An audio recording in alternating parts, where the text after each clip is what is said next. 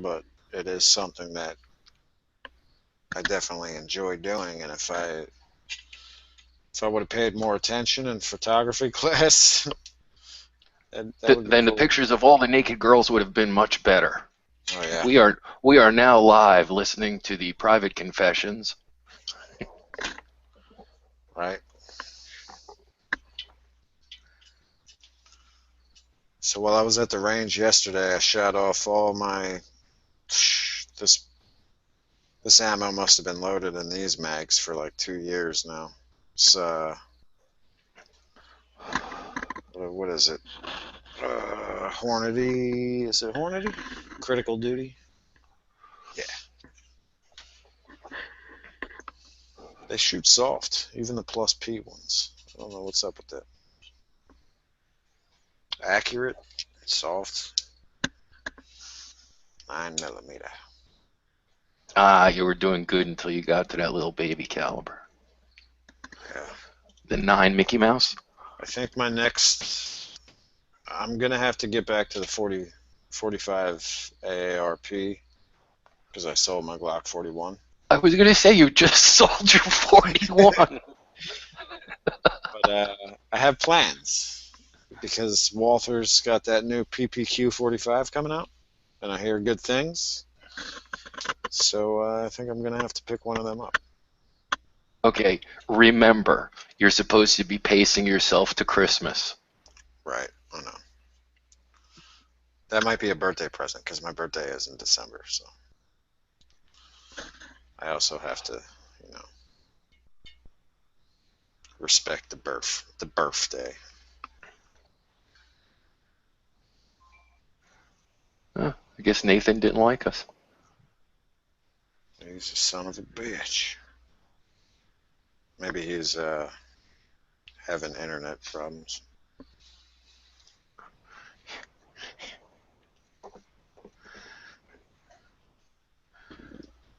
Alright, so the black and white challenge on Instagram has now become the no color challenge. The same shit. We were almost too sensitive, is that why? I have no idea. I guess, black, white was getting too controversial. Black and white photos matter. Naming those two shades that aren't even colors. He's just being racist against the Rainbow Coalition now. Yep, I think it's now socially insensitive. That's why we all have color TVs. There's no more black and white TVs out there, right?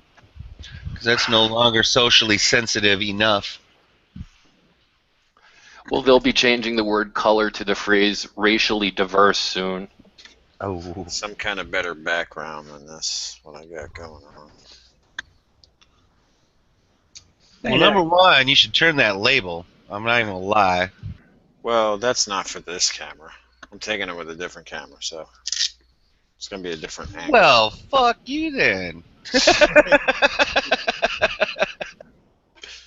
This isn't a picture for you to enjoy, Z. This is a picture for the Instagrammers to enjoy. Yeah, well, you know what? They probably need it more than I do right now anyway. It's tough out there. Gonna have to join the Instagrams. Yeah, so Moon, that lobby chat ran till 9:30 this morning. What, off air? Because yep. I listened to it till it went off. I was like, God damn it. Yep, I don't even know what time it was. About to say something interesting. I don't even know what time it went off. All I know is me and it was 5.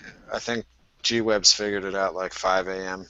because it was 2 when it went off for him, so it was like 5 here. It's like 10 or 10:30 Hawaiian Standard Time. I think when I was done for the day, and it went quite a while after that, I believe. Yeah.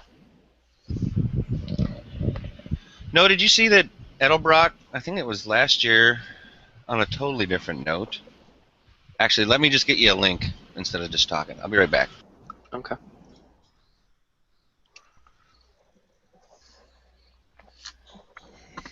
Maybe it's something about a bullet car. A bullet car? He said Edelbrock. Isn't that the people who make hot rod parts? I have no idea. Yep. I'm not into any of that manly stuff. All I can see is guns and booze. Yeah, I was going to say just bourbon, I was about to say, all bourbon I and see is guns. guns and booze on your screen. I mean, all you need is a woman in a bikini in a muscle car to be the epitome of apex. And I do. I have a Lamborghini up on the wall in a small frame, and I have Zhang Ziyi from Crouching Tiger, Hidden Dragon also in a frame. They're just not in this shot right now. I'm trying to think of which of the two that I would work over the hardest. What do you mean? Michelle Yeoh or Zhang? No. I'm saying what was it? Did you say a Ferrari? It's a Lamborghini. Lamborghini or Zhang Ziyi? Yeah.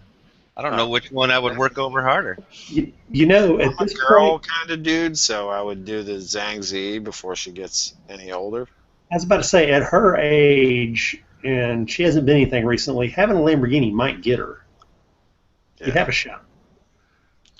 You might need the Lamborghini to be I thought able I to just had work to have her a over. broke green sword and everything's all good. With a Lamborghini, you can get as many of her as you want. With her, when she leaves, the Lamborghini's going with her, so choose wisely. Yeah, it's a fair point.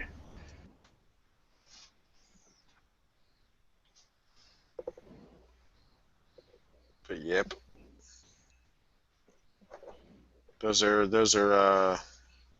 I got a few pictures of female celebrities that I just won't let my wife take down or control.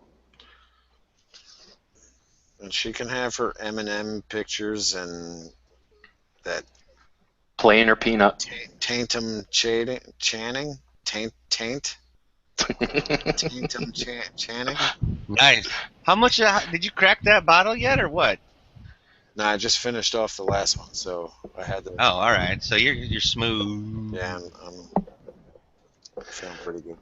That's not drinking bourbon. That's photo bourbon. It's photo and bourbon till I get done editing this photo if it needs. Okay, I think you should start a new Instagram contest called Before and After. Here's a picture of the bottle before I drank it. Now let's see what the picture comes out like after I drink it. These bottles of larceny seem to last me 3 nights. Not 3 nights in a row, but 3 nights of bourbon drinking. So that's not going to work for a contest. You got 6 hours. Ugh. We got to put some kind of reasonable time limit on it. They don't make a pint, so you're fucked. I don't want to become barfbin bourbon. Right? That's waste. That is a waste. Oh, they updated this stupid. Did I even do that right? I must have did black and white. I was gonna say they updated the stupid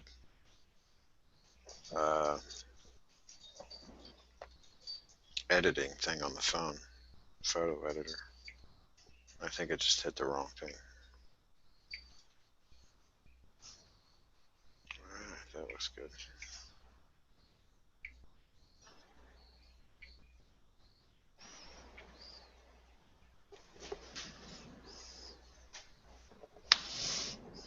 No, I'm not saying I need that, but I'm just saying it definitely piques my curiosity.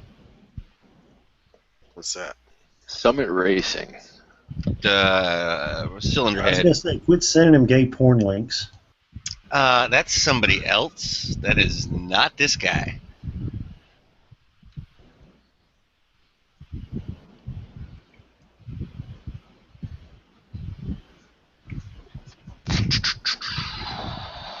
Because I know that no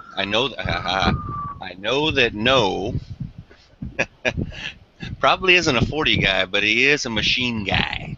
Machine guy. He doesn't like the short and weak, remember? Right. I've cranked way too many 10mm rounds out of a Dillon 1050. The case just got short all on their own.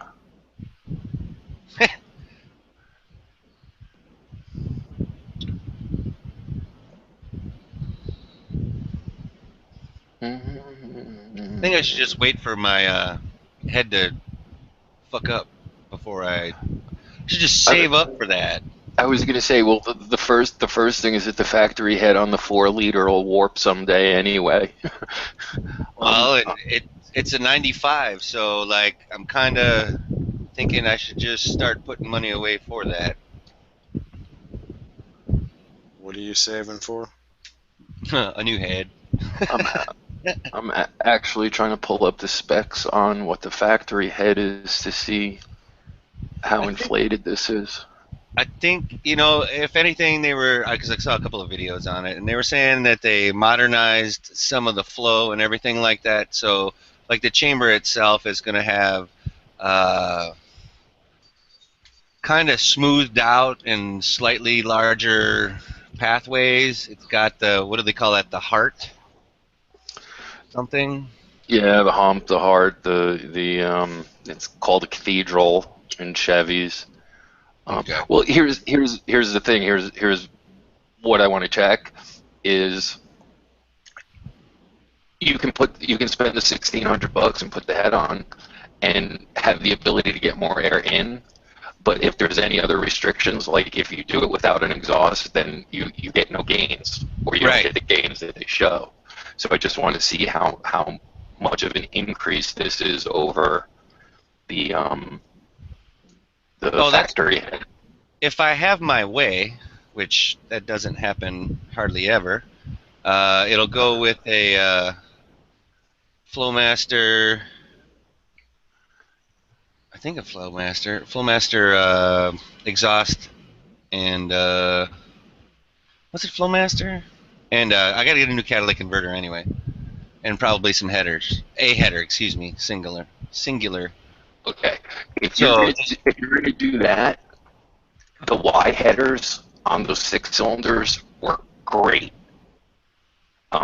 Whether you get what you call it. because it's an inline, right? It's not Yeah. that's part of the. That's what I'm finding part of the problem. I wanted to just get some fucking Edelbrock headers and just be living a fucking dream, right? I like Gibson Performance. Okay, I like Um, hearing that because I was looking at those, but they don't even make them for my freaking truck. yes, they do. Are you sure? Because I've been trying to look for a few days. I got a manifold. Look, I hate to be the Wasn't voice of reason. Hold on, I hate to be the voice of reason, but if you're going to be buying all this car stuff, it's going to have negative consequences on your firearms purchases. but see, Okay? the longer I keep this vehicle running well, the more work that I can do, which means in turn, the more ammo and whatnot I can get in the future. It's one of those. It's a Wembley or whatever. I'll gladly pay for that on Tuesday for a hamburger today. I would have accepted. I like to get to the range as fast as possible as an answer also. Okay, I like that. I like that. We kind of have to do a little cliff face driving. The highway kind of goes like right along a cliff face at some point in time, though, to get to the range. So you do need to keep all 4 tires on the ground for that portion. You need to watch more Dukes of Hazzard reruns. or get an amphibious Jeep. I'm actually trying to see if American Racing Headers has one, because those would definitely be your best bets. I can always call up Nick. No, here's the thing, man. If anything, I'm kind of putting this wish list or Christmas list together, kind of a thing. Like right now, it's just small stuff. Like I'll probably end up getting the catalytic converter that I needed because mine's all fucked up, and Yeah, but here's the thing: the catalytic converter you'll have to buy to do that isn't going to be compatible with any aftermarket exhaust. So you're going to end up having to buy 2 catalytic converters. So I mean, if your time frame is way long out there, yeah, it may not be an issue.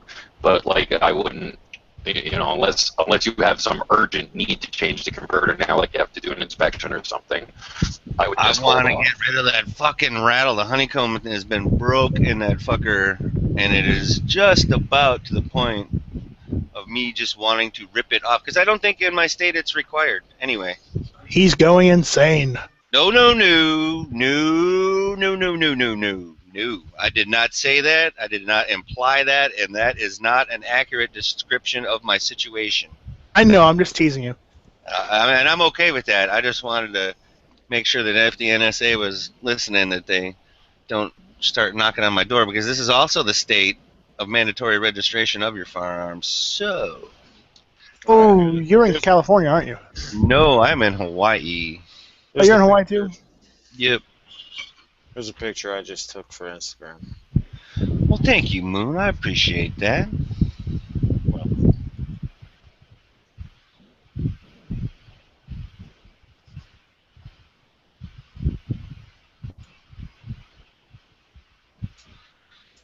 What did you hashtag that?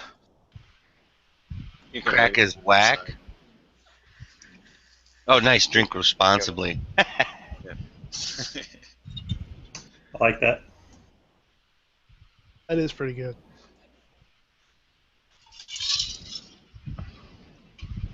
That's just something I threw together because I'm really being lazy in the past couple weeks on my Instagram. So Well, it's also awfully nice of you to care about your followers. yeah, I'm really I got my mind on other things right now. I got a job interview on Monday. I have a good feeling about this one. So wish me luck. Just use a little bit of that Larcenius mouthwash before you go into the interview. Get your mind right. Yeah, I'll be able to sell the shit out of myself as long as they can't smell it. I wouldn't drink, but when you go into the interview, no. that's the after party if you get hired. Okay. Right. Yeah, I was just trying to be a smart ass. So one time I was working at this place, CarMax. I was working at CarMax. Guy comes in for an interview. He's wearing these like loafer shoes that are black with flames on them, like really bright flames.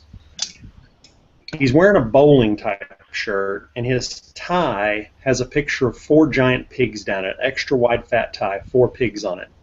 And I'm just sitting there going, what the F? And he goes to the interview and comes out. I'm talking to my friends, I'm like, what is wrong with people? And he goes, dude, that guy's getting unemployment. He doesn't want to get hired, but he has to go to interviews. It's like, dude, that's genius.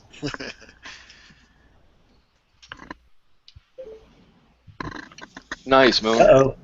Party's on, man. Moon. Hey Z, I put a link in there for the I don't know if you saw it, the Gale Banks system. Yeah. Do you believe in the cold air intake, or do you think it's a I don't want to say a myth. I mean, I know it provides some, but I don't think it is absolutely not a myth, and I would tell you if you didn't do it without if you changed the head and didn't do that, it's a moot point. Well, and see, that was kind of the thing. I've been looking at that the other day, and I was thinking about it, and then I started watching some of the stuff, and they're like, well, you don't really get the gains you think you're going to get, and blah, blah, blah, blah, blah. Here's the thing that people an engine is an air pump. It's got nothing to do with gasoline at all, so take that off the table. Right. If you just take a cold air intake off and put it on a stock factory motor, you'll get some horsepower improvements, and dollar per horsepower will be a reasonably good value. Mostly what you get is better drivability and better fuel mileage. Okay, it's that balance thing. Now you have the ability to intake more air. Is it going to flow through the heads? Okay, cylinders you don't really have to worry about. You just have to worry about combustion chamber size because you're not going to do the bottom end, and then you have to get that air actually. Now it's an increased volume because it's hot. You have to get that out. So the biggest restriction, generally speaking, is your exhaust manifold. Okay, that old cast iron manifold's got to go in the garbage. Okay, once you do that, then you will actually see the gains that the manufacturers claim when they say, oh, if you bolt on this part, you'll get 30 horsepower. And then you read the fine print, and it says, as long as it's not inhibited by some other engine component. Right, if I do this, this, and this, or whatever. Right. Okay. And the other genius of that is if you do the Gale Bank system, you don't have to spend the money on the head right away. Okay, it's no big deal to swap the head if the head ever does fail. Okay, so you'll be able to have the performance that you want for less money than the head that you're looking at, and plus too, if you just do the head, there's a lot of other work involved. Yes, so sir. so this may be an option for you if you're going to pace things out to be able to get nice peppy performance. There's nothing wrong with your head now, and then if you want to do that later, you do the head later. But if you do the head first and don't do the front and the back of the airflow system, It's like you have a sandwich with no bread. right, you're cocked and locked and ready to rock, but you got to take the plug off the end of the barrel. Hold on, I'll tell you something about cold air intakes, and this is not what they advertise. I mean, maybe they advertise it. I don't know. I don't read up on them, but cold air intakes. The theory is right that the air is colder, therefore it's closer together, therefore you get more air in the cylinder, right? It's Right. denser charge. Okay, denser charge. Okay. So what I've looked at the cold air intakes and how they work, and the shape of them and everything, and something else hit me. They shrink the tube down going in and lengthen the pipe. And what that does is it causes air velocity increases. Mm-hmm. So not only are you getting colder air in, but the air's moving faster, jamming more air in. So that's a trick on engines, is to try to get the air to get not to come through a big hole, but to be sucked through kind of the right size hole to get the velocity of the air to push into the engine. So cold air intake, that's what it achieves, but they market it as something else, but they're really just doing an engineering trick as far as flow. They do the same thing for exhaust systems in reverse. If you're starting out with like a 1 3/4 inch pipe, then you run that for a certain length, and then you increase the pipe diameter. You run that for a certain length, and the exhaust diameter gets bigger as you go back, and that creates a negative pressure that actually sucks the exhaust gases out of the cylinder, and it aids in that increased velocity charge, which is again that balance point. If you're ramming air into an engine and not giving it a place to get out, you're spending money and not getting the gains. Right. You're getting pushback, yeah. No. So all I'm saying is the cold air intake, because people don't understand engineering principles, they market it as air's colder, it gets more in there. But that's part of it, don't get me wrong. But another part of it is actually the engineering of getting the longer pipe and the faster velocity of air to get it in there, which is what I think is probably the more powerful of the two for increased performance. But people don't understand Bernoulli principle. They don't understand velocities and hoses. And it's also the shape of it too. A lot of times, along with that, they shape the pipe so it creates a spinning vortex, and that actual swirling motion, it gives you a better air to fuel ratio mixture when it injects, and it also makes the air less sticky. It makes it flow through the system faster.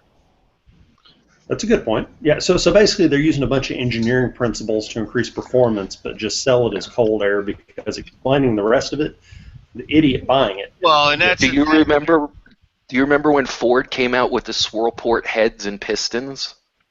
When back in the 80s, when the Jelly Bean Thunderbirds were kicking the crap out of NASCAR?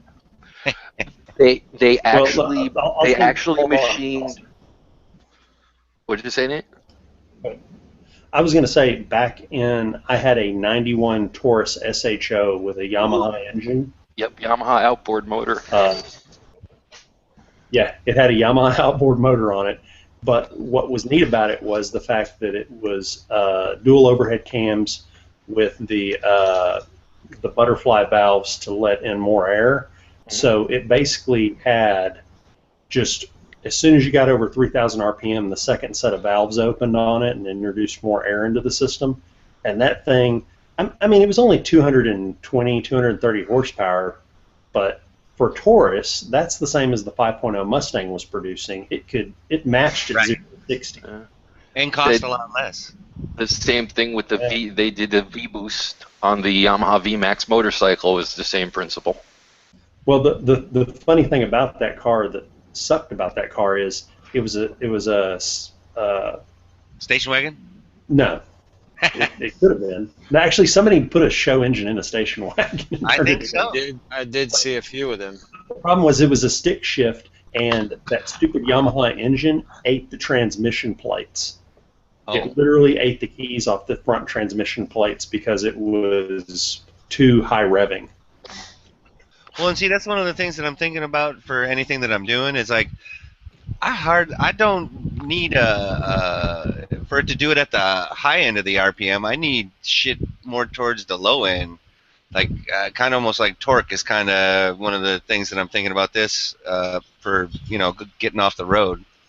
So now we're into the same thing as the gun topics. So you want low end power versus high end power versus large bullets versus small Right, bullets. right. It's the same You old. guys are reminding me of Hot Rod Magazine or Motor Trend Channel on YouTube.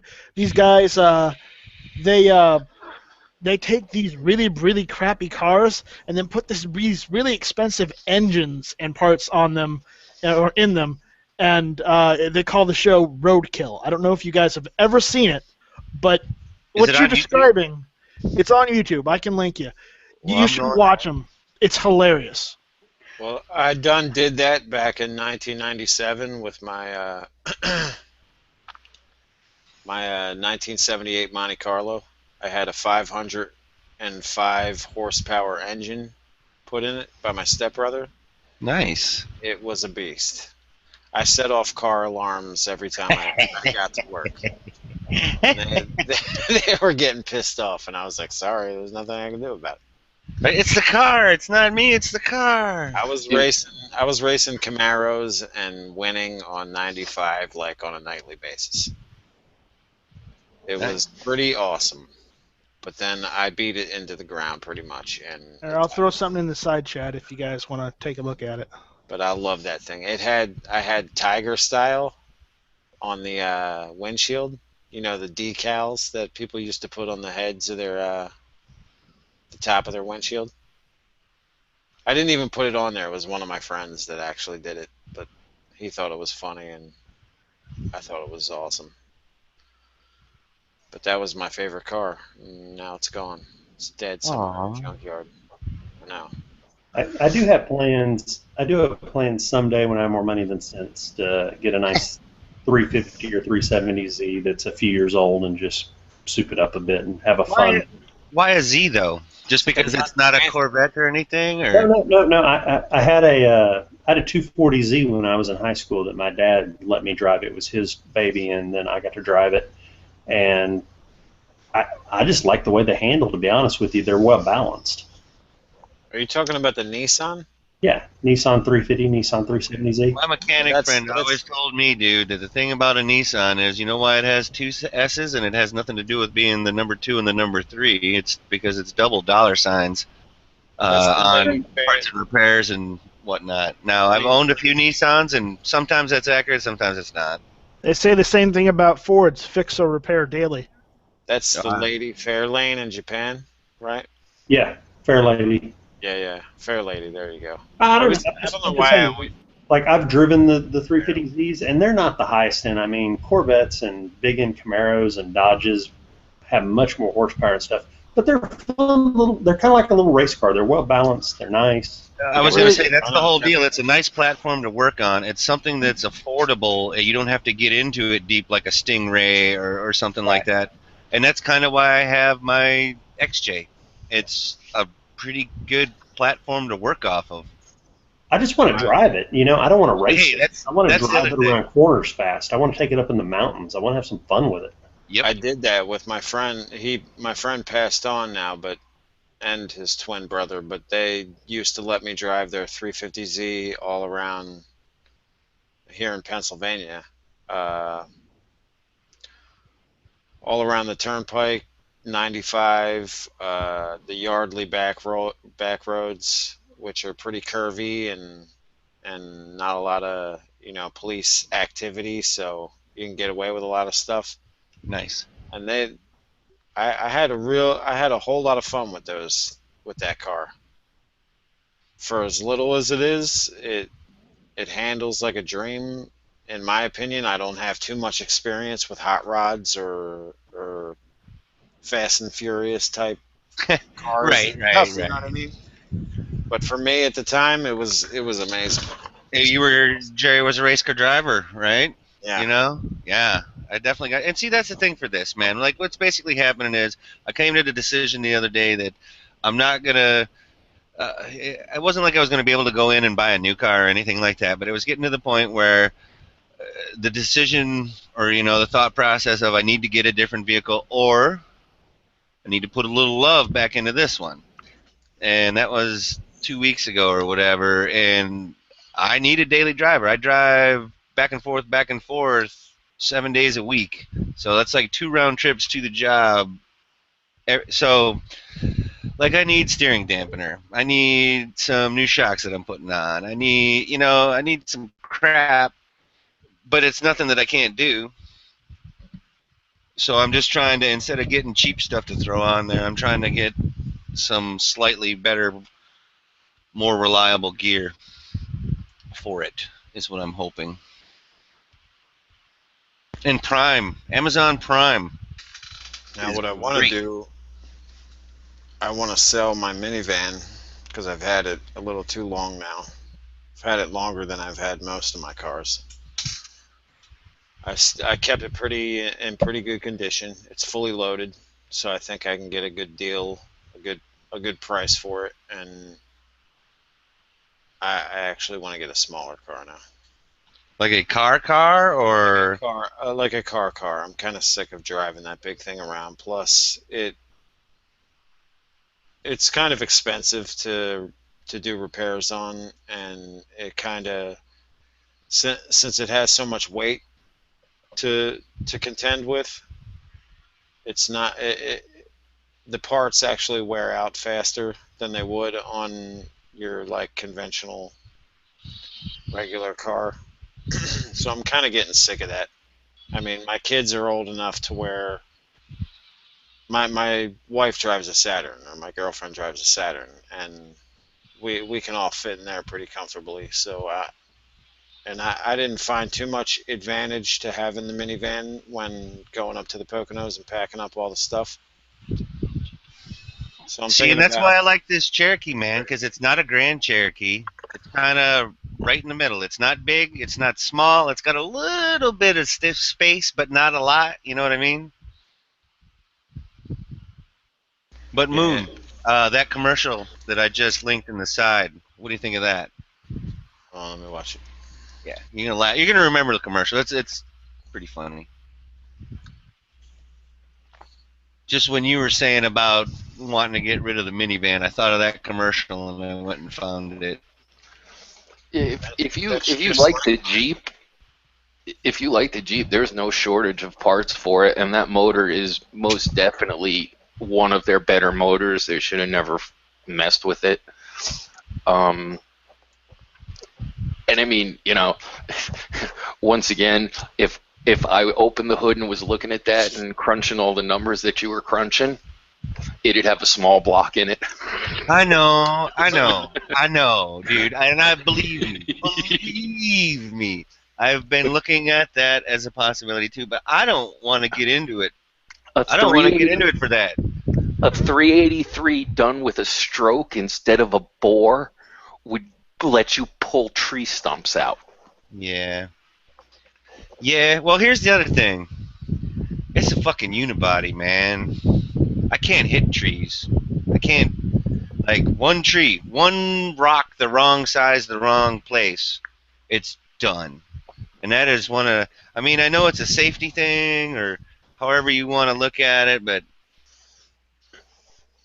it's just one of those things where I kind of, you got to do what you got to do with what you're dealing with or whatever here, but I've never really been a big fan of the unibody. I don't know if that's just me or if I'm just misunderstanding or what. They've come a long way. Um, the technology they have nowadays to make them stiff is because stiffness is the issue. Like back when the Fox, when Ford changed the Fox body, and I was a DRP for Ford Racing. They, it was all evolutionary at that point. They had just come out with the car, and it was no big deal to put enough power in that car to be able to permanently twist the frame so that your left front wheel wasn't on the ground. Yeah. Okay? That was one of the things that you always checked before you bought one of them. And when I first started working on them, one of the things I did was I jigged up the alignment rack so that I could actually weld up a frame and put the car on a frame, because there was no choice. Now you don't have to go through all that mess. But yeah, having a real frame and real frame rails gives you way more options. But like I said, the other thing is, it's a Cherokee. You can put power in it, and you can put like you said, it needs like steering and suspension components. You can put things in there that are going to give you a more pliable ride, and that makes everything on the drivetrain and everything on the body. It makes it easier. It makes it because that car does ride like a brick from the factory. Oh yeah. Oh yeah. So if you're not doing serious off-roading, when you're planning to do stuff like that, you may want to run the design more towards I want a more plusher compliant ride on the road. I still don't want to give up my off-road capability. Exactly. And that's kind of it.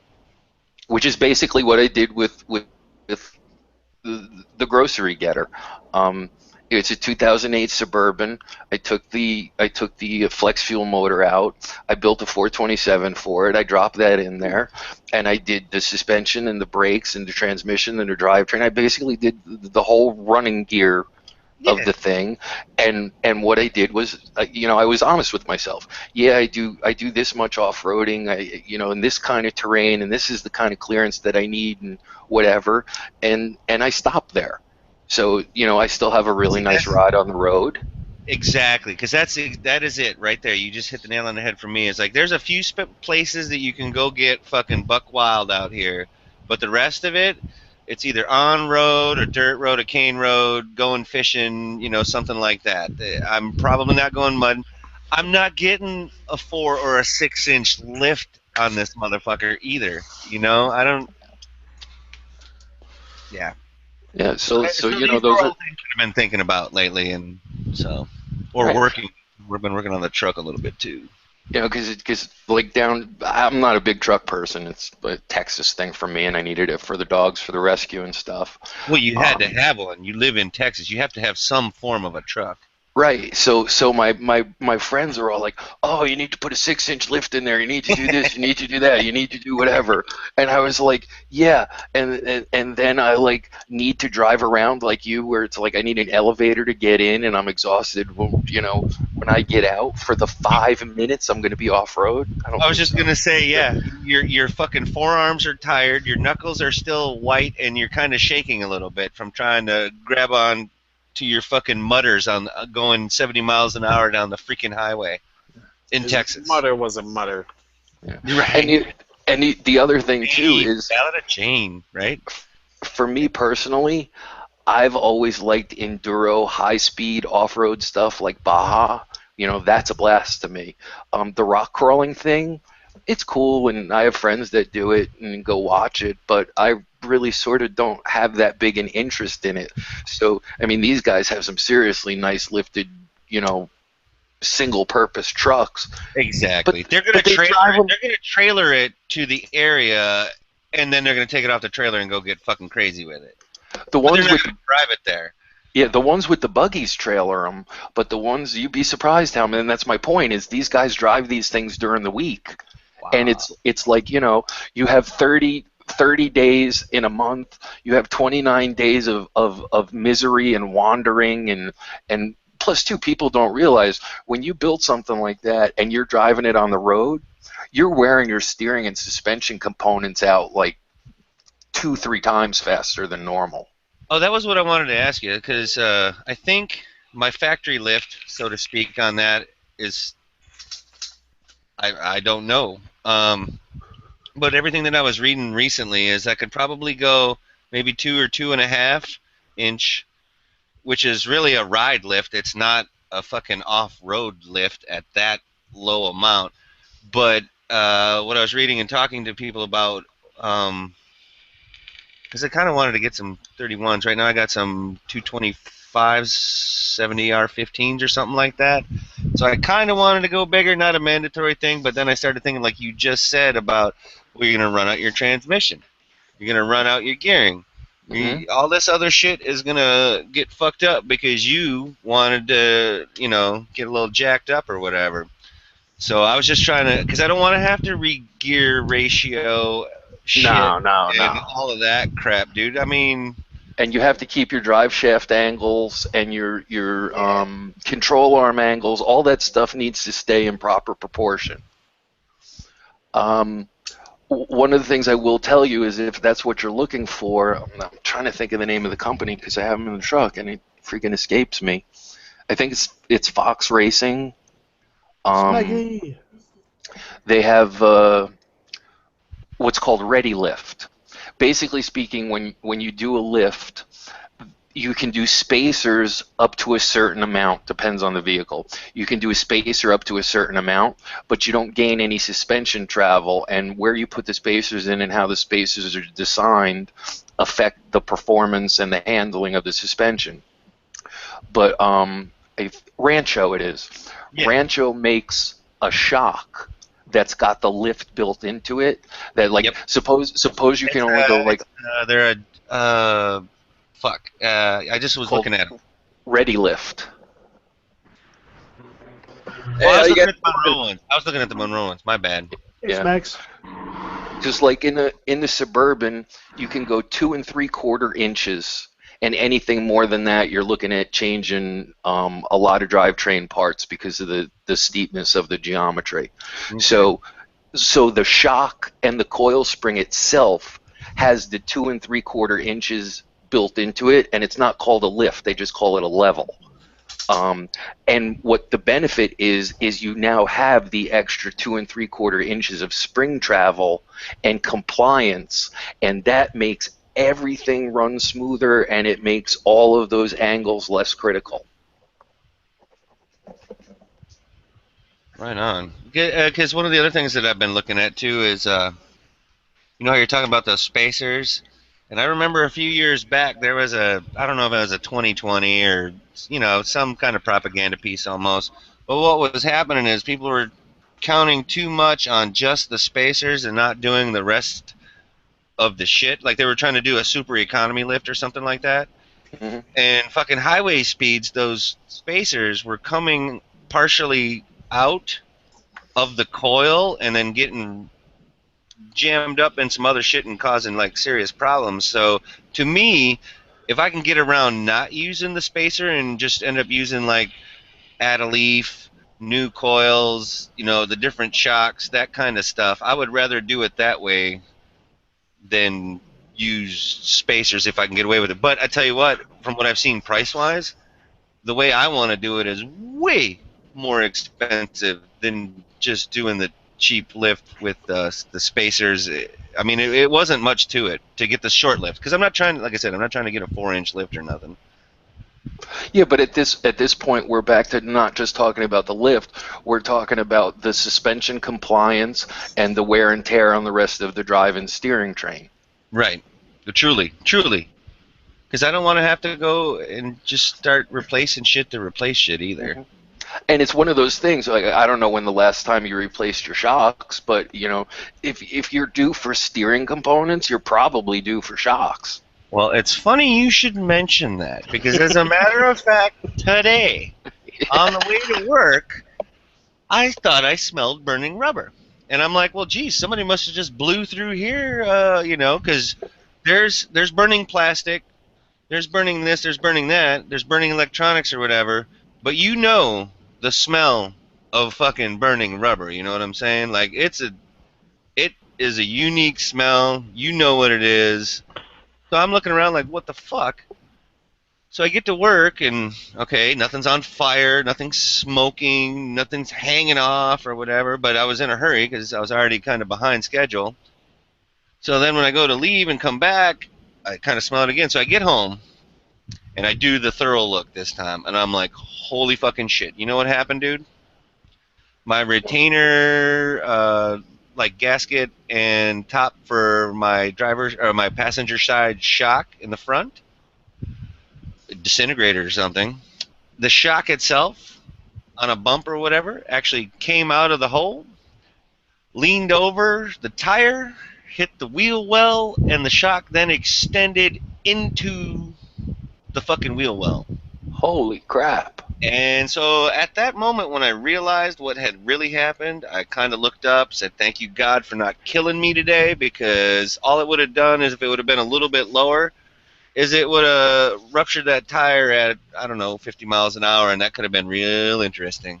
Okay, now add that to what you just said about the spacers, and that's why I don't use spacers. Okay, see, so I'm not crazy about not wanting to use spacers then, right? No, not if the geometry and the design of the system allows that to happen, then if you did have a spacer in there, it Cool. probably would have even been more catastrophic. So the real problem is that it didn't puncture the tire. I mean, I ended up taking the tire off and getting it reattached, and it didn't actually even break the fucking shock. It just tore up the boot. But what it did is it worked a groove on the back side of my tire.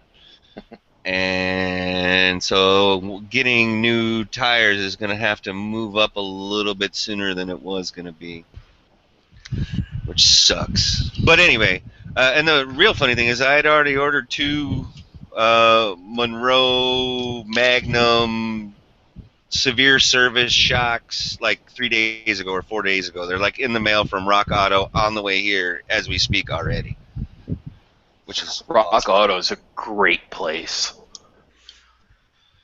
And those severe service shocks, those are the cop shocks. So I just figured, fuck it. Well, back to the lift thing. The Rancho Ready lift, the rear shocks aren't heavy duty shocks, they're just regular shocks. They're not the shocks that you would get with a towing package.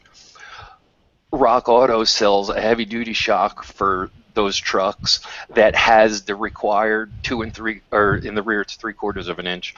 It has the required 3/4 of an inch built into the coil. So again, you don't have to deal with the spacer issue, and you get the additional spring travel. Right. Well, and one of the kits that I was looking at after I kind of, I'm like, well, dude, here's the deal. None of the stuff that's worth anything is going to be cheap. The crap is what's going to be cheap. So I was looking at a Rancho lift kit, and I think it was 2.5 inch or whatever, and it came with new steering dampener, all the clamps and this and that, but it came with 2 new coil springs. Came with it, and one of them I think had the add-a-leaf, and then I think the other one that was a little bit more actually had full replacement springs. What am I trying to say here? Leaf springs. Leaf springs. Yeah. And I'm like, man, that looks pretty nice. Like I said, if you're going to do that work, suspension wise, I mean, it's a perfect opportunity to give yourself a way improved ride over what that thing is out of the box. Well, and it's a 95, so, and I'm like maybe the 4th owner, maybe. And it's got 225,000 miles on it so far. I think I got it with 160.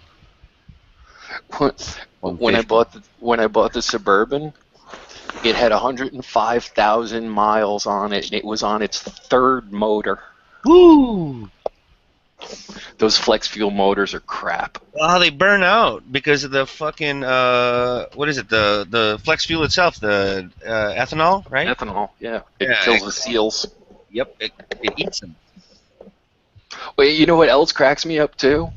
Now, this is a daily driver, grocery getter type of thing. Not that it's not a substantial truck, but it's not like high strung or anything like that. It's all mild. I have 595 horsepower out of a normally aspirated 427, and I make 3 miles a gallon more than the original flex fuel small block. And that I'm laughing because that was some of the research and numbers that I was crunching. That actually, if I do some of this stuff, I will get better gas mileage. Yet I will have more horsepower, more torque, all of that. And still be completely emissions compliant. Emissions compliant and relatively incognito too. You know what I'm saying? I don't have to cut a fucking hole in the hood.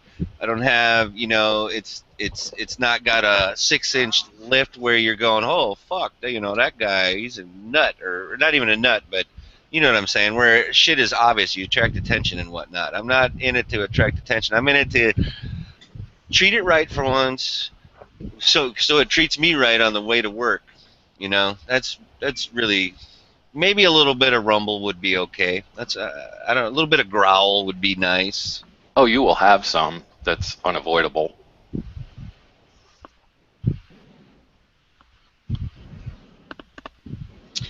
All right, I am sorry, G-Webs.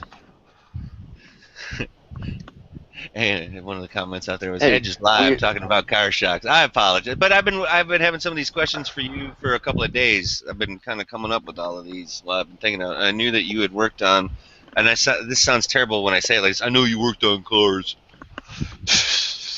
I know that's so not even close to the situation. I understand. You could say that. Why? I mean, it's it is what accurate. it is. It's accurate, but it's like accurate using like an atom bomb for Wait, surgery or something.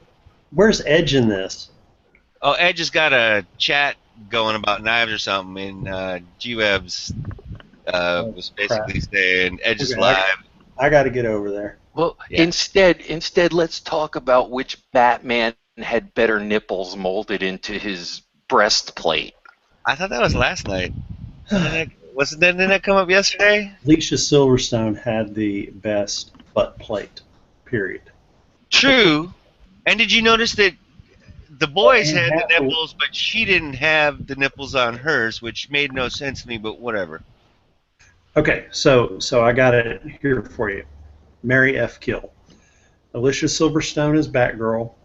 Michelle Pfeiffer back when she was Catwoman, or Anne Hathaway as Catwoman. That's Catwoman. Wait. No. Anne Hathaway. Hold on. I'm changing it. I'm changing it. Okay.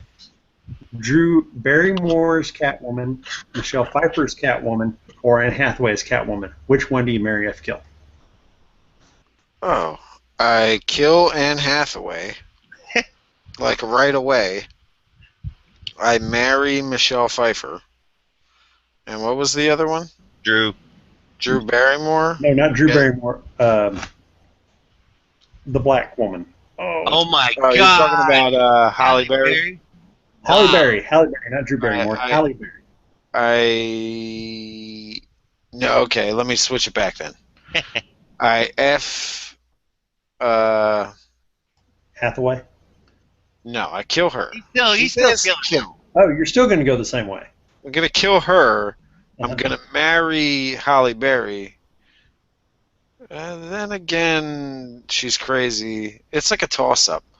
I know. So- I'm definitely going. I'm leaning on your side. I'm going to marry Michelle Pfeiffer in that scenario. Yeah, I think I'm gonna marry Michelle Pfeiffer and just bang Halle Berry. So. Yeah. I haven't seen Michelle Pfeiffer lately. Is she holding up well? Well, wait, no, it's No, Catwoman. we're going when they made the movie. Yeah, it's not now. It's Okay, then. so the only one I've seen is Halle Berry then. Well, Catwoman was. It's not like who's the Pfeiffer was hottest the Bond girl, and I'm going to say Honey Rider from 1965, and you're going to be like, oh, she looks horrible now. Well, that's Honey Child Rider. I got no problem with Ursula Andress. I'd still work that, but I guess I would see, and I think I would go the other way. I think after seeing Monster Ball, I would definitely F the living crap out of Halle Berry. There you go. And then, I'm sorry. I guess I would marry Michelle Pfeiffer and kill. And I think I would have to then kill the annoying one, Anne Hathaway. I guess as we've proven earlier, I have suspension of disbelief issues, so Okay. I'll just rock Halle Berry and leave the other two outside banging on the window because, like, you There know, you go. if I'm down if with that. if any of us is really going to be, like, legitimate about our concerns, oh yeah, we can juggle those three. Yeah, right. Yeah, There's I no got that shit realism on in it. lockdown. I'm a pimp. Yeah. If you're There's if no you're sticking realism in if the you're smell. sticking Halle Berry in the house with me, it better be with some Viagra, some cocaine, maybe a little crystal meth, a defibrillator, and leave the other two outside. All right, I'm going to bounce over to Edges, all right? All right, take care, Nate. Have fun. Now, I'm not a knife guy, so I guess I we can can't take relate it to his topic. from fast cars and whatnot. We can go back to guns, I guess. Well, I thought we went from fast cars to fast women. We did. What's that YouTube channel that does the auctions or Oh, shows that off one? the auction pieces? What are they auctioning, though? Cool old guns. It's not weapons education. It's Oh, Rock Island Rock Auctions? Island. That guy. He's got a tanker, right? He might. All He right. might. I don't know if you know then. I was just wondering if his was chambered in 30-06 or if his was 308 like yours. I do not know. And you know what? I didn't get a chance to ask G-Webs if Charles is... if 30-06. Charles is... if his was 30-06 or 308. Either way, I think a lot of people talk down on the SOCOM, the M1A SOCOM, the 16-inch 308. Well, now, when they talk it not- down, what are they talking down about it, though? I think it's more of its long range capabilities since the barrel is only 16 inches. So you're saying that you're not really... And I don't mean you. I guess I should be saying... They are saying that it doesn't have the range because it doesn't have the chance for the charge to work the full length of the barrel, or the barrel isn't long enough for the work the full weight of the charge. Then, right? Yeah, something like that. But in a battle rifle sense, I think it would. Yeah. So you're saying would you can't use- go out to 1,000, but maybe I can go out to 7 or 8. You know, I'd probably be okay with that. Past 500, below 1,000, I think. Yeah. And you'd Or have any an type effective range for that. And it's not. And since it's the lightest of the Mhm. M1As. I think it's more conventional than the other ones, which a lot of people complain that they're too heavy. Well, and see, that's the thing then, is that the SOCOM came out after the Scout, I believe, and the Scout is 18, man. It's like what... Yeah. I don't want to say it's perfect for the 308 because it's not exactly perfect, but it is like almost the least amount you want to kind of go with of barrel length. But I mean, again, you what know is what? the I like that SCAR? SOCOM. I think the SOCOM is awesome. Don't get me wrong. How long is the barrel on the regular SCAR heavy? Because a lot of the ones that I see are SBR, so they got I'll look that up. I'll look that up. a shorter than regular barrel, so they're pretty much designated as like a battle rifle.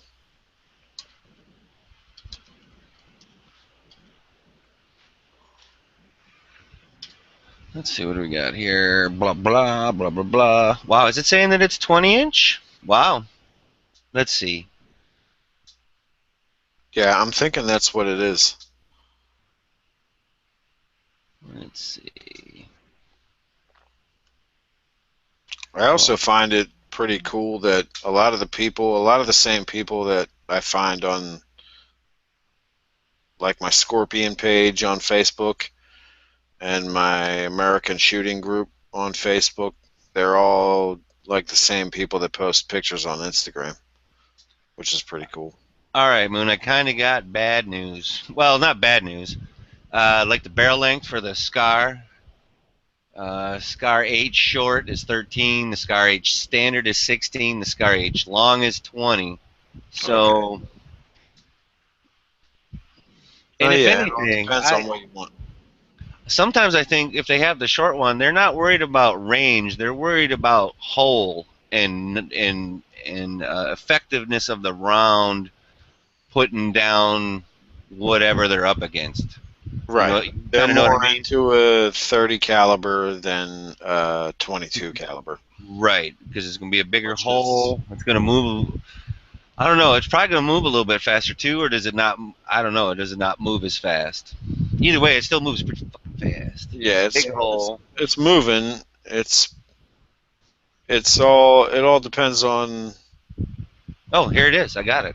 the price at that point, what you want to pay for ammo, I guess, and So the regular SCAR with the M855, which is going to be, the 5.56, it says 2870 for feet per second. But then you go to the I think that SCAR. also depends on what grain you're shooting out of it too. Well, right, because that was the M855 is the one that they're using for their muzzle velocity on the wiki page. Oh Here, yeah, so I'll that's share it. 62 grains will move at 2,800 feet per second out of the muzzle.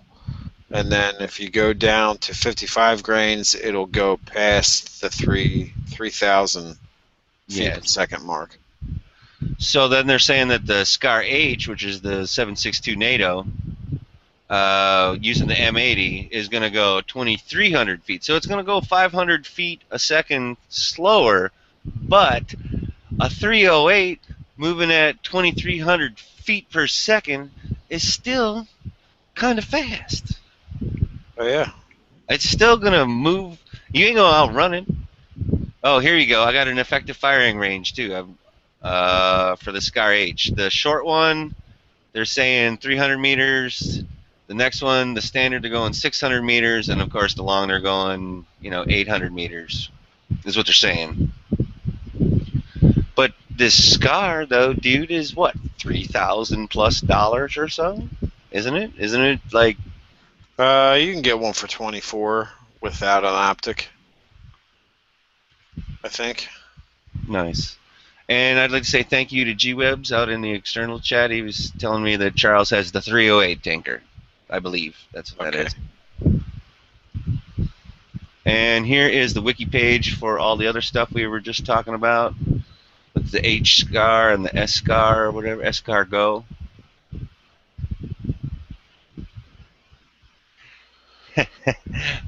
And no, I think you are correct, sir.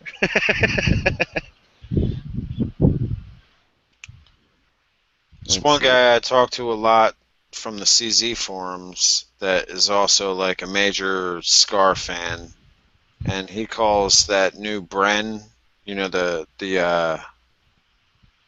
I don't know the number designation for it, Bren 85 or Bren 80 from the CZ, that Bren 5.56 pistol. I don't, but I'm looking it up right now. Yeah, Bren 80, you say? 805? Bren 805? Bren 805, there it is. Okay. He's calling that the SCAR 16 killer just because the charging handle doesn't reciprocate. And a lot of people are downing the Bren because it's imported as a pistol. When in all actuality, I mean, this guy already SBR'd it and put the original stock that's supposed to go on it. So it's a short-barreled rifle, according to us. You talking like Top Guns? You talking Goldmaster, Kentucky Gun? Do you remember who did the video on it? Which one? I don't know who did the video. I'm going by. Let me see if I can find him on. Because I see a couple for Mac, and so I'm gonna go with the. Yeah, definitely. Tim got one. Here's the one from Kentucky Gun Company. Incoming links. Definitely, Tim bought the pistol version. Today we Okay. have kind of a much awaited gun for you guys who are CZ fans. And I'm watching the Kentucky. But not so much in the pistol configuration. This is the CZ. And I better mute that. And for many, many years they've had. There we go. It is a 7-minute video, though. I could have chose a shorter one, I guess. This is actually the more expensive pistol that CZ's brought in. this year. This is like, I think you can have it for the street price of 1,500. Woo. Yeah, but wait a minute. What is But the it is. It's what is $1,000. Evo going for? Was it $700 or $800, right? What was the what? The Evo was what, Yeah. 7 or 8? Yeah, you can get them now for 725. Okay, and that's a 9mm. So you going all the way up to 308? Yeah, I suppose. No, And no, it no. looks. This brand is 556. Oh, okay. Well, still yet. But if they import this somehow, which it would be out of configuration for what it was designed for, from the short barrel that it has now, but if they imported it as a rifle, that would be pretty awesome. And Because it would looks come with nice. the stock. It has all the features. I mean, this guy, I trust this guy on Instagram just because he is a big Scar fan. He's got like 4 of them. They all got cans. Shit. He does. Yeah. That's like 10 grand in scars. Right. This guy, he's got like all of them. And actually, if they all got cans on them, that's like more what, like $12,000 to $15,000 in fucking scars. Wow. Wow. Yeah. Okay, I'm here. What's up? He shoots a shit ton. He puts some of the videos on Facebook. He puts a lot of the videos he can fit within 15 seconds on Instagram. And he's saying the major the major difference and the major advantage that he sees over the Scar is the non-reciprocating charging handle and the stock. So I don't know. I think a lot of people see the brand and they say it's a wannabe AR pistol, but that's just the way they had to import it to get it into the country. Once now it's into the country, then you can SBR it according to our stupid fucking NFA laws.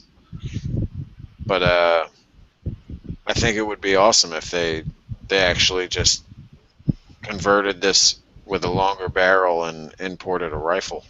And then I would pay $1,800. I would save up over a Scar, paying $2,400 for a Scar versus like 18 for a rifle. I would do it. That's just math, right? It's a CZ. It's a proven design. It's a proven weapon that's been used on the battlefield, I guess you could say, or in the line of duty across Europe. Well, one of the things though that I'm thinking is that the Scar has been in heavier usage, so there's going to be more parts and stuff for it, and it's been out for a few years. So I think that'll be one of the only, or I don't want to say only, but that'll be one of the shortcomings, I guess. Yeah, definitely the Scar's been out in the United States a lot longer, so it's got a little more third-party support. But that's not to say though that this thing won't come right along either. You see the grip on this, Bren? Yeah, I don't know if I'm into that. It seems like an interesting angle, yeah. It's it's skinny at the top and wide at the base, yeah. Yeah, it's called the Everest design, and there's a guy that does them from a 3D printer, like prototypes, and then he sends it off and gets it actually injected fiber reinforced polymer molded for the CZ Scorpion. Yeah, for the Scorpion, and you can buy these grips now for the Scorpion. So I'm looking into that, but they're expensive because what do you think about that yourself, though, with the bit fatter base and the skinnier neck? I actually like that. Okay. So I'm thinking about getting one of those grips to replace the dildo-looking grip on the Scorpion. So here's my real question, Moon. Before applying for a job at CZ, what's the deal, yo? You should be applying for a CZ job. Oh, if they'd hire me, it'd be awesome. I'd have to move to Kansas. I saw guys on a plane that had CZ jackets on and like CZ carry-on bags. I had to fly out to Kansas City for work. And I was Nice. like, holy shit, CZ. And they gave me a dirty look and kept walking. Like, well, fuck you too. Yeah, they just started liking my Instagram pics like Glock used to. Well, Glock still does. If I'll at them, Glock will like them. But for the longest time, CZ wouldn't like any of my pics. And they would repost this one dude pics, Kansas Brit. They would repost his pics all the time. And I'm like, what the fuck, man? I'm adding you at these awesome CZ pics, and you never repost them. And they just started liking them, so hopefully they'll start reposting them too. So they're getting on my good side, at least. I was about to stop buying CZ branded shit altogether, all because of Instagram. These motherfuckers. Really? Would you just throw all your CDs in a pile and light them on fire, or would you actually sell them? Nah, because I can't blame CZ USA for the perfection that Czech Republic brings to us. Now, you might want to choose a Imports different over word to there. us. You might want to choose a different word there, sir. I think perfection is copyright. Z. Copyrighted. Yo. Did you see Copywritten. the link that I put in there, ballistics by the inch? I do now, and I think I have That that is- on one of my tabs somewhere. That is a real handy site when you're Yeah, I trying do to have figure that. out That's stuff one of my- like that. Yeah, that's one of my bookmarks for sure. I have it on the 45 AARP. The Pope is joining gun channels. What? I just read that in the site. I can't wait. Well, No, it's it's like Oh, I'm another sorry, it's Scott. like another guessing game.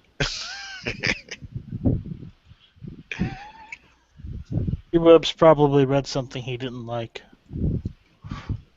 I don't know about that. He likes everything he reads. Otherwise, he Does probably this all wouldn't the read it. time. Or he'd be like, I don't like that. I stop reading. Unsubscribe. Anyways, I just got a call from Smeggy. Apparently, it was this chat here. So I don't know if that happens to people randomly or what. Oh, he doesn't What do you like. mean? He didn't like the chat, so he just left. Is that what he's saying? Yeah, sir, I don't understand. What do you mean? No, I mean, Google Hangouts was calling me on my phone saying, "Hey, there's this chat," and it was Smeggy that was calling me. So Oh, Yeah. that's He just, was in here earlier. Yeah, he went over to, I think, either he left or he went over to Edges. Probably went over to Edges. I was over at Edges and I got the call. So Yeah, that's just Google Plus letting you know that there's a chat going on in your circles. oh, Yep. awesome. There is some way to unsync it so it doesn't always call you and it doesn't always. Yeah, just put those people that constantly annoy you with chats in your circles. Just put them in your acquaintance list, I think, and it'll stop doing it. Awesome. Right. It's got to be friends or higher, yeah. Actually, when I start a chat, I usually because it starts out as public, I delete that and I just pick one of the categories that has 0 in it, and then it doesn't send out any notifications. Yeah, Right. that's what I do, and I do acquaintances because nobody is my acquaintance on Moon Guns. Well, we don't know who you are either, fucker. Son of a bitch. I could be anybody. You could just be some random unemployed guy pimping yourself to CZ online. You know what Yeah, I'm gonna do? But he's drinking gonna good start- bourbon, so he can't be broke, or he's a good thief. Wait, it does say larceny. Yeah, exactly. Stole that, you fucker, didn't you? I did. Actually, the guy that invented it stole it. So, So you're just drinking it to help him out. but you just gave me an idea. Like I should Oh. start Autoloader YouTube channel, right? Right. And then I should just re-upload all my videos to that and make double the money. There you go. Am I right? I tried signing up for Instagram, but it wouldn't let me. So, I'm not gonna mess with it. Would that work, G-Webs? Uh, I could like totally change from Moon Food 78 to being Autoloader on YouTube. I don't think there's a thing that looks to see if it's somebody else's, and even if it is, it's yours, so you wouldn't complain about yourself. So Right. I've never You caught never it. know. He can be kind of strange after a couple of drinks. Yeah, I could be like, what's Who the fuck stealing did my own this? shit? That's the genius of having all the voices in your head is you still have to figure out who dropped a dime on you. You fuckers. You ratted me out.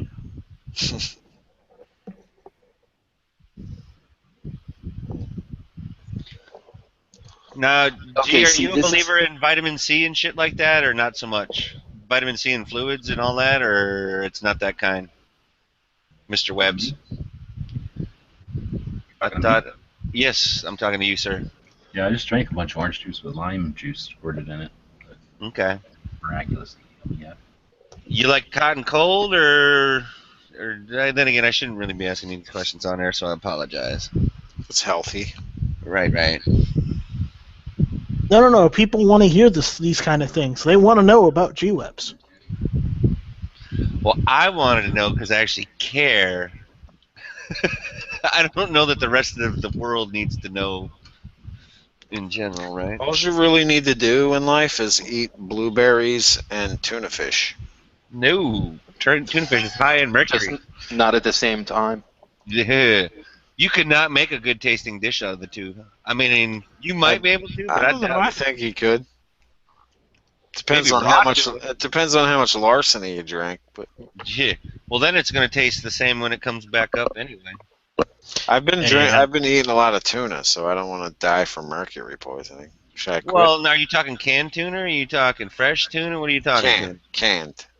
Well, like you've been eating it now for 20 years or something, or? No, I sometimes go like a whole week just eating canned tuna.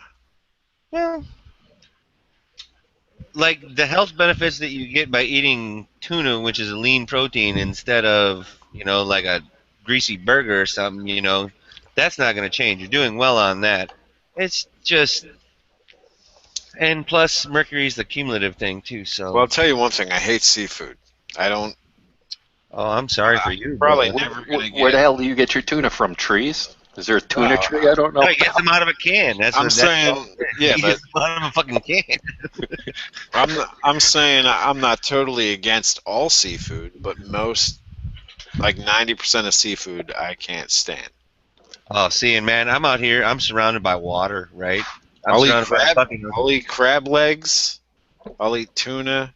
I'll eat fish sticks, which is You love mostly is cod, right, or something. Pollock usually maybe, which is Yeah. fake cod, but Fish again, sticks. I'll Fish eat- sticks are like the hot dogs of the Sea World. I'll eat buffalo shrimp. Testicles. What kind of testicles? Anyway, Buffalo. I think that's what fish sticks were, but I could have gotten confused there. buffalo shrimp from Hooters. I can eat that all night. Now those are all right. He's gonna replace the dildo-looking grip on his CD with a fish stick grip. But here's what I don't like. I don't like lobster. I don't like mussels. I don't like clams. I don't like scallops. Oh my God! If you put me at a raw bar with a band playing, I'll spend the weekend. Man, I can't. No, fuck I will that. be over iodined or whatever. I Yeah, can't see, do it. that's what I was gonna say, man. Is I'm out here and I didn't eat raw fish before I came out here, but now that I've been out here 20 years, I fucking love it. Is that because So, you can't like- afford to cook it anymore because it costs too much to live out there? Well, that's part of the problem. Is it does cost a lot to live out here. But like, what I can go and get out of the water, I can go get fish. I can go get. We have Kona crabs out here, and You should just move to Come on, Jersey. No, we actually technically have better gun laws than Jersey and nicer weather. Technically, I believe that, but you can take as much pictures on the Jersey boardwalk as you could in Hawaii. no, not even close. Yeah, But probably not. so, and that's the other thing. We got two different types of lobster. Then, I'm just trying to get you to move back to the mainland. oh, I've been thinking about it. I'm gonna get this Jeep all dialed in, and I'm gonna be like, what the fuck's that guy's name? Pincus.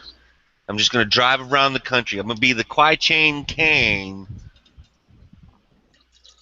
And for all you Utes out there, the show Kung Fu. was called Kung Fu. Yes, there you go. And then there was Kung Fu, The Legend Continues. Yep. which wasn't terrible. It It just wasn't wasn't. terrible. It just wasn't as good as the first one. But it's trying to compare a '90s series to something from the '70s. I mean, come on. Neither Was one of them was a Brandon- Hong Kong phooey, let's be real. Was Brandon Lee on that, or not? Or was it like a look-alike? There was like this guy with a bald head that looked just like Brandon Lee with a bald head. In reference to the Kwai Chang Caine stuff? No, the Kung Fu Legend Returns. Oh, USA. I'm trying to remember. Well, because it was the one guy in. He was like always the bad guy on the show. I'm trying to think. It's the Korean guy.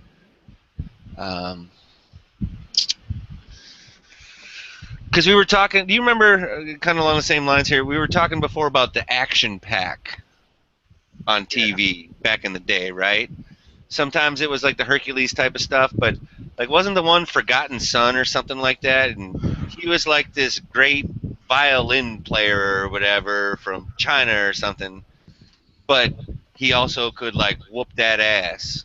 So like it was always about him traveling around the country and having to whoop that ass. I pretty much stopped watching after like Hercules and Xena. Yeah. Nice. I Because that watched- was all you were there for in the first place, let's be real. There were usually some jugs on one of those two shows, sometimes both. I mean, I stopped watching when they premiered, Oh. so Oh. I didn't. I didn't even Well, watch that's those different. too. Like when I was bored, I would catch the reruns, but mostly it was. What was the one with? The hell's his name? Bruce Campbell? No, the guy from. Oh, that guy. He's got two L's in his first and last name. Lorenzo Lamas. Oh, Renegade. Renegade. So I watched- Renegade. I watched Renegade. I loved Renegade. That was No, Renegade was based on the video game, right? Wasn't it? I think it was. I think Renegade. it was. Renegade to me was the Magnum PI of the biker world. Kinda. Yeah, it was. Except it was Magnum was entertaining. cooler. Magnum had Nah. better production value. There was another one with that white chick that was always in them Hong Kong kung fu movies. Okay. Now, come on, dude. I'm good. She had blonde, really short good. hair. You know who I'm talking about. The martial artist. Yeah, she was a martial artist. Cynthia Roth. Oh, Yeah. yes. See? I'm just looking for a little bit of help here.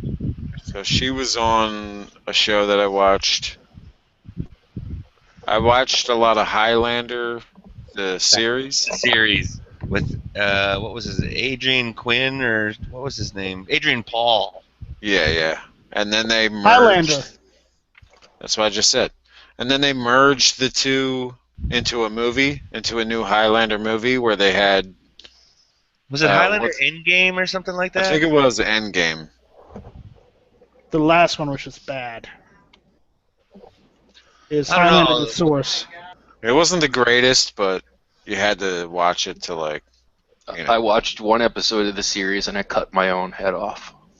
Right, because you didn't want to be the one. Yeah, no, that was because like Highlander to me was just like I think I wore out 2 VHSs of it before I got a DVD of it. Right, that's completely understandable because when they made The Crow, the TV series on USA, I thought it was like an abomination. I was like, Yeah. nobody, and even the sequel to The Crow, I was like, they should have What do just you mean stopped. the sequel? There's like 4 or 5 sequels. Well, there's City of Angels was the only sequel that I watched. I refused to watch the other ones after that. Like because one of them. there was only one Crow. The guy from Terminator 2, like, is the fucking Crow in one of them, dude. I'm That not the even comic kidding. book series wasn't even famous until Brandon Lee took on the role and made the movie famous. Yep. So why even bother trying to like? And then Yeah. died during the production. Because somebody Right. that had the rights to that shit said, I need to make some more money. Oh yeah, I mean it was definitely a cash cow at some point, but it failed ultimately because of people like me, because of people that would refuse to watch it, because it was Brandon Lee's. It was like his. It was his Enter the Dragon. It was what brought him into the mainstream, and it was a shame that he died during the making of it. You guys remember Rapid Fire, the movie? Yeah, Rapid Fire. I have it on VHS. Yeah, that fucking I just movie went through kicked the ass. whole cast of The Legend Continues, and Brandon Lee wasn't in it. There was a guy named Fred Lee, but no Brandon Lee. Hey, What's it's the the other guy on voice He's in my not. head. Yeah, he's not related, but there was a guy definitely that looked like Brandon Lee. And I really stopped and paying he's trying to attention. not be racist, but he means that he was Asian and in his 20s. No, I mean, That's he what really he's trying looked to say. like his face. He looked like Brandon Lee. He talked like him. And there is a huge list of people in this series. It was only on, what, 4 years? Yeah. The original or the So second what one? was The what was Rapid Legend. Fire? It sounds familiar, but I'm not. Rapid Fire had the guy. Powers what Booth? was- yeah, Powers Booth. He was the cop. He was the good cop. Undercover, or not undercover. They were like in a They were like a task force. right. There you go. In a bowling alley, if I remember correctly. Yeah. No, I George never saw Takei. it. George Takei was in Kung Fu. I Legend like Continues. Powers Booth too. I liked him as Philip Marlowe in the HBO series. Absolutely. That was an awesome series. That show kicked serious ass. That was one of the few times we had cable growing up when I lived in Green Bay, and Powers Booth as fucking Philip K or Philip J Marlowe. Yeah. I'm pretty was- sure Powers Booth played a pretty famous video game character.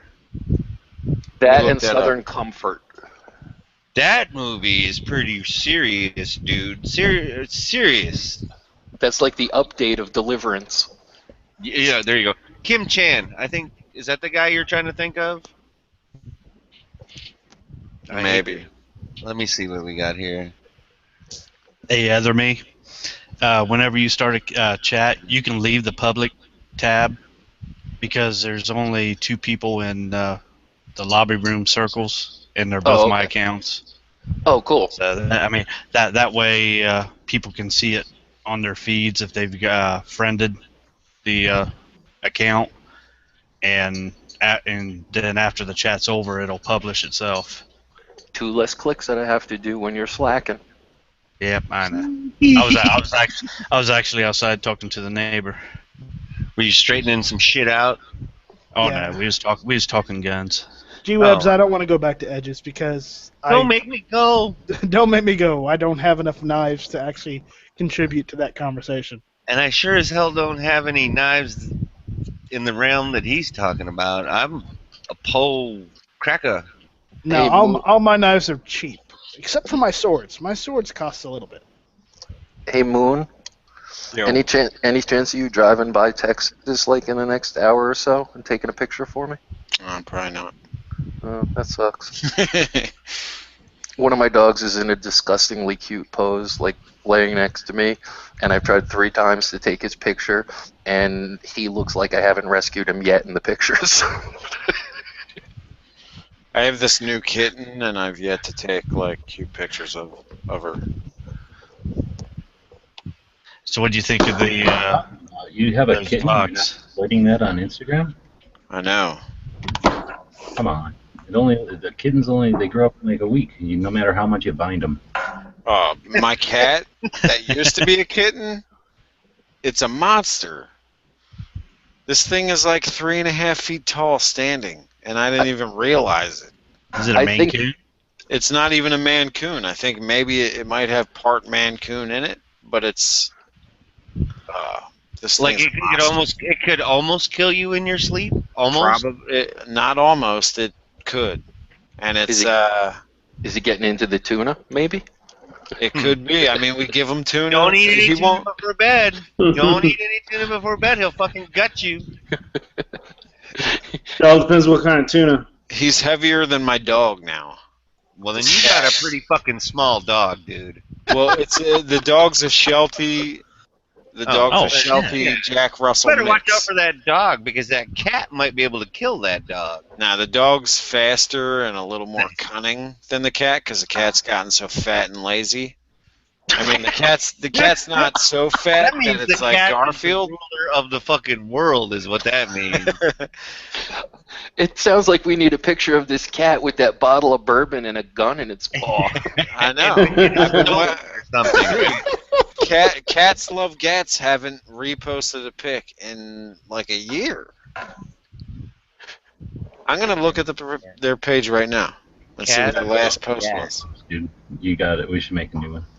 I know.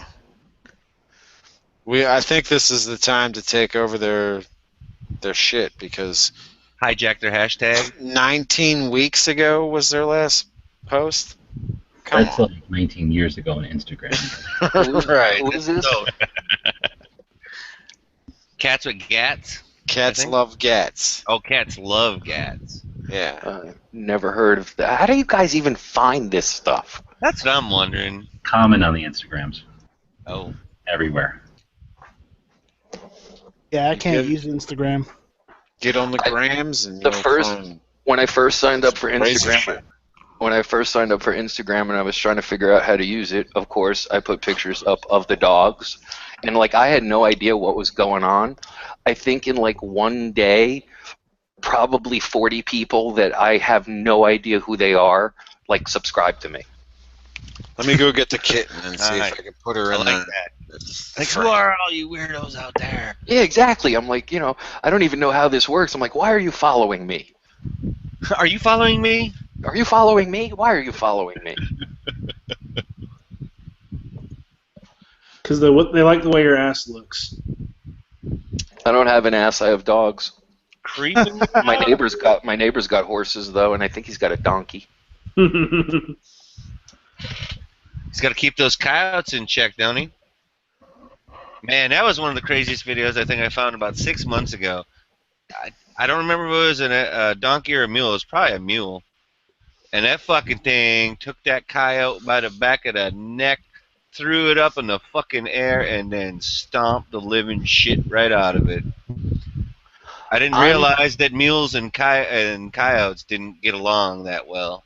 Ooh, natural enemies. I see that now, dude. That video changed my mind on mules and donkeys. I'm gonna be real nice to them from here on out. Look up here, kitty. During the drought 2 years ago, it had driven a lot of the wildlife out of the federal lands behind my house. It had driven them down closer to me because they wanted water from the lake, and one of the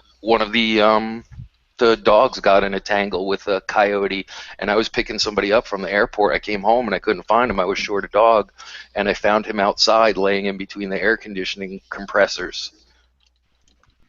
As in, he kind of got a little more than he bargained for, almost? Well, coyotes are not predators. They're really scavengers. So the drought had them, like, so crazy that they decided as a pack that they were going to come down into the yard, I guess, and it didn't go well with the dogs. And I mean, a couple of the other dogs had cuts and stuff on them that were minor, but my number one guy, who would obviously be number one, he took the brunt of it, and that was a bad scene for a long time. I mean, he had surgery, he was like stitched up on steroids. And you never found any of the dead coyotes in a ditch or anything like that around the yard or anything? Just carcasses and blood trails and stuff, at that point in time. Well, you weren't worried about the fucking coyote in any way, shape, or form. I understand that. Yeah, no, but Moon, you have a huge pussy, by the way, Moon. There, I got to say it on air. Trying to get her to look in the camera. Now that's the kitten? Yeah. That's a large kitten. No shit. Hairy one, too. She seems large. That's a hairy pussy. She's tiny. Big, hairy pussy. Look up here. Lost your opportunity. You can't even exploit that cat. Oh, shit. It's just like the guys from Star Trek. I was going to say the same thing. Did you get them from the Enterprise? Nice. I don't remember what the name of the race was though. And how they hated the people with the white face on the right side and the black face on the left side, and they were It was mortal enemies of the it was the opposite. Frank Gorshians. Is that? Come on now you're making up shit. No, Frank Gorshin was one of the dudes. Yeah. Oh yes. All right, I woke her up, so I'm gonna go put her back to sleep. Yes. With the Glock.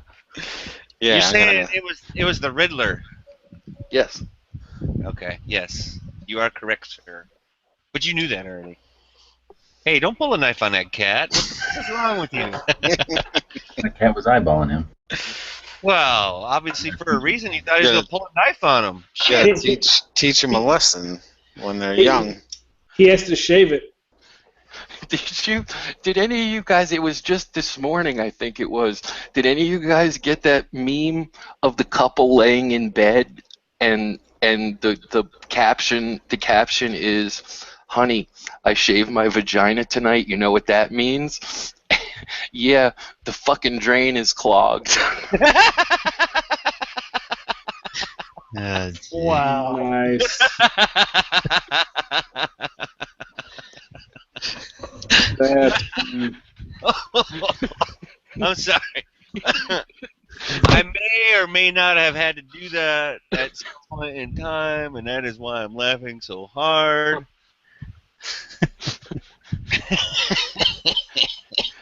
If you can still get away with a razor and you don't need to break out the propane torch, you're still in reasonably good shape. Right? The forest has not overtaken you. So what'd you think? What'd you think of these, Moon? The pinks? Oh, what about the seafoam green? What's the story on that? Never That's, mind. I'll let... Tiffany blue. Tiffany Yeah. is the big thing. Yep. I actually like that OD green. That looks like a good OD green. I like that. That's G.I. Joe green right there. Yeah, I asked him. It was I mean, it comes with a paper. It says it's Duracoated. Gives you all the warnings and that. Oh, it's just The warning. Duracoat? Yeah, that's I didn't know you Duracoated. could Duracoat plastic like that. Yeah. I guess. All right. Yeah, it's the stuff that you don't need to heat up. It's basically just the catalyzed paint, like Yeah. you would use on a car. But it's got what, the extra hardener in it or something like that? Is that what it Correct. is? Correct. Those new two-stage rattle cans they have out are freaking phenomenal. That's what Tactile Six String, he swears by the rattle can. He loves the new stuff.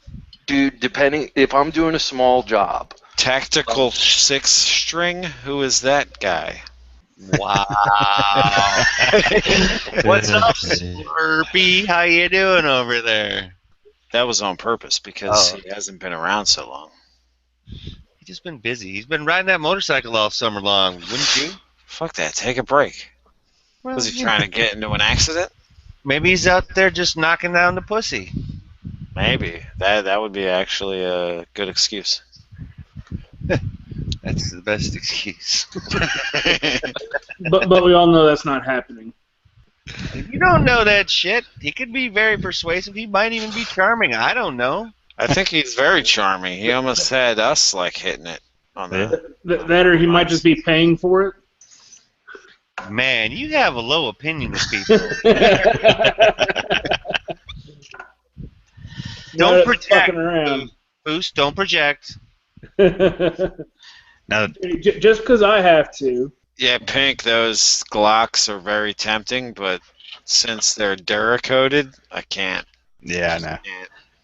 So when they do a colored frame, normally it's like the powder that they put into the polymer before they form it, right? Yeah, I mean, because all polymer starts out as this white stuff, right? And then they add the dye.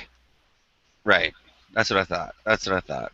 So basically, when you get normal FDE or OD green Glock, it's not like the paint can come off. It's actually in the frame itself, yes? Right. Okay.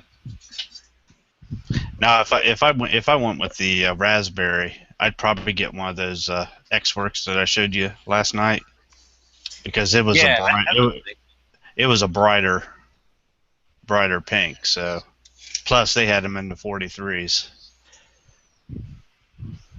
Yeah, that X-Works one also did. It looked like flat, and that looks glossy. Yeah. I'm not a big fan of the glossiness. Now these two were flat. These three, I should say. I like that one, the white one or whatever, that light blue or whatever it was. Yeah, Tiffany blue. But they already color filled the slide. I don't like that. Yeah, they color filled all of them. You're not a chick, dude. Yeah, but and I'm not on saying that a dude can have that. even on the OD and the FDE, they shouldn't have color filled them. Yeah. Yeah, I'd take the pink one though. Yeah, my girl would like that. She shoots the 42 better than I do because her tiny hands. Yeah. Perfect. Yeah. What time is it? Shit. Okay. Did you see this? Damn, girl. How long is that barrel? Looks like 18, 20. I'll say probably just. Yeah. That's really? Well, It looks like a 16-inch. No, it's like 18 plus that thing, isn't it? Yeah, I think so. With the brake, right? Yeah. Man, mine's 18 and a half, and it looks like.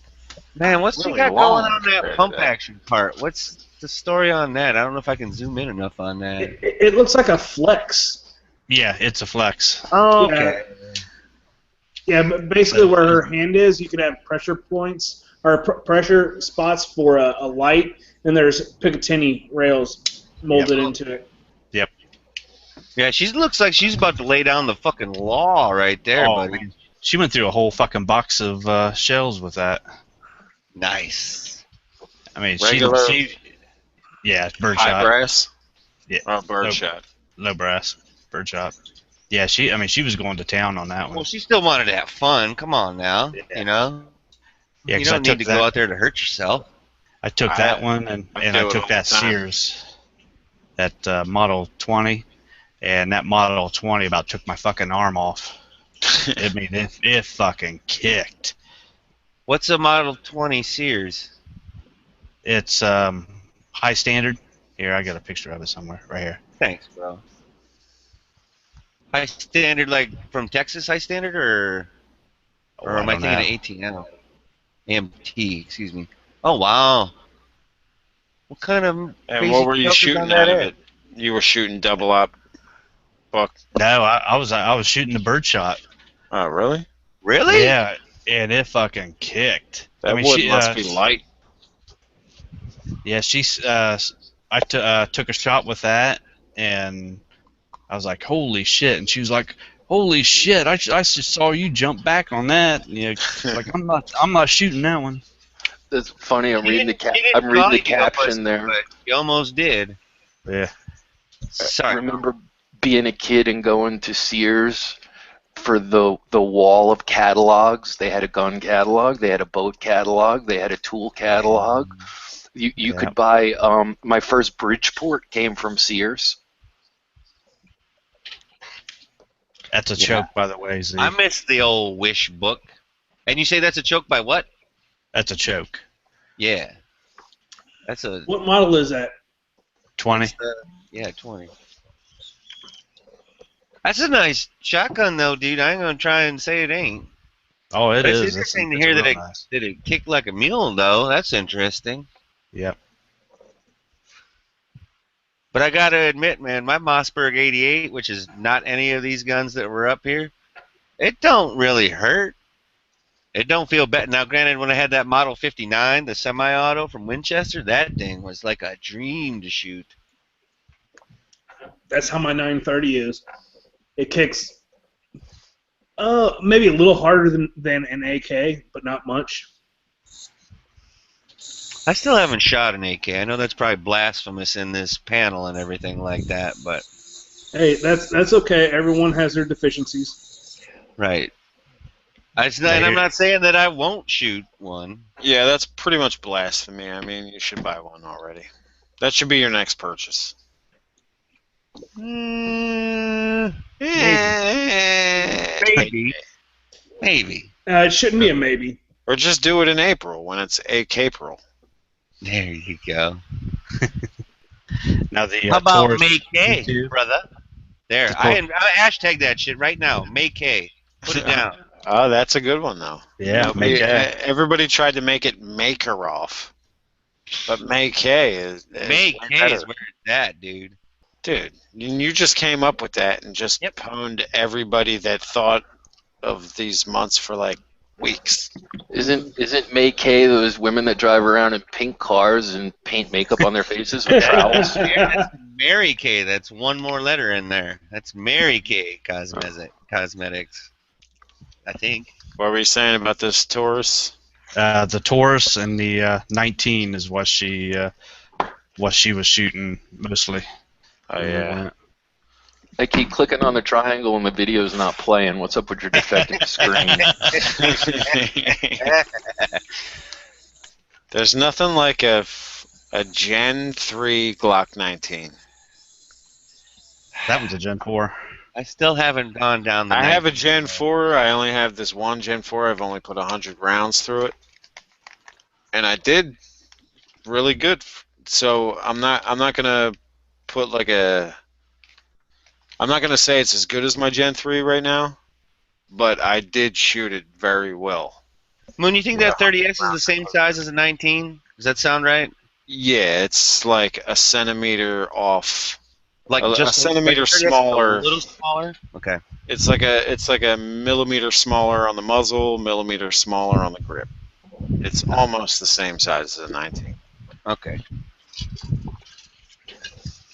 So, talking about Glocks, in a local Facebook, someone had a Gen 1 Glock 17, and he wanted $1,000 for it. He's probably gonna get $1,000 for it. Not around here. Well, you're not the only place that buys guns, right? Or wait, there's people willing. There's people willing to pay that, especially if he has the original case, the Tupperware. Because the only real Gen 1 Glock imported to the United States is a 17, and there's not that many of them for sale. Yeah, I'm not sure at all. That just needs to go into the G-Web's Gun Channel's Firearms Museum. It's one of those things where maybe it's not worth the price he's trying to sell it for, but there's plenty of people willing to pay the price he's trying to sell it for. If he's trying to sell it online, he stands a chance, but if he's trying to sell it locally, like you're saying or something, Foos, he's screwed. Well, maybe not screwed, but... Yeah, like if he just put it on Gunbroker and took a little bit of a hit on the shipping and whatnot, he would have easy money right there. He probably would, yeah.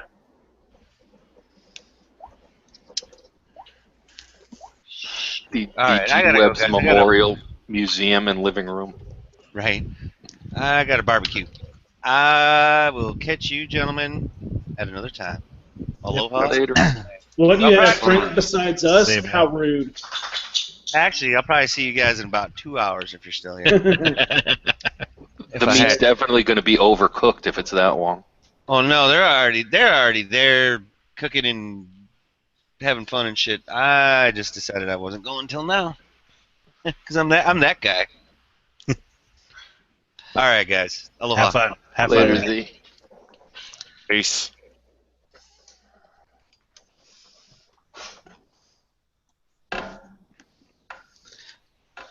Oh, man. Here, I'm going to share this real quick. A buddy of mine sent me a text message about this auction that's going to be around here. I want you to see some of these guns.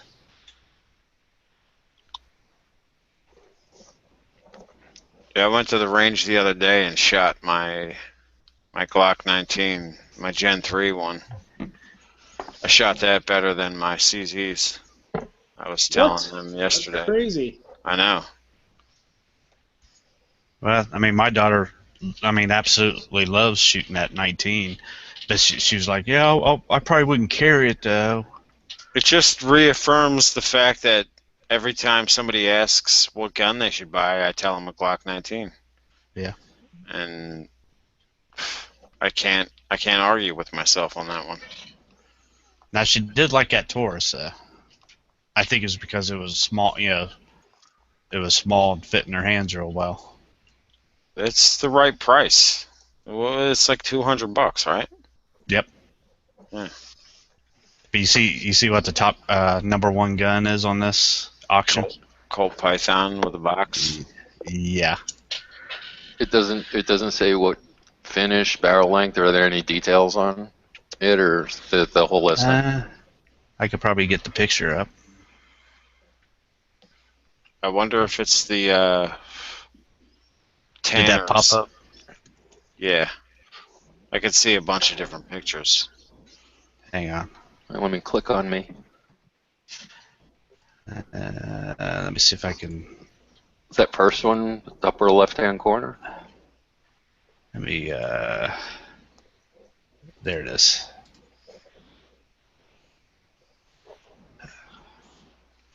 Here we go. It's blued. Yep.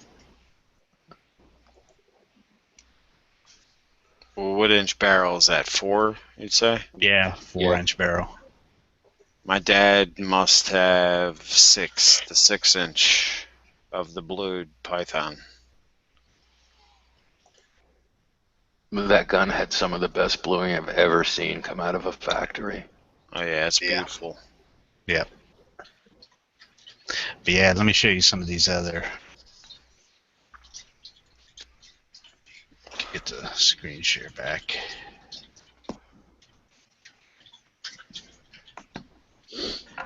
Let's see, where's it at? Well, I have the focus clicked on you too. Okay. See, there's a Kemper Raptor 11, 1911. You know, Smith & Wesson makes like a better version of that. Do they? Yeah, they don't call it the Raptor. It's something else. But it's There's got a like spring. the same kind of. You know how the Raptor has those like fish scale cuts? Mhm. It's like they took the cuts from the M&P and put it on their 1911, and it's one of their, I guess, custom shop or whatever, custom Smith & Wesson 1911. Performance Center. Performance Center. There you go. I have one. So Yeah, there's a Ruger Security 6, 357, Caltech 9mm submachine gun, Springfield Grand, World War II, AK, SKS China Sporter. Wyndham AR-15. Yeah. Why? I don't know. Let's see. Here's Must a be like Smith & the Wesson. first Bushmaster Yeah. Wyndham ever produced. Here's a Colt Combat Elite 1911. He has a little bit of everything. Yeah. Here's a Colt Black Widow 1911. Ithaca pre-war 16 gauge. Here's a Ivor Johnson 22 Sidewinder, new in box. That's one of the gun I've got.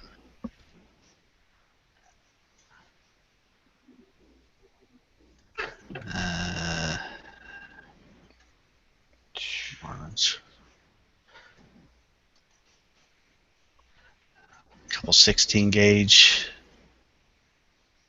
hammer doubles. Damn. Bunch of Ithacas. Universal M1 carbine. That's nice. What are you guys looking at? This is a gun auction. They're auctioning off this guy's collection. Click on Scott's screen, and you'll get the full screen of what he's sharing. A Mauser. Oh, auctions are. And wait, 1891 Mauser. That's cool. Yeah. Berlin, Germany, Mauser. Smith & Wesson 627, 357 Magnum. 327 PD. Yeah, the 17, 22. CX4 9mm carbine. I see people selling them all over on my PA. Yeah, this guy had PA gun swap. 145 guns. So he had an arsenal. No. M&P 1522. Wonder which one he's got. Oh, look.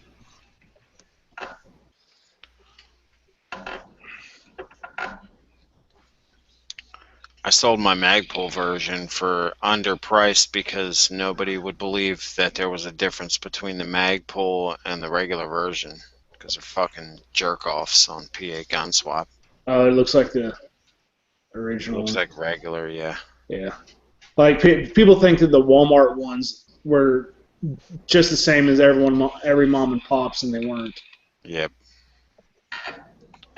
I had the Magpul one where it had the quick detach molded into the lower. Mm-hmm. And I tried to explain that to the people that I was selling it to. Wait, quick detach what? It was a quick detach mount hole, like the hole. None of the other ones have that, except for the Magpul edition ones. And they have regular mil-spec trigger kits. They don't have that green plastic one that the $300 versions have.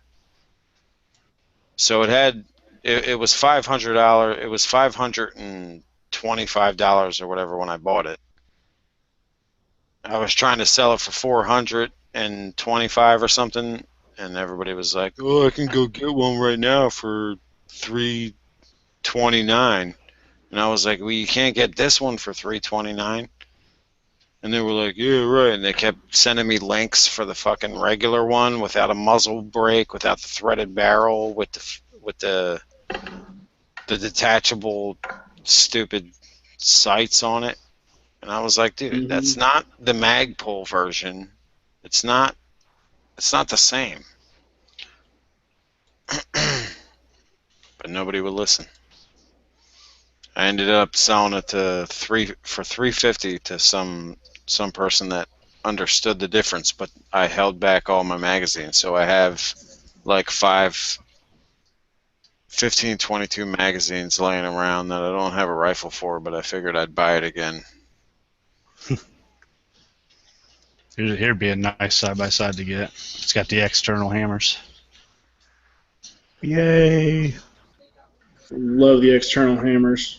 Yep. G-Webs is back. Let's see a pic of the Black Widow. Would you be able to pick the Black Widow out of the lineup? Dead Horse?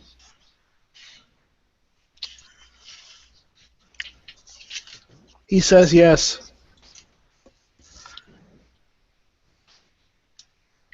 It has the Black Widow on the grips.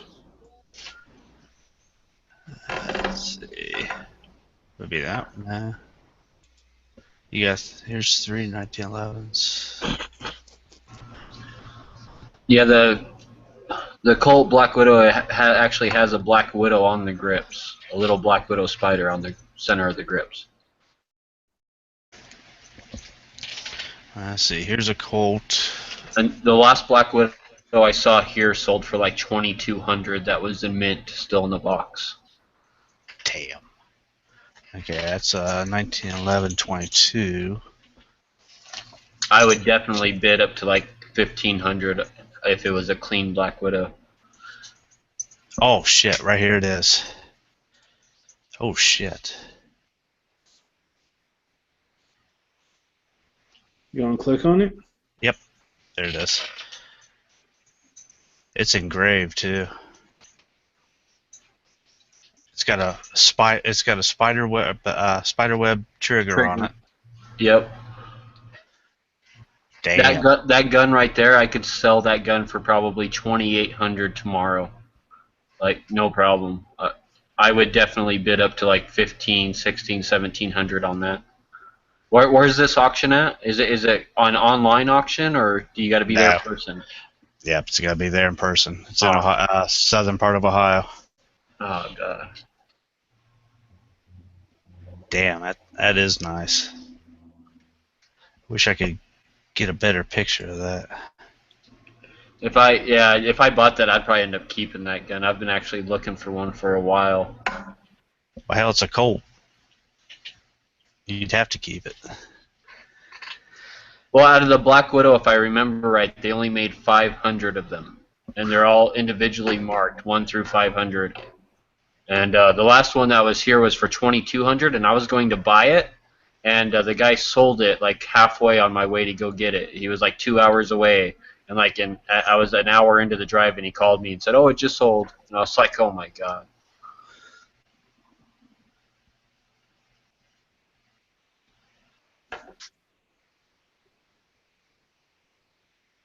Yeah, that definitely is nice.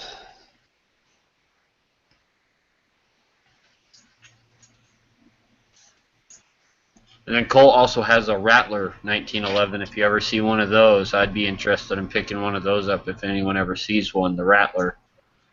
And it's pretty much the same thing as this Black Widow, but based off rattlesnakes. I didn't see anything like that. Oh, what? Oh, it was a Raptor. Okay. Some auctions on Auction Zip do allow you to go and bid online.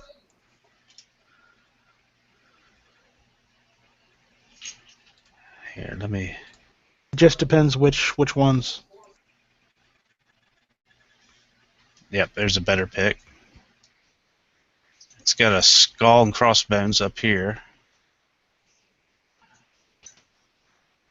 Bunch of I don't know what all that is. It's like spiderweb type of like engraving, like how a lot of times they have like the little fancy swirly lines and all that, just kind of like an artist type of thing. But those are actually supposed to be kind of like little corner spider webs and stuff. I've seen one in person, and yeah, they're really sweet.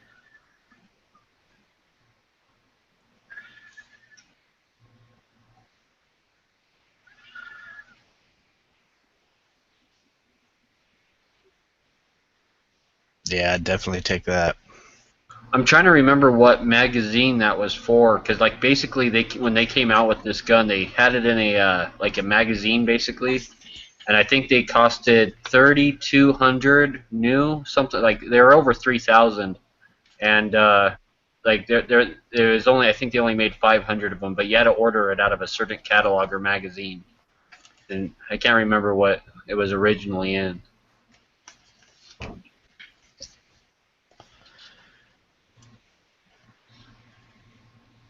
But Colt used to do all sorts of neat guns like that, limited edition runs, and that's probably why they're going bankrupt, is they don't do shit like that anymore.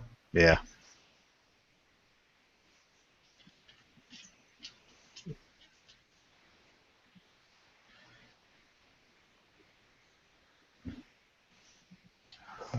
Here, let me see something here.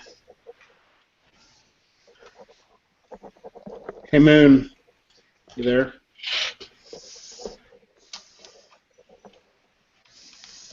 Guess not. Oh, he went to go get something to eat. I gotcha. He's eating Oreo pie. Top with tuna and blueberries.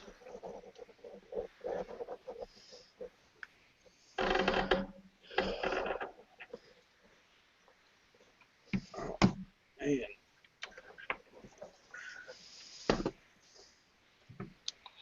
There's an old one.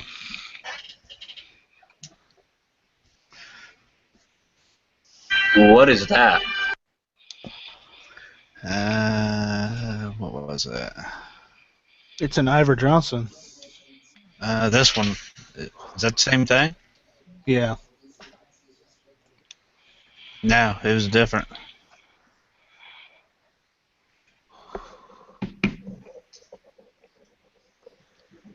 No, they're both Ivor Johnsons. They're just different models.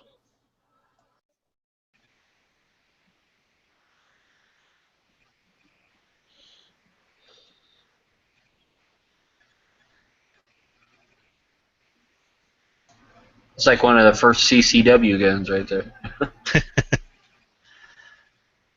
Can you put the link in the internal? Yeah.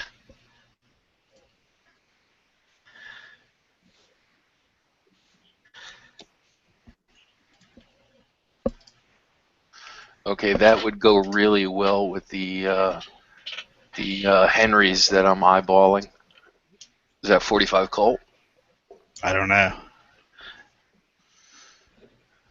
They don't have the pictures in line with the guns. That's pretty dopey. I love the case hardened look on those single actions. Yeah. Now, when you click on that link, Foos, Yep. up towards the description, you'll see a view photo gallery. Yep. You found click it. on that. Okay.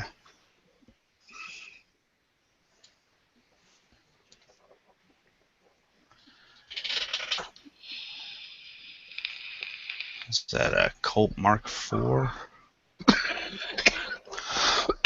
That looks like a Combat Elite. Yeah. Governor.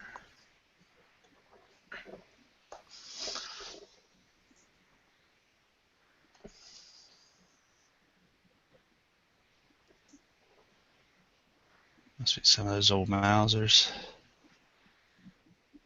Trying to get up to that that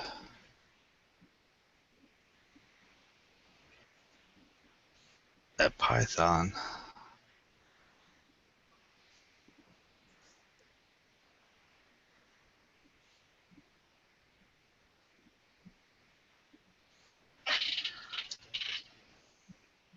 Kind of sucks you can't just click on the gun and send you to that picture. Yeah, I know.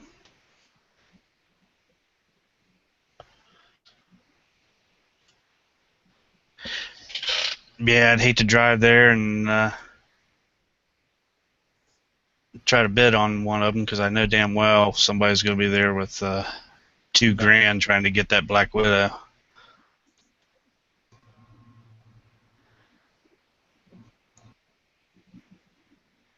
There you go. Name that AK.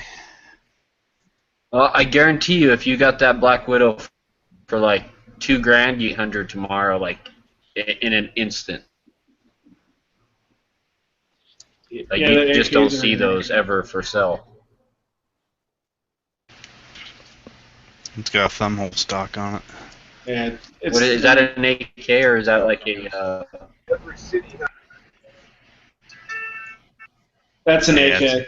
Yeah. It's a Nurinko. It looks like. It's a Mac 90. You can tell by the cutout on the back. Yeah. Okay.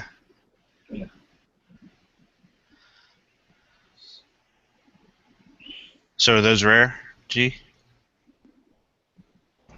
Oh, I don't know. Actually, wait. It might not be. It could be Romanian too.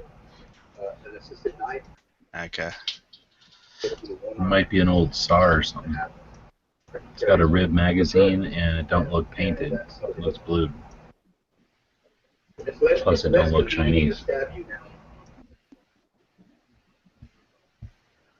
No, I think it's Romanian. Okay. What, they don't tell you? No. Oh, it's just an auction item. I see. Yeah. Yeah. Well, the only thing they had listed was AK. Or Romanian. That is lame because it's got that cutout in the back. That's the pain in the butt.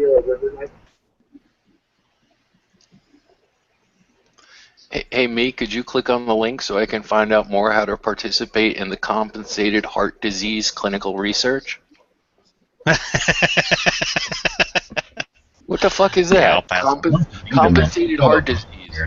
If you have heart disease, we'll pay you.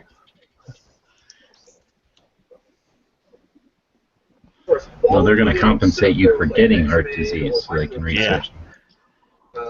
What are they going to do? Like pile me up with free bacon cheeseburgers. Mostly bacon. Yeah. Bacon, blueberries, and tuna. There you go. Right.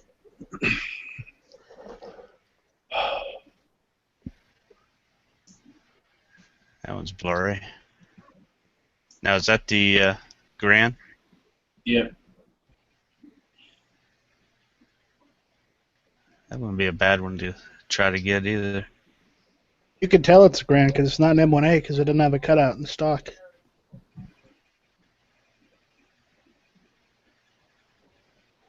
Ben, I don't think that there is an M1A in the list.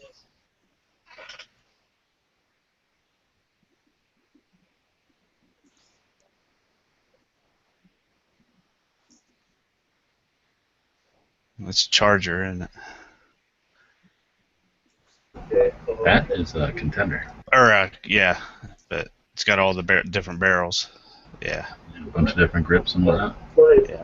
It is nice, but I can feel about the blade and everything. Bipod. It's not heavyweight. It's not heavy. I'll be able to boot it up. That's kind of neat. Yeah, I know. What is that? It's nice. It's just a regular gun with an extra weight out front, I guess. I'd say it's probably a Target one. Yeah, it's like maybe some long barrel one, and then they're like, it's not long enough yet.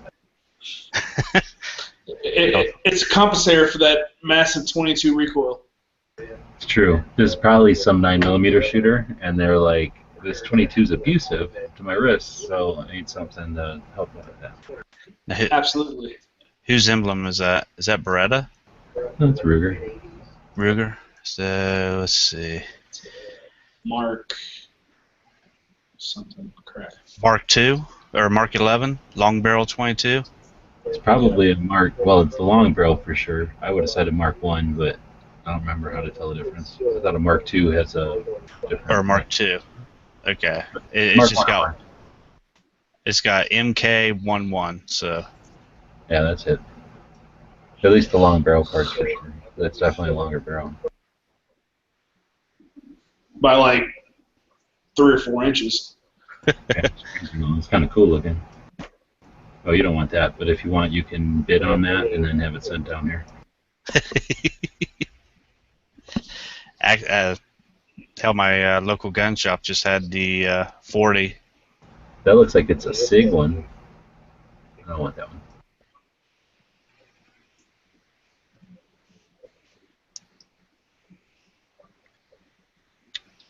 That'd be the Security 6, probably.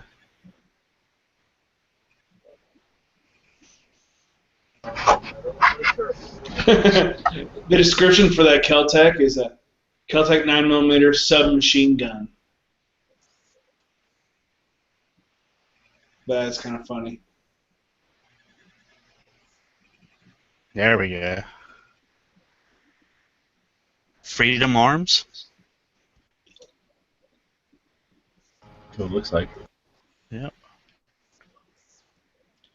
That's number 24. Let's look. Well, those.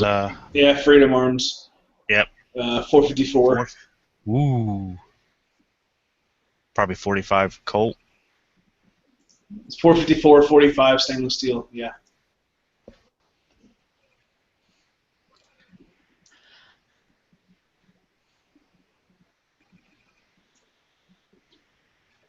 $23.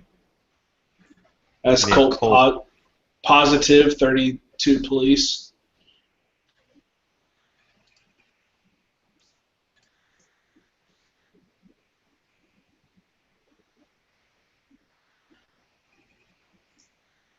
That's the Kemper Raptor. Yep. Raptor 2.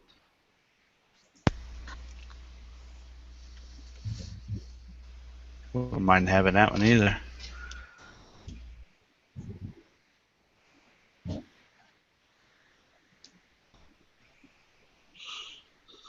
Yep, there's the Python. Yeah, no reason I want that one. So if you want, just bid a lot of money on it and send it down to this gun shop down here.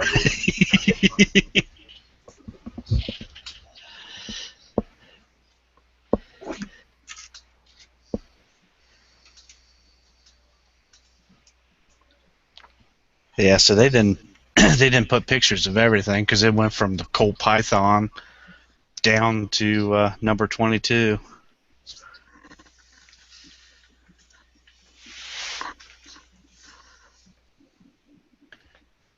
Yeah, whoever this guy was, he had quite a few nice firearms in his collection.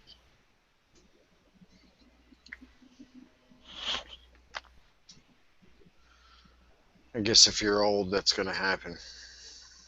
Yeah. What year did they stop making the Python? You got to be old to be an Arsenal owner. No, I'm not saying that. I'm saying the older you are, the more likely you're going to have some nicer, more collectible firearms in your arsenal. I feel like as a favor to the people that make keyboards, I should probably start selling a bunch of guns, because if you guys are going to click through auctions of shit, then you're going to wear out a few keyboards. Are you a keyboard arsenal owner? I'm thinking you are. I'm thinking you got some old ass keyboards. You see this one? AR-15 223 Muddy Girl. Yeah. That's the pink. That's like the pink. Yeah, I know. Splatter camo. Classic firearms sell those. 1022 Navy Digital. How did they make that, and then why did he buy that? I don't know. I mean, it seemed like he was just going in there, just buying anything that his store got in. See, there's no rhyme or reason to that collection, that arsenal. Look how many times over he's an arsenal. That's good. Good work. He almost was a triple arsenal owner. Good work. He's got a shitload of 22s, though. Well, 22s happen. cheap. Possibly. Yeah. I mean, anybody can buy 50 22s and become an arsenal owner, right? Isn't that the limit? Isn't that the maximum, the minimum 50? If you want to take Mom's Demand attention, it's the word for it, yes. Well, they're all lethal. Here, that's the number where you become evil. You have intent to do distribution. What? Oh, having 50? 50? Yeah, if you have 49, that's cool. Anybody can have 49, but at 50, fuck you. That's when you're distributing them illegally. You should be stopped. I'll keep that in mind. I'll have to go through and count all my guns. Through those hurdles, and just keep, like the sound barrier, just keep buying, and then eventually they'll just keep breaking more barriers. I'm thinking Shannon Watts just wants a little, she's demanding some action in bed. Obviously, her husband isn't putting out. I don't think she has a husband. Yeah. Who are you talking about? She's got stepchildren, so. Imagine the size of the vagina on her husband. I think they rent those kids, though. Probably. How's it going, guys? What's up? Nothing. We got Mr. NFA in the house. Who? I don't know about that. James, the SBR silencer guy. Yep. That's what we're calling you. Oh, okay. Nobody else is in here. Got the arsenal of NFA items you do. So. Well, I mean, if that's what you want to call me, then sure. We can think of other names to call you if you don't like that. Sure, I mean, whatever. Look at them RGs.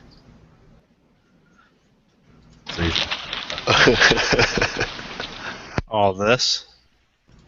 Yeah, I'm thinking those are some kind of RG with 2 cylinders. Let me get to the pictures. It's like a 22-223 combo. No, 22 mag. Oh. Same thing. Yeah. What was that number? 70? Is that it? Could be. Are you guys looking at estate sales or something? Oh, it's probably a thing on the right. Auction. That looks like an RG. This is Gunbroker Auction, right? No, it's an auction zip. Yeah, auctionzip.com. Oh, okay. This is like looking at the items before you have to go to the actual auction, right?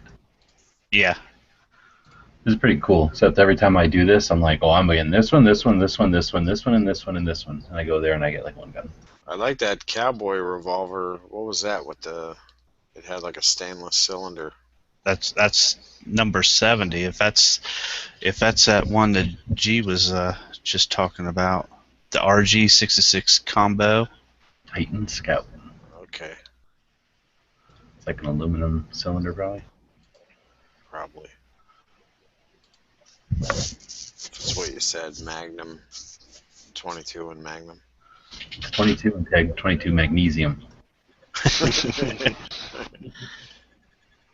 can shoot with the high point rounds. Just don't shoot a tracer.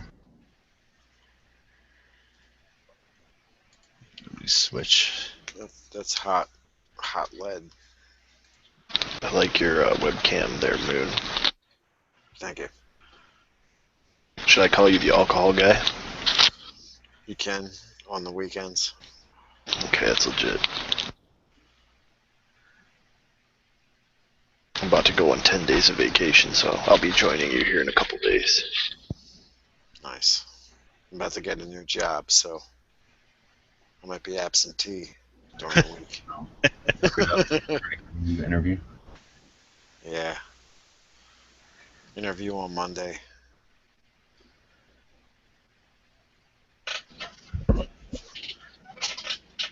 It's a lot of guns. Is this one guy's estate, or is it just a bunch of stuff they bought? No, it's one guy. He had 145 guns.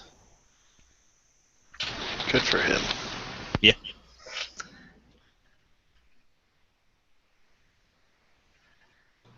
Where's this Anything- auction at? Ohio. At least they're auctioning them and not getting rid of them. Yeah. Yeah, that's true. Not destroying them. I mean, there's 350 million or whatever guns in this country, but still, I like to see everyone have a good home. That's right. Except for the few thousand they're destroying in Hawaii. What nut you're gonna do to change their minds? I bet this is the one that was in that picture. New in box. Well, no, that was tag number 70. See, there's guys out there with like, I mean, they call us radical gun collecting crazy maniacs, but there's guys out there that just buy guns and put them in a box and throw them in the closet. Yeah, like that guy out in California or whatever with like how many thousands of guns? Well, didn't they come to the conclusion that guy? They came to the conclusion that guy worked for the movie industry and had a bunch of guns for props. No, dude, there's people around here who've got 400 or 500 guns easy. Oh yeah, well that's not. I'm not saying it's crazy. I'm just saying what the media would make it out to be. Oh please, there was a local news article. Oh, I want to say maybe 2008 here in Virginia, where they arrested this guy on marijuana possession, and their headline was "Man Arrested with Arsenal." And I read the article. It was 1911 and 500 rounds of 45. Yeah, right. Like that ain't shit. Exactly. I'm like, Arsenal? What are you guys talking about? Just for headlines. 500 systems. You see this, G? Exactly. Yeah, those are inexpensive Colt single barrel clones. So that is. I did want to run a little minigun by G-Webs. Let me go get that thing. I said it was a clown. Oh. Just like a million people made them as like gifts and what do you call them? You give them to people for like retirement or whatever you call that, like a watch. Yeah, look at those grips, though. Yeah. It's weird. They probably had to screw with them so that they weren't, exactly the same. Or maybe they thought that was better or something. The all metal grip. Yeah. Oh, it's metal? Yeah, that's metal. That's kind of neat. Where does it say it's made? Connecticut? Watertown, Connecticut. So it's probably decent. Those ones from like Spain and shit are shitty. Look at the way it opens. Yeah, it's a side. Revolver, or I mean a Colt Derringer open. Kind of like that one I've got. That was my the only Colt I owned was one of them. Sold in like 2 seconds. That's when I figured out I wasn't being smart about Gun Broker. I put it up for like buy it now really low.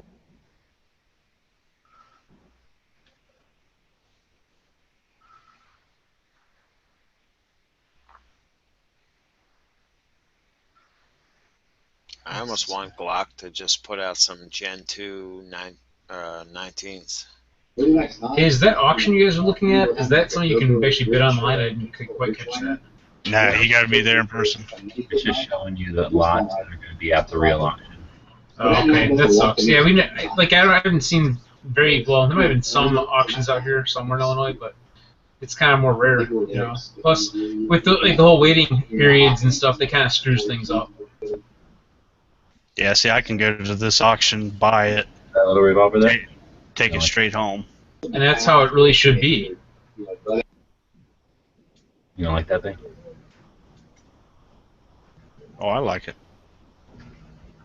Yeah, G-Webs, I wanted to say thanks for your videos on mini revolvers. I've got this Freedom Arms little mini 22 revolver. That's freaking cool. And it's new it's new. It's never been fired. My father bought it. I inherited it from him. He's never fired it. He bought it way back in the day. Sweet. I'm debating whether I should shoot it or not. Nope. Yes. I vote yes. A new one from That's NA, what it's made for. like $120, $150 to use. So go shoot it up all you want. That one is anybody who wants to have an old one, you know what I'm saying? Why shoot it? Yeah, I mean it's got its original case that's marked Freedom Arms, and it's got its holster that came with it that's marked Freedom Arms. So that's pretty cool. I haven't seen those. yeah, it's like this little pocket clip holster. That's pretty neat. Nice. Yeah, it has a little clip on the other side. I interviewed Jerry. He's a cool dude. He's the guy that did that one. I got that one from my father. It was pretty cool, but I watched your whole video on short 22s, give me a little idea about it. I would shoot it cool and then clean them, it. and then Clean it Jerry really good. Baker is the guy that improved it and turned it into. Well, he improved it, and then they sold it to NAA, the first NAA Corp, not Inc. or Inc. not Corp, and then Jerry went off and made Freedom Arms like with his next design. So that's kind of a neat one. I don't know how many Freedom Arms. Yeah. It'd be interesting to see that one compared to mine. I mean, it's legit, like, in perfect condition. And I asked my dad, he was like, no, it's been sitting in the closet since I bought it. I don't remember, 70s, maybe 80s. I don't know exactly when he bought it, but it's in basically perfect condition, inside and out. So I think I'm going to go with you and not fire it. Now, like I say, you can get a new one, modern one for $100. Yeah, here's his RGs, G-Webs. That's the one 22. That's what I figured. And then that combo that you were talking about is this one right here. Look at that barrel. Yeah. That's funny. You know that those things are complete garbage, right? They're like Matchbox cars events. Oh, really? RG is like literally the Saturday Night Special. Although it was like they were made in Germany or whatever, and then what were they, FIE? And then the 68 happened, and then they just sent all the parts to Florida and built them here. They're idiots, and they built their idiot law was stupid. So everybody just sent their parts here, and they just assembled them here instead.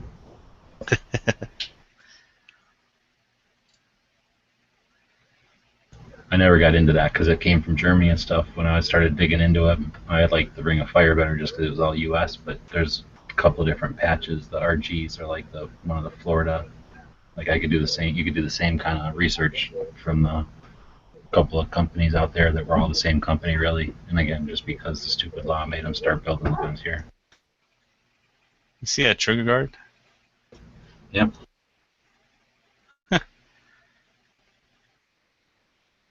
Top brake. It's probably plastic.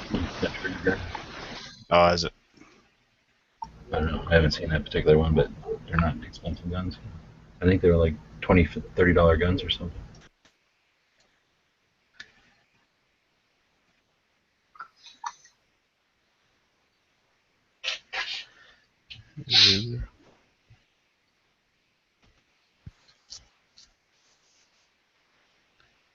Yeah. There's that Sidewinder. Hey, any of you guys got one a Sig 5.56? Are you familiar with those? We are. Who? I'm familiar with it, but I don't have one. No, I just picked one up, and trying to figure out where I can get the freaking rotary rear sight instead of this flip-up one.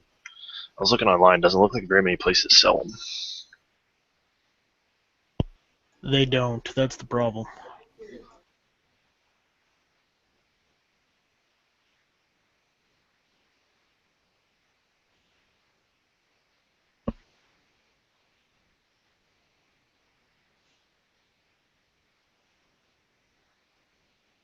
Damn, that thing is just gorgeous.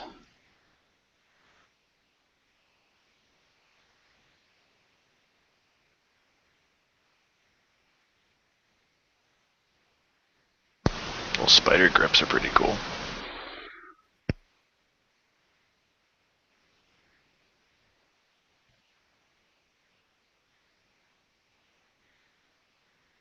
It'd be nice to go down there and they don't know what this thing is. Pick it up for $500. I highly doubt that. Yeah, I know.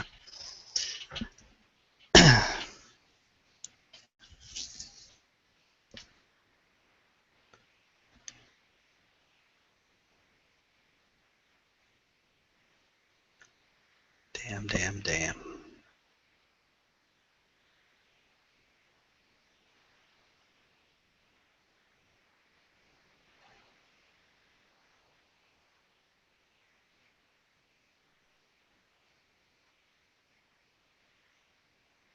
I should tell Yankee about this. I'm sure he'd try to go for it. No, don't tell him about it because then he'll get it. Well, I'd like to see like to see somebody I know get it. I know it'll be well taken care of.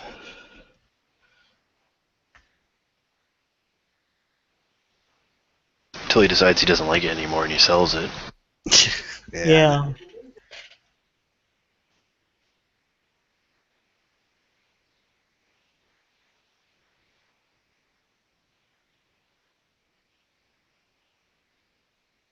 I just like looking at that thing. Jesus. I doubt he would sell this though, being a Colt. I wouldn't put it past him. It's not a wheel gun.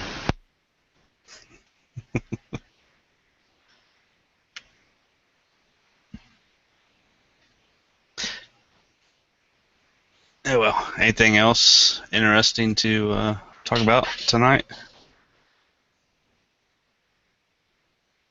Not really. Kind of talked about everything, didn't we? Are we shutting it down? No way. No. What about that kid with the bomb clock? Oh, God damn it. No, you stop that. Stop right now. I heard that kid with the bomb clock wants them to take down the Confederate flag.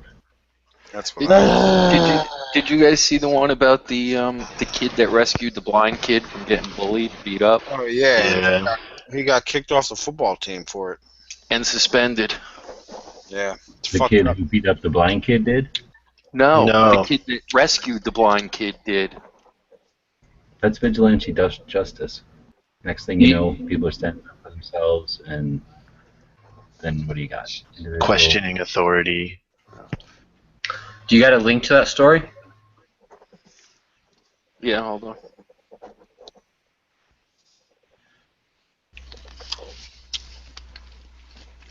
Look, There was, we'd rather. also, there was also another story of a little girl that wouldn't stand for the Pledge of Allegiance. And then, like, the ensuing butthurt of Facebook so-called patriots that supposedly understood what freedom was. Did they stone her to death? They would have if they could have. I made a few comments trying to explain, like, you know that our soldiers fought and died for the freedom for her to have that choice to not stand for the Pledge of Allegiance, right? And We don't it's even not the have other Pledge way of Allegiance around. here. Did they just go America, America, and throw rocks at you? Pretty much. Sounds about right. I thought they it's- took Pledge of Allegiance out of all the schools because like they took it out of here a while ago. We don't have any Pledge of Allegiance or anything in any of our schools. That's crazy. Because they still have it. I'm not saying it's crazy because they shouldn't have it. I'm just saying it should be there and it should be a choice. I had to do it all the time in school. We have to have the kids suffer the same thing we suffer. Did you have to do it, or did you just never choose not to do it? Because when I was a kid, I rebelled against it, and I won against the teachers and the principal and all them. Yeah, but you were obviously labeled the freedom-hating communist that you are. Yes. Right. I was, but I was also, I knew in my mind that always when I was growing up, I was like, I'm in America, right? I'm free. I'm free to do what I want, and this is sort my of freedom. Yeah, well, you grow up and realize your actual freedoms. I think it should be mandatory, but it should be the Pledge Allegiance to Obama. I didn't say the pledge one time in my local city hall. But it's unbelievable. It's unbelievable that of how many so-called patriots and freedom-loving Americans were on the side of you must stand for the Pledge of Allegiance. And I'm like, you realize that's not freedom, right? I mean, freedom, if you think freedom is standing when you're told, then I have a book by George Orwell to sell you. No, I once refused to do the pledge in my local city council meeting, and the cop came up to me and said, "Hey, why aren't you pledging?" I said, "Who said I'm from the United States?" And he went, "Oh," and then looked at my hip with my gun in a kind of confused look.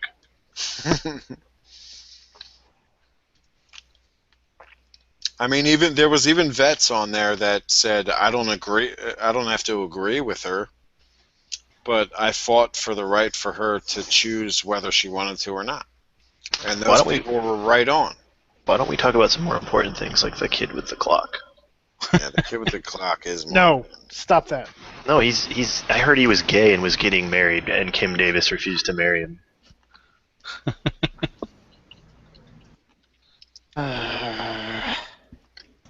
What are his cupcakes going to look like?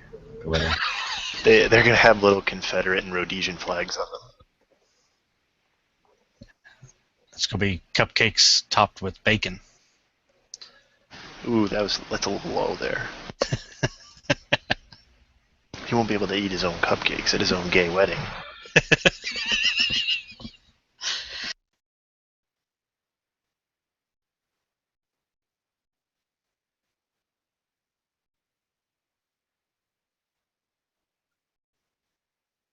Well, this got quiet quick.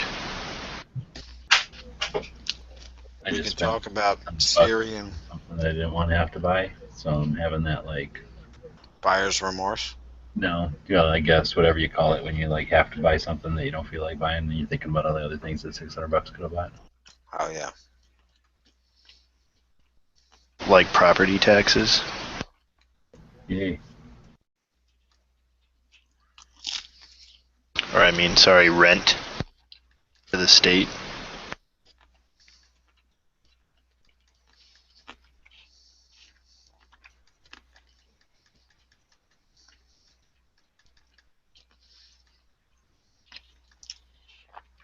What about Syrian refugees? I just don't know why we're not talking about Trump. Because he's a chump. Because we talked about it already.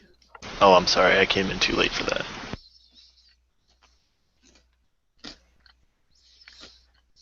I mean, on the Syrian refugees things, I don't really want them coming into our country because we've got enough problems. We don't need 100,000 more problems. I say bring him on. You know, let them go to Europe. Europe, keep them. Dude, we got 20 million Mexicans. What's 100,000 Syrians?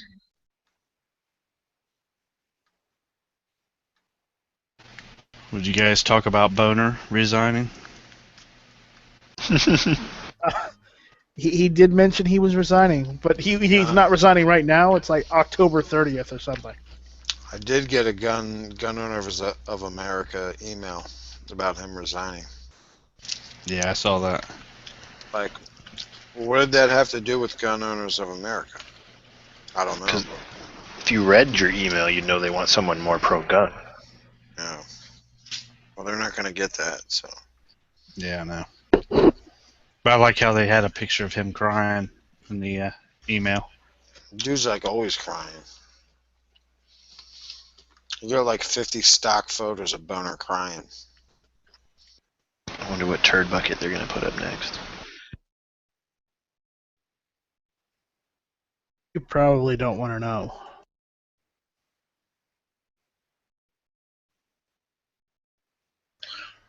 Who bought the 5.56 and is looking for sites? Me. James did. What state are you in? Virginia. Okay, I found a set for 80, but it's on arms list in Missouri. A set like front and rear? I just need the rear. Oh yeah, I've only seen sets. I found a brand new set from for 162. I haven't seen just the rear. Dang. Okay. What kind of sights? You want polymer or aluminum or steel? No, I want the metal rotary sights that come on the 550 series. Having one, it's got one, the rear flip-up sight is integrated into the rail like a Tavor, and it's dumb because there's a fixed front sight. Like, thanks, I only have to flip up one. I'd rather the front be flip up as well.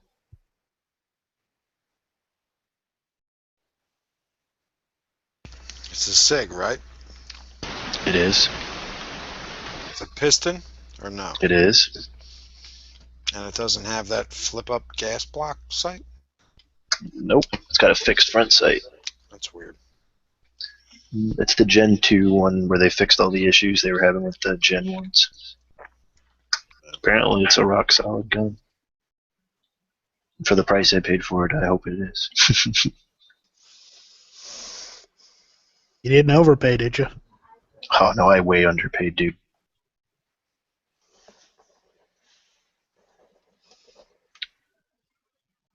A friend of mine, it's a confirmed only one owner gun. He put maybe 20 rounds through it and then had buyer's regret and sold it to me for dirt cheap. Okay, what's your consideration of dirt cheap? Less than $700. You got a steal on that. That's what I said. I got it for dirt cheap. The SIG 522 I got costed me like almost $600 by the time taxes and everything. Oh yeah, That's made by cost you $600. You got a steal. I think those new are like what, 12 to 1400. Yeah, they go for about 12 to 14. Yeah. Your 522 is made by Umarex. No, this is a 5.56, dude. No, I'm talking to Dead Horse. Yeah, show me a gun company nowadays making 22s that probably aren't made by Umarex. They're pretty much making everyone's stuff. Walther, Smith & Wesson. A lot of Walther guns are actually made by Umarex now. Yeah, except even when I understand that Walther couldn't make their own 22, but they can somehow make Smith & Wesson's 22. But that was the one exception was the M&P 22 made by Walther, and it wasn't made by Umarex. And you have one of them, don't you? I sure do. Yeah. So be proud of that. It's a Walther German Smith & Wesson non-Umarex 22 pistol. No, I'm actually pretty sure Umarex actually makes the M&P 22 because the Colt 1911 22, Walther is supposed to make that, for Colt, and it turns out Umarex makes it for Walther, which turns around and sells it to Colt. So I'm pretty sure almost all of Walther gun 22 rimfires now are actually, besides for their PPK, is actually made by Umarex. I guess it's up for debate. Cause I'm loving the trigger on this damn thing, dude. It's awesome.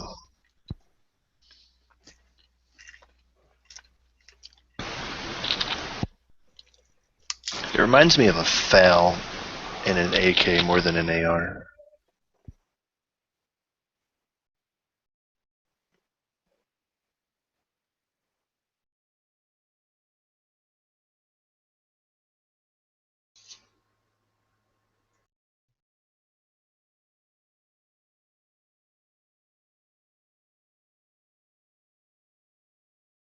So, Indiana officer had alcohol on breath after pedestrian fatally struck. It's alright, 2 weeks paid vacation, you're good.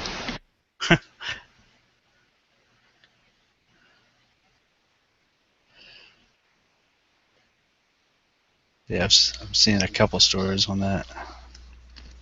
yeah, I actually personally knew a cop in my county. I'll even put his name on blast or whatever because it's like such an old story, but his name was Officer Whitman. And he was a cool cop. We used to talk to him all the time. I mean, we'd cause trouble, but he would be like the one that like would be like, just settle down or whatever. A few months later, he got busted drunk driving. He killed an entire family under driving under the influence.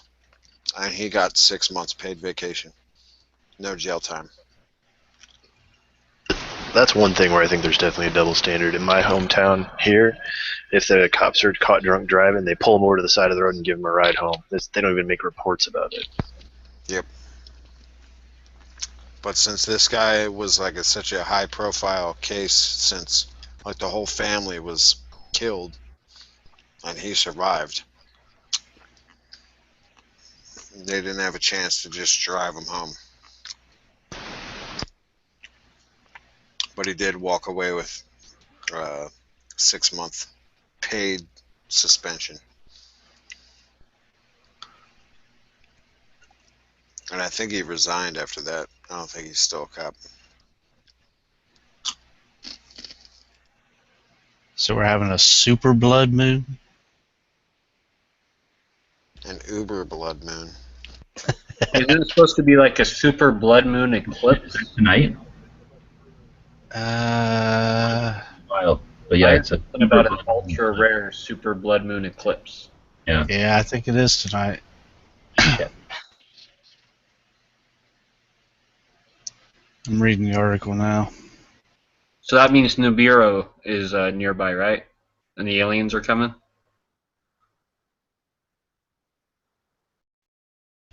Yeah. It's in that 10,000 year cycle. It's that time, right? They're coming back. You mean Lord Zeno? The Greys. The Anunnaki. The Anunnaki and the Nibiru's. Yeah, it's all legit. Yeah, they're going to be pissed when they see what we've done to the place. That's all I can say. Well, we are like descendants of them, so they can't be too pissed. They'll put us in the corner. We kind of expected this. Well, they have to get past the Nazis on the dark side of the moon first. Hell, it's not even telling me when it's happening.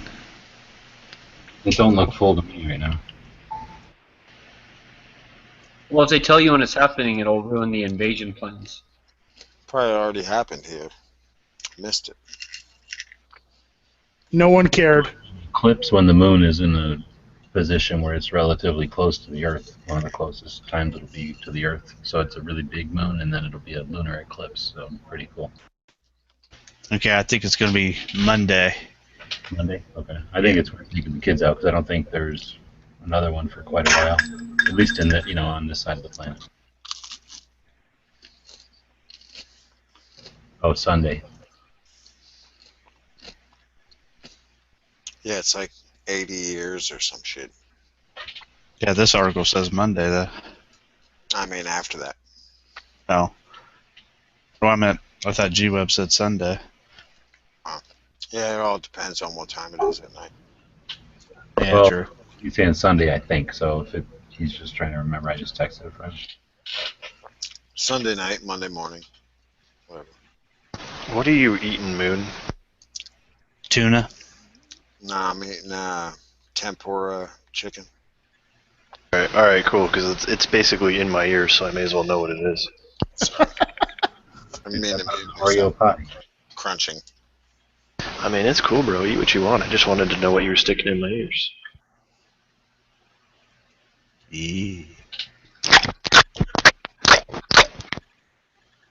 Sweet and sour pork. I'm on my last piece, so. Dude, don't say that. I am so bloody hungry right now. Yeah, half these articles say Sunday, half these articles say Monday. I don't even think they know when the fucking thing's gonna happen. Well, it happens for a while, so it is probably Sunday night, Monday morning kind of thing.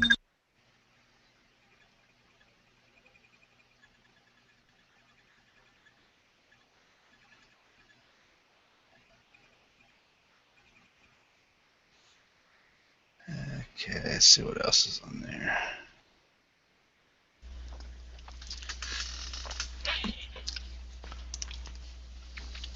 What else happened this week? Bernie Sanders? Heck yeah, man. Feel the burn. I can't say that with a straight face. Feel the burn. That's what I'm doing with this larceny right now. Should be Bernie Sanders. Bernie Sanders bourbon. Bourbon Sanders. Dude, why would you make your campaign phrase sound like somebody, dealing with an STD? Feel the burn. Feel the burn. Either that or something else entirely.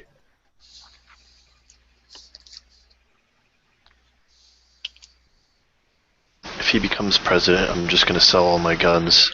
There's all kinds of memes on Facebook like, oh, socialism rocks. Socialism's great.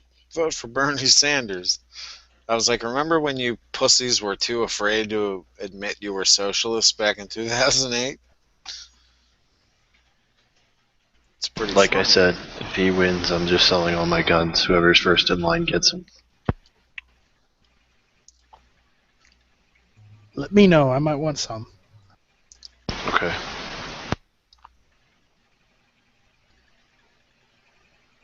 I said, seems like a cop-out. Instead of working on the greatest form of government on the planet, or in the history of the planet Earth, you'd rather lazily give it up to the state because of their do-nothing, do-it-for-me nature of socialism. And I'm just going to take all the money and move to Mexico. I heard it's pretty nice down there this time of year. Well, see, I just want a government where I can directly interact with them and bribe them. I'll start my gun collection over. Probably get more and better. I'll get a ton of... No, I ain't going to buy 38 Super. I'm just going to get some friends in the cartels and get some machine guns. So is Chevy bringing the El Camino back? Look at that thing. It looks sick. What? I want to buy one. Wait, if they do that, that means Ford has to bring back the Ranchero. Oh, fuck them. Chevy... how do you say it? Greater than Ford? Here we Chevy go. greater sign Ford. The caliber wars of the car industry. Yeah. Fords might be easier to work on, but Chevys are pretty easy. I don't like that black one above there with that split window. What's that business? That looks weird. Yeah, that one's stupid. Don't buy that one. Oh, is that an extended It's like cab? a four-door. Yeah, that's like a four-door. What the hell? That shouldn't exist. No, I was looking at that other one next to it, where it's at Oh, that this weird one? angle, and it looks like it's got a split window. Yeah. That's a shitty angle on it. Don't Looks get stupid. that one either. Just get that one, that orange one that looks like Dukes of Hazzard. I like it from the kind of like the orange, but I don't like it from the front. I like it from that gray one on the side, from the left. Is that a convertible one? Oh no, I think I might like that. Yeah, now. El Camino SS. I've never seen a Super. moon roofs, but no, I don't think I've seen any Camino convertibles. It's gonna be expensive. Can I mount a gun on it? I think I'm I gonna don't trade like my how it's all minivan in one for. unibody. That's lame. So I can't mount a gun to it? But where? You can definitely mount a gun on an El Camino. Yeah. Turret. Okay. It's all I care about. If I can't put a turret on it, I don't want it. It only matters how many dead hookers you can fit in the back. I don't need dead hookers. That's a selling point for me. I'll be like, He doesn't want dead ones. He wants living ones. I'll be like, weather coat? No, I'm not not- sure. How many dead hookers can I fit in the back? Moon's the kind of guy who goes to Linex and goes, how much blood does this stuff absorb? If any. I don't want it to absorb any. I know, that's what I'm It saying. was like totally resistant. So that's probably That's why about 5 feet, Hose it out. 5 foot bed. Yeah, those bikes are sticking out the back. It's probably a 5 foot bed. Yeah, fuck that. And then that blue one up there That's looks not, like that's not a great. That's not a great advertisement. No, like, hey, you can't even fit cool stuff. Right. That looks sharp. That ain't even it. That's something else already. Yeah, that is. It's a different. It's got like a little squatty short door and then a back That's window. the Comadre. Is that what they Dude, call it? Looking Yeah. at these things, Yeah, the Comadre. the ghetto is going to be full of these things. They're going to put rims and hydraulics on these sons of bitches. Yep. There's a real one. 73 right there. Yeah, my brother-in-law had a nice one, and he fucked it up. Because it was like his first car. He was 17. What year? It was 76? 77? Oh, you can't really kill those. They're all right. You're not hurting them. He fucking totaled it. That's cool though. Oh. I mean, It was if you cool took one while of he the had it. 50s ones, that would suck. But a 70s one, that's no big deal. I mean, Look at that one's got a trunk on the front end. Looks like a swimming pool. Yeah. 1959. Are you talking about that 59? No, come on, dude. That's like ultimate.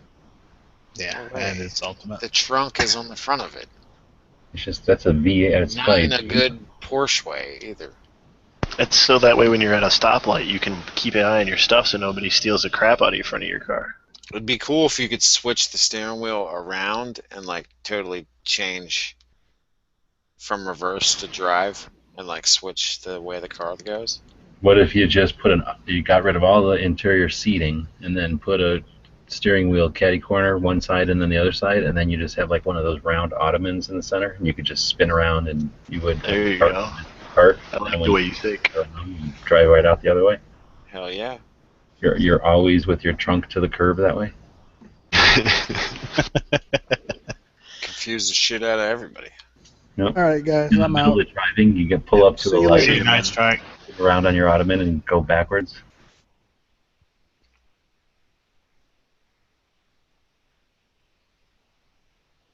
I'm just not feeling it. No, I like that orange picture and a couple of the others, but it ain't right. It ain't quite right. I'm just not a sports car person. If it can't off-road, it's not much use to me. Oh no, that's what the El Camino's all about, and they tried to make this thing like a Camaro or something. Them stupid wheels. That's Well, on it. totally. All the places you take your dirt bikes and four wheelers to, go riding, you can totally get to all those places with one of those El Caminos. But yeah, what are they, Well, that's the 22-inch thing. rims with More like like 24-inch tires? I'm saying they should have made it like a rugged undercarriage, at least like a cop car or something equivalent. not like a truck necessarily, so it's still a car, but lowering it and dropping it into a freaking beach thing, stupid. Yeah. Or I mean, I don't care if somebody does that, but they shouldn't make the whole car like that all the time. Even that silver one that looks kind of cool. Well, they got a 4-door one. Yeah, Yeah, and what's the that? black one. Yeah, I think that's a concept out of something else. Practical El Camino for the family. So what is that, like a 3-foot bed on that thing? It's your What? off-road Camino. There's an El Camino in Tucson. I don't know if it's still here, but there was one here where somebody took. Shit, I don't know what they took. Something, but you have to like get in a ladder to get up to it. Kind of outrageous, like wheels. Pretty cool. Like taller than it is wide now, or long, I guess. Kind of neat.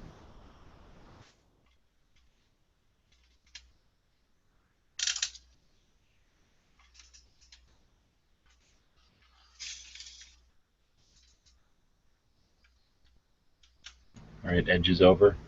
The Edge show is over now. Did he pass out, or is he gonna come to the lobby? That's the question. You gotta ask at the end of an Edge chat. Had that dude on from that store, so been pretty decent chats the last couple weeks. Who, Edge? Yeah. Yeah, he's had some guests that were pretty interesting.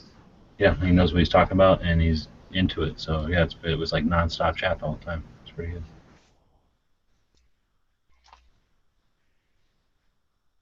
I should have my wife start a show, speaking of non-stop chat.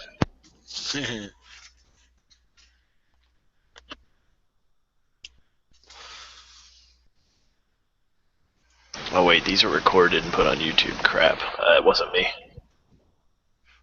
she gonna watch this? No. She could care less. Well, they still haven't posted a winner for the M1A Zombie Day package. Oh, I won that shit. I didn't even enter it, but I didn't win it. I keep checking. What is it? Give me a link to the thing so I can enter it. Because it's like always them one-time people that win shit. Like the guy that wins like $25 million, he only bought one lottery ticket. Right. Whatever. I've seen a couple of times where it's one of those office pools where everybody puts in and then they all split it. There was definitely that in Pennsylvania a few years ago. I mean, more than a few years ago now. I guess it was like 7 years ago. But they, this one warehouse, like 7 dudes won it. Won the pool, and then the one guy that was out, I think he tried to sue the rest of the people. Are you talking about that episode of The Office? No, it was the Office episode was probably based off that real life. Do you live in Pennsylvania? Is it a lot like the TV show The Office? No, because I never worked in an office like that, but I've been tempted to move down to Scranton, where the office takes place, and try to get a job. Because who doesn't want what's his face as his boss? The first one or the second one? The American one. No, I mean it was the one guy from 4-Year-Old Virgin for the longest time. And Yeah, that guy. I want him as my boss because he was like such a dumbass. Pretty much get away with everything. It wasn't exactly like office jobs I've had, but I've had cubicle jobs, and it was a lot like that. I thought that shit was pretty funny. Yeah, I don't last too long in cubicles. I was making $40 an hour or more. It was pretty easy to hang out in a cubicle. And I only had to like work. I was on the clock all the time, but I only had to work like 5 hours a week. It was awesome. Yep, I did that. And I moved on. It was like, it wasn't quite $40 an hour, but it was over 30. And then I moved on to the point where they wanted me to work from home. so I was working from home, and as much fun as that sounds, it was pretty horrible. Because of how comfortable and convenient it was. Yeah, couch, working, couch whenever you want. Like, people would come over and complain about their real jobs, and I have to What listen. I was really worried about was my physical condition in that state. I couldn't, like, Well, that's true. I was used to Sitting all the moving time. around.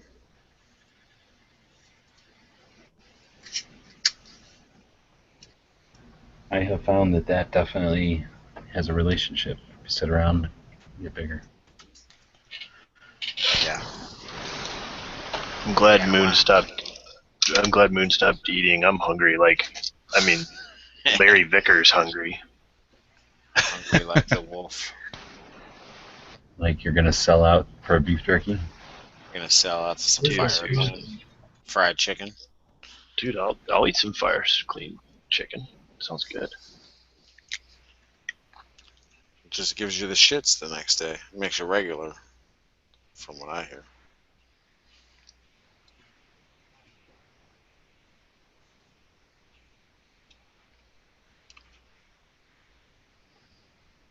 I don't see too many people in the text chat left. I think they're all going night-night. Or it's Digiprofs. Fucking Marco.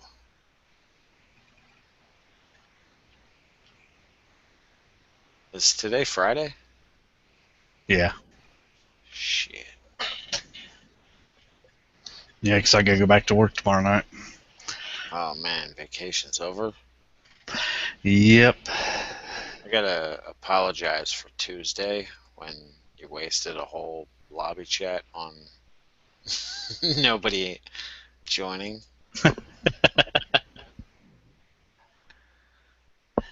But you got to work What on was that, Wednesday? your Roadrunner. Or was that Tuesday? I think it was Tuesday. Tuesday. I think it was Tuesday when I kind of forgot to post my link for my show. Yeah, see, you didn't set the pace, and then it never got started.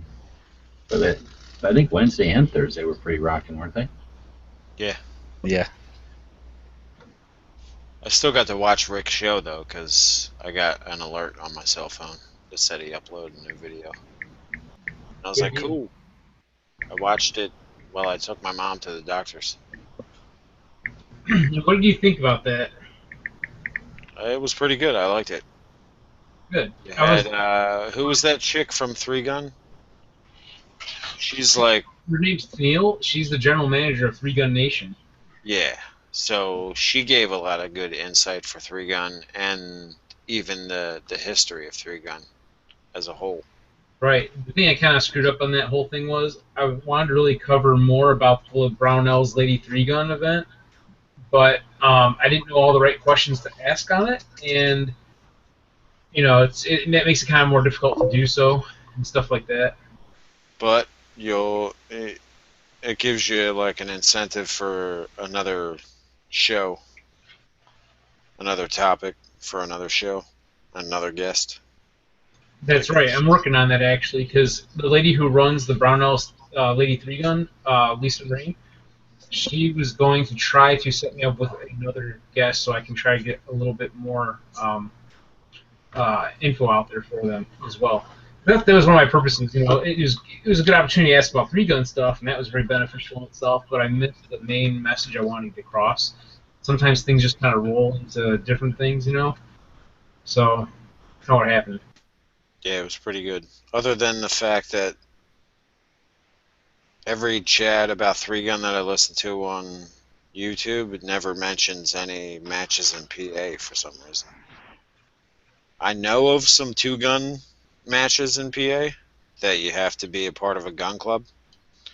But other than that, it's not like just like a walk-on. There's no walk-on three-gun matches going on anywhere. Yeah, and I think it is still kind of a new hobby in a sense because it's becoming more popular. We didn't really have much in our state that I knew of. I mean, I think there's one club that was kind of doing it, but they're limited in the sense that they have to shoot straight down range. They don't have a 180 to work with, but we do at our club. so that kind of sets us apart. And we just started it. Last year we had 1 match, and then this year we had 4 matches, and it's really taken off and it's becoming more and more popular. So it's growing. Yeah. After eventually there'll be more. That's where I get like bitter and weird because like there's a bunch in California, which is a more restrictive state than I live in. There's a bunch in New Jersey, which is a more restrictive state than I live in. There's a bunch in Illinois, where you live, which is more restrictive state than I live in. And there's like nothing out here because, truth be told, in Pennsylvania, it's still a lot of pro-gun people, but there are a lot of FUDs. Right. You just took the words right out of my mouth. Yep. We're a little bit restricted, I mean, but there's a lot of things we have that people think we don't, you know?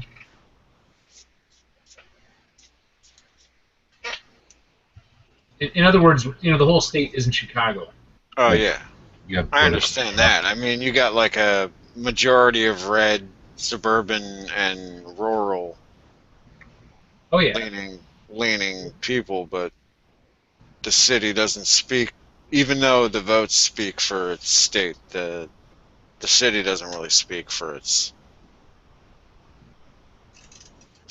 state as a whole.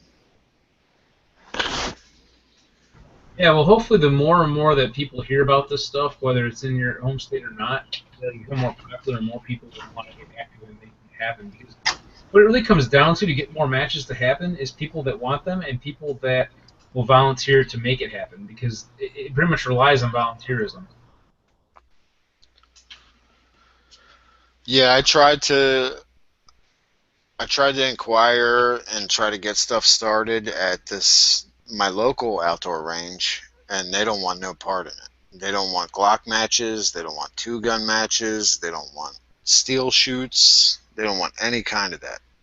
That's a very valid point too, because a lot of, not to sound like bad about this, but a lot of the older guys that are in it that have been doing it early on, as far as running sportsmen's clubs and things like that. Where I understand, and I'm not talking about just my club or anything, because my club is actually starting to change a little bit in the sense of moving towards the moving and shooting more, obviously. But a lot of clubs are very restrictive on that because they're worried about safety concerns and things. They want to be like bench rest type shooters and shotgun type shooters, and they don't want people. Yeah, I mean, a lot of it might be based on insurance, and that can be really. The liability factor might increase. Yeah, you can't really fault people for that because it's the nature of the beast with the way insurance works nowadays and how you have to be liable. That is a valid point, definitely, the insurance part of it. It just depends on that, too. But it does also come down to people wanting it and people doing the work to make it happen and overcoming all those obstacles to get it done. Yeah, I mean, I found a local club that does steel shoots and does a lot of stuff with competition. But you have to be a member. But on the good side, you don't have to be a member to do a lot of they have a lot of open to the public competition type deals. Yeah, that's like our club. All of our competitions are open to the public as well. You just got to sign up ahead of time, or if we got space open, you can sign up when you're there. But usually we sell out. We're kind of a rarity in our state in the sense that we have like a 600-yard range. Our firing line, I think, is about a quarter-mile long. And we're looking to develop the backside of our ranges with more space. We can do more 3-gun and 2-gun events and practical rifle and all types of action shooting sports stuff, which is really great. And that's one of the things I love about my club. We've got about 1,700 members, and even with that, you never can guarantee you're going to get a range to yourself or something like that. But it's not really crowded most of the time, and it just seems to be pretty well balanced.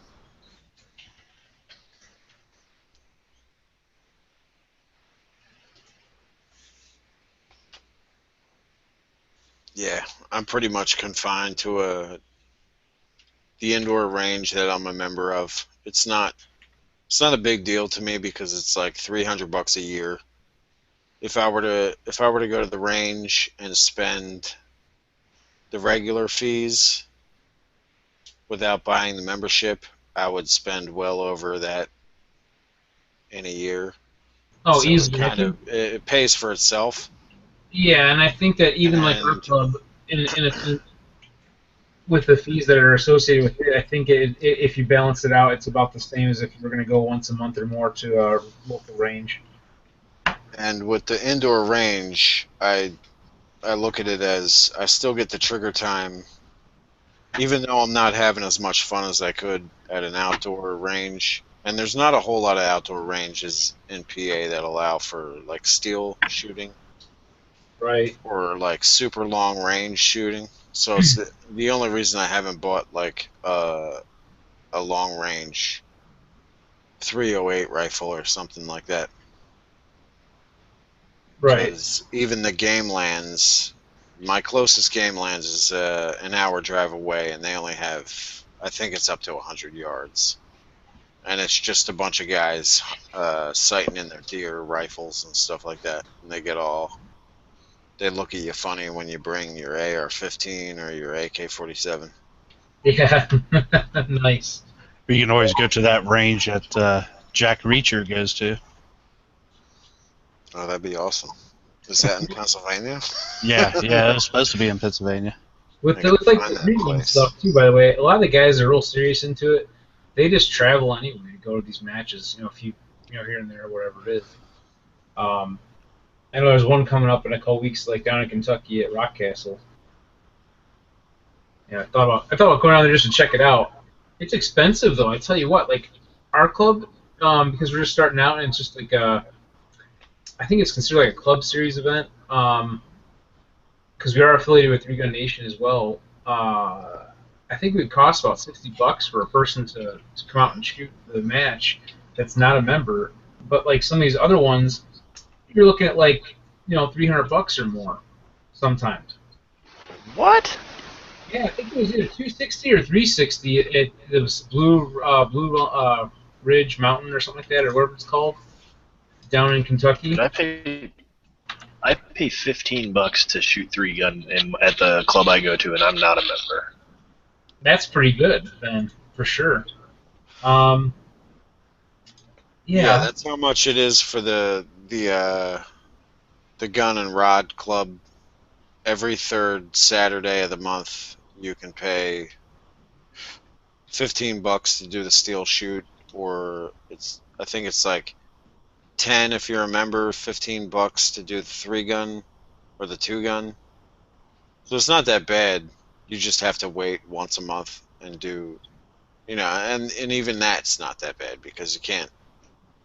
I'm not the type of person that would be able to do it like every weekend.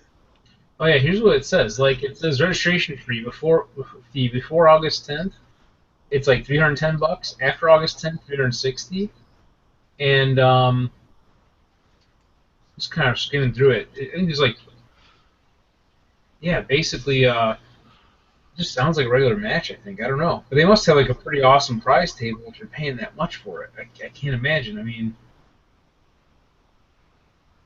it seemed like a lot. Maybe it's because of whatever series it is that made it something special. I don't know. I don't know. It is a lot. I mean, if you're gonna win that match, you better win like some money or a gun or something. Paying that much. That's what I would think too. I don't know what the crazy. whole. Better be some good prizes. I was like, for $310, I can't shoot it.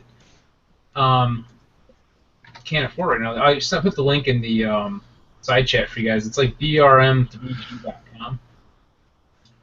Again, like what I'm telling you guys about, like the pricing. That's what I'm seeing on their website. Maybe I'm missing something, or maybe there's something more special about it that's why it's so much.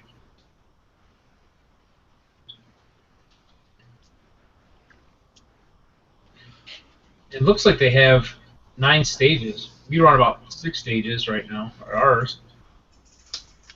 But I have to compare it because it's a totally different thing, obviously. But, I love how the gun industry is like stuck in the 90s when it comes to websites. Oh yeah, some of them are, and some of the stuff that is, yeah. Every link you click on the sidebar on this website opens a new tab. Oh yes, you're absolutely right. I just noticed that as I'm going through it, kind of, checking it out. Oh my god. Wow, this M1A Zombie Day package has a $4,250 value Where do you see that at? on the Springfield. You know how Springfield's doing like the giveaways. Oh, I didn't check it out yet. Yeah, we have a zombie shoot tomorrow. I mentioned that at our club. Speaking of zombies, I'm gonna be out there, hanging out at the On Target Radio booth for a while, and then maybe get some shooting time in after that. Once our co-host shows up to watch the booth, and kind of go from there. But Do you see the prize for Tuesday No. where at? next week? What are you looking at? Moon, if you click on week 5, September 27th to 30th, Like on what page? it's prizes. What is it? Because I'm registering. I have to re-register with a different email right now. Wait, do you have a link in the side? Oh, I see, on the Springfield Armory link. Sorry. Let's see, Sunday it's going to be a range officer champion 9mm. Monday it's going to be an M1A super match. And then Tuesday it's going to be a 1911 tactical package, which, let me open it up here. It's got a 1911 silent operator, a Canon Scout Series 14 gun safe, $800 gift card from Freedom Munitions. There's a personal firearm defense DVD series, a Trigicon RMR, a 2-day training course certificate with Rob Pincus. Oh, with Tech Daddy. There's Elite Survival Systems Range Roller, a Crimson Trace Railmaster Universal Green Laser. There's a Cold Steel Leather Neck Tanto, Gerber Strong Arm Tactical Knife, Gunbroker Gear Package, and a Lumalock Quad Handgun Case. This looks like the mother load right here. An NRA 1-year membership, a cleaning kit. Wow, Soldier of Fortune autograph book. You guys aren't getting an echo off my end, are you? At all? No. Nah. Oh, cool. It's weird. 'Cause some setups you get like the feedback from like your speakers through your webcam, and some setups you don't. Apparently, my webcam you're not, so maybe I don't have to actually wear headphones. Sure.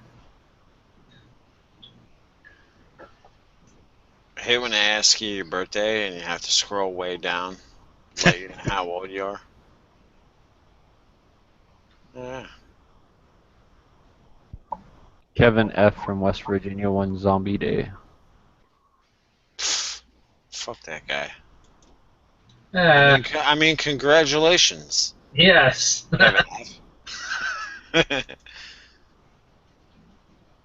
For real though, anybody that wins these things deserve a little congratulations, because Which is funny because everyone always says, "What did so they do?" many people entering. What did they do to win it exactly? They're congratulating him on, you know. But I get it. I mean, I'm just saying, like, you know. I don't know that I would sell the M1, the SOCOM. I think I would keep that. Yep. Yep, I'd have to. Yeah, I would keep that. In fact, if you guys, I'm sure, Moon, you were watching, I think from last week. Did you catch the part about where Jake mentioned the old man with the M1A? Yeah. That was actually like the director of your shoot or whatever, your range. I didn't hear what you said. Say it again. He was actually like the coordinator or the director of your range that he was. Yeah, he's actually the director for Action Shooting Sports, like that department of our club. Yeah. You know that I don't think there was very many people running in the heavy class. He might have been like the only one too. I don't know, or maybe there's like one other person because it's less popular because it's so expensive to do it. But yeah, I'm just like, Oh my god, do you know who you're making fun of? But it's not really that big of a deal. He kind of laughed it off, so I just told him next time.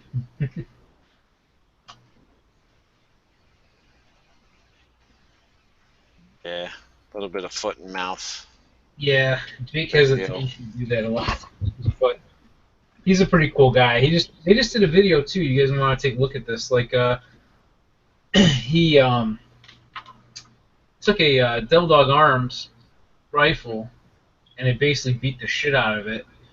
Put sand inside of it and dirt and stomped the bolt carrier in the dirt and everything and threw it down the range 100 times and stuff and just beat the shit out of this thing. Actually, I think they put a crack in the handguard, like the aluminum like free floating handguard or whatever, and tweaked the scope mount. Took off the the buttstock, the end of it, the pad at the back of it came off. They cracked the grip in half just from throwing it and abusing it, but the thing still runs out and fires fine. Just the shot's a little canted because of the scope mount, but the scope's still aligned properly, I guess. Like internally, that is. I'll have to find the link and show you guys. It's pretty cool. Monday Gun Day. M1A Super Match.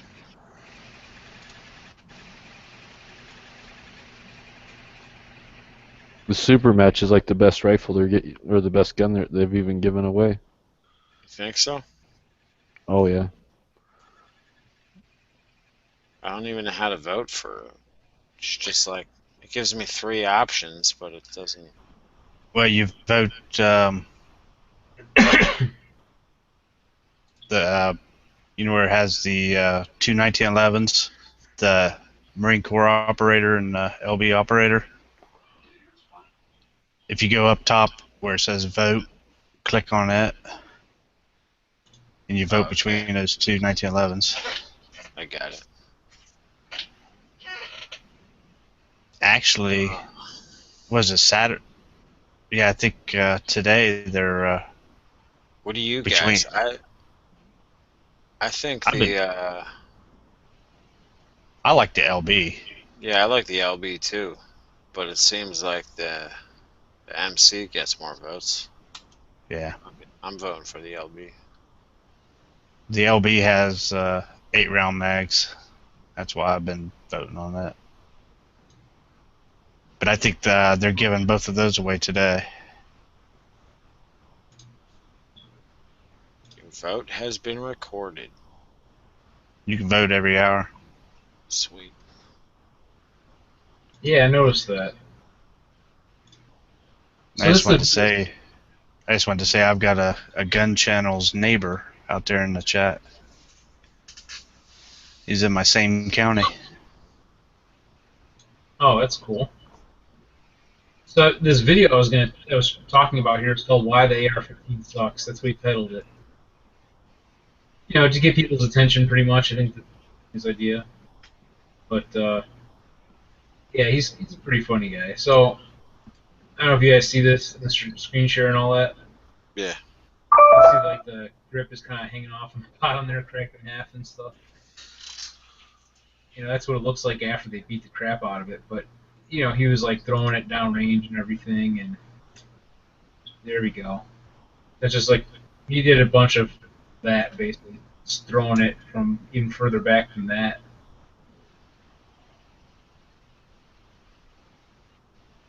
Yeah, he's pretty entertaining nonetheless. So Patrick from One Shot Kill It Deeply does like the film work with him, and you know, he's out there doing all the shooting and stuff. And that's actually one of their rifles that they had in the shop there. You know, it would be like for sale, but they just took it over and decided to use it for a demo. It's kind of neat. They actually test out some of their stuff. Let's see that sand test. Yeah, that thing's still fired. He had a couple times where it was like a bolt action for a little while there, and it started running out. It's totally dry. I mean, there's no lube or anything inside that thing, and they just kept running it and beating it up.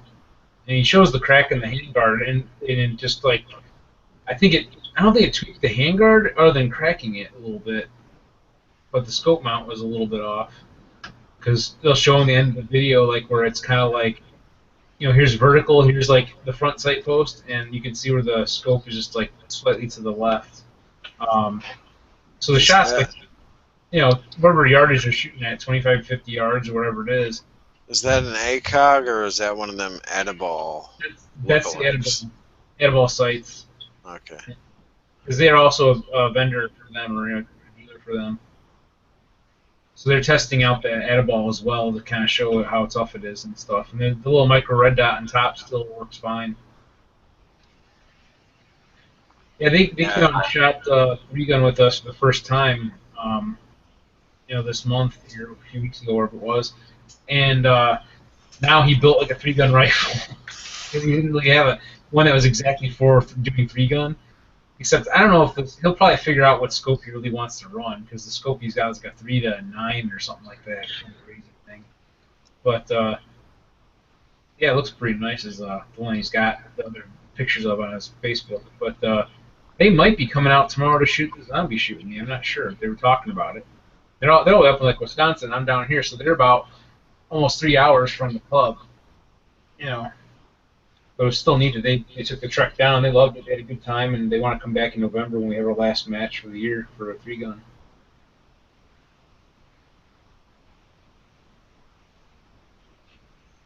But that's cool. Yeah. What kind of grip was that broke in half? I think that's an ergo grip. I think it looks like an ergo grip. And actually, I did see this rifle in person. I didn't really look it over. At least from memory, I thought that this is one of the ones I saw while I was there. I didn't really look too close to the crack in the handguard, but I remember seeing the broken grip on it. Or, oh, you know what? It might not have been in person. I saw it in person before they abused it. That's what it was.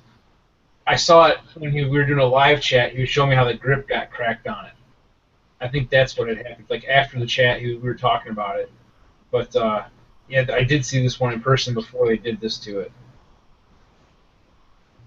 I never get much out of these types of torture tests. I mean, are we trying to like sell a gun to like the Hulk? Me angry. Pretty much. I mean, if I'm gonna have one rifle for shit hits the fan, I want it to go through this kind of test. Yeah, exactly. And the grip's not gonna matter to me. I mean, you can replace it with any kind of grip, so that doesn't matter. The sight's not going to matter unless they have the kind of sight that I'm actually going to use on there, which would be an aim point. So as long as the bolt and the barrel and the feed ramps and all of that still functions, then to me it's a good. But even with AR-15s, it's kind of, you got to take it rifle by rifle, because you're gonna have two different rifles from the same exact brand, same exact batch. One might fuck up, the next one might not. So yeah, that's true with anything. Sure, absolutely, with the quality control and stuff. I mean, you're gonna have some variants and stuff. You never know if you're gonna get one that's bad. It'll happen. But some companies are less prone to it than others, and so forth. But this image here is, when I paused it, it basically kind of shows you the vertical line of where it should be and where it is as far as the scope mount itself is being tweaked. Yeah. And then throwing it, because it landed right on the scope, but it's still, optically is still fine. It's just the mount is tweaked on it. So I thought that was pretty impressive for the Adiball stuff right there. And they did a pretty good job with this test video, I think. And like I said, the point of it, if you the Hulk, destroy it. Well, most average person is not going to be doing this to it, sure. But to know that it can hold up to this kind of abuse, yeah, absolutely. You want to know that, and yeah, zombie apocalypse comes or whatever the hell happens, you want something that's going to hold up. I'm still not gonna hold out if it's zombie apocalypse. Okay, well, for the people that might abuse their rifles during the zombie apocalypse, you just baby yours and take care of it, and all will be okay. No, I'm just saying I'm not going to purposely abuse the hell out of it. Well, no, I don't think anybody plans on purposely abusing their rifles. I think that's the whole idea, is that they get abused if you're in a situation where they can get abused. Yeah, I mean, you might slip down a hill and your rifle goes tumbling down, bounces off a rock, Or you gotta smash a flies zombie 15 skull in. feet in the air, does a couple of flips, and then hits another rock. And you didn't totally plan on that shit. Right. Or like I was saying, if you gotta smash a zombie's head in with the stock, you want to know that the stock's not gonna go far. I heard commercial stocks are good for that. Commercial buffered receiver extensions. That's when you kind of like the old school Mosin Nagant, because that wood stock will friggin' take just about anything. Those things are pretty awesome. The testament to the Mosin Nagant was the video they did with the Iraq veteran 888 or whatever did, where they just basically like took a load and they just crammed all types of powder and shit into it, like, and just made it into a bomb basically, and friggin' chambered it and set it off. And the thing friggin' fired and it didn't explode, but it destroyed itself, or you couldn't use it again. But it got that one last round off. To me, that's pretty badass. Yeah, well, weapons were built tough back then. Yeah, they did them really fast after a certain time period where the machining was kind of rough, but the thing was built with enough beef to it to handle like whatever you could pretty much throw at it. They weren't as efficient, they weren't as pretty, but they were pretty friggin' strong. And that's how a lot of things were built back then. And it's a sad, it's a sad thing that how it's changed today, where a lot of things are not that durable or don't last as long. Longevity factor's not there.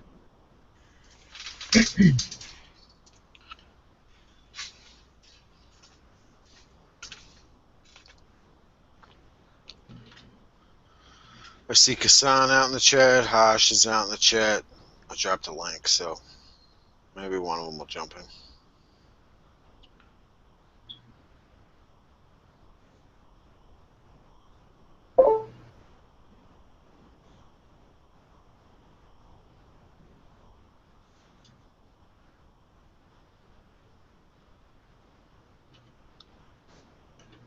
Up, Mr. ATF NFA left. What are we gonna do? What you gonna do? Got two pinks. He's having connection issues. Who now? No, James. Oh. If he said it in the side chat, I'm not reading. It's all blurry from this distance. I don't think it's the distance. I even got my glasses on.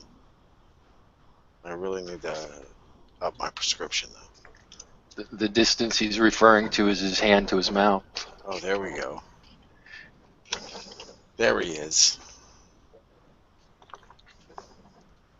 That's not too far either. It's like a foot and a half. We're passing through petty larceny into grand larceny.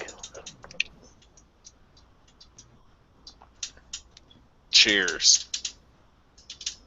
Clink. De donde está el taco Fernando? My girlfriend was like, "What do you need this for?" I was like, "Pick this up for me." The larceny bottle. She thought what I had left was enough. Because you make me want to drink, bitch. Hello? She's going to a wedding tomorrow that I refuse to go to. What's that? My cousin's wedding. You got 90 problems, but that ain't one. I was like, "You're going to a wedding. You get me some alcohol, woman."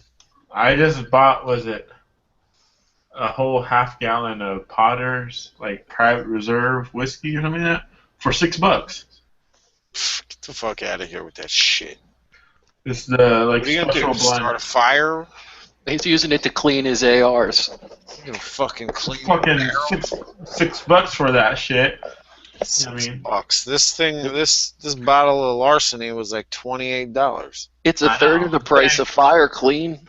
I was gonna say, it was one of my preps. It's one of my preps to have alcohol on hand. If I'm gonna get wasted or drunk or tipsy, I want it to at least taste good and feel smooth. Okay, when the zombies hit, I'm gonna be fine for anything. When the zombies hit, then I'll just go to the liquor store and get the fucking most When the expensive zombies shit. hit, you'll be a zombie. I wouldn't be a zombie. I'd be crying, but I wouldn't be a zombie. Kassan's definitely going to be a zombie. Whatever. He's only got that well, don't even listen to me. RTF2 17. Yep. Yeah, I'm trying to get 23. There's one in my local area. Fuck that. Leave that shit on the local area gun pawn things. Oh. The only one that you need to get on a deal is a 19. That's it. You have the 17. That's like the second hardest to find. The 19's the first. Everybody's selling a 22 and a 23. I haven't seen 23s in a while. 22s are pretty common. Well, I guess if you do get a 22 or a 23, you can put a conversion barrel in it and pretend you have a 19. Yeah. Still want a 19 though. There's a guy who's on crack, straight crack. That wants One of my buddies on Instagram, he got a 19. I don't think he paid too much for it. There's one guy right here on Gunbroker who wants, was it $995 for one. Yeah, fuck that. I see them all the time for that much. Mm-hmm. They're out of their mind. And then like the one that has a straight serration, they still want like $750 for it. Yeah, fuck them. I see them Larry Vickers people selling their fucking Vickers Glocks for whatever price. I still see them in the store from people not buying them. You just got to hit up the right store that nobody shops at. Yeah. You can get a brand new one for like $630 or whatever. Yeah.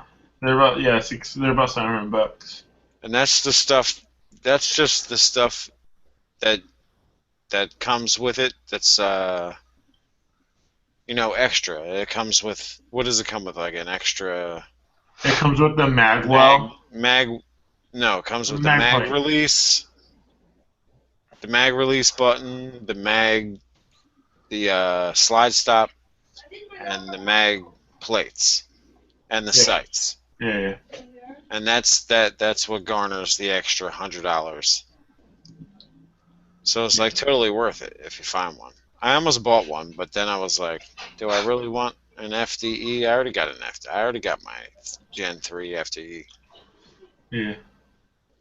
I just want that. I think I might get that 23. If it had the fish scales on that Vickers, I would have bought it in a second. Oh yeah, for sure. Like, okay, it's one of a kind. It's not going to happen again. But it didn't. This is the one I'm looking at right here. Let me link it internally.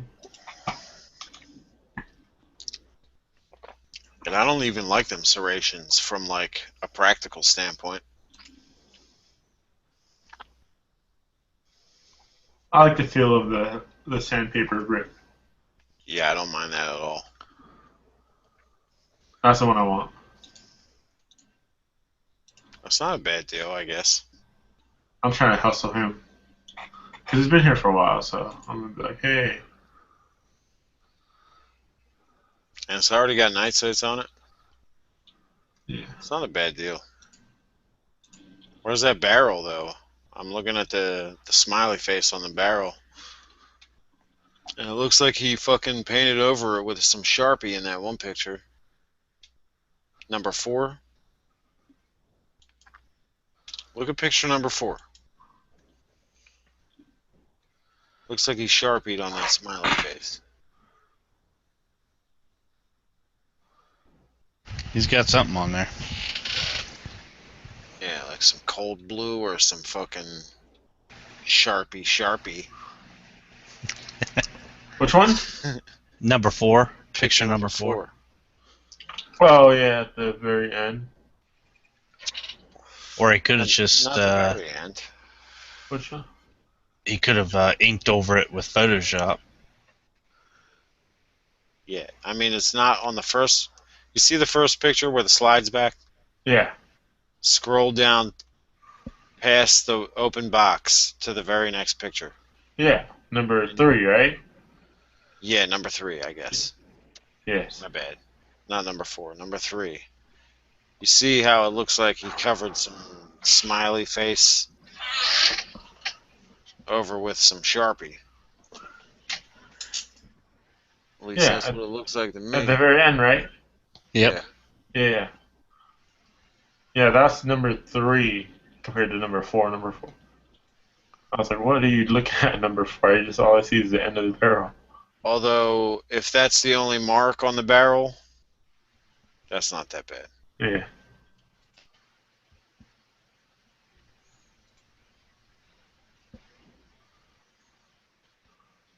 I'll join the dark side and become a G-Webs will be proud. Get a 40. Get a man's gun. But number 8, what's up with that 23? It looks like half color filled, half not. Yep. Better get a toothpick and clean that filth out of there. Yeah. Now it looks good.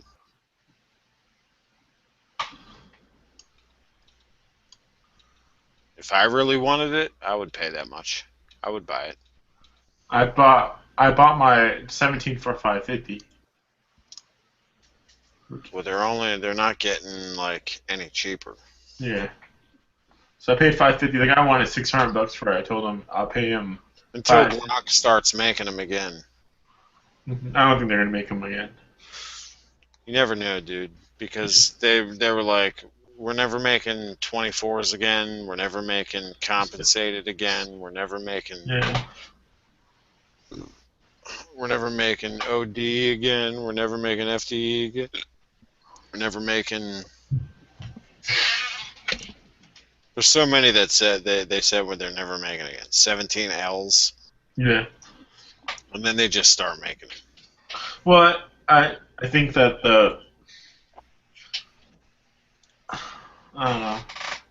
I don't think they'll make the RTF2 again because they like the interchangeability of like the whole like. It's all Gen 3 shit. Oh, Gen 4. Is it? Yeah, well, it's like a in between. It's like the halfway point. Yeah, look at number 4, and that's a Gen 3 guide rod. Yeah, I meant like the frame itself.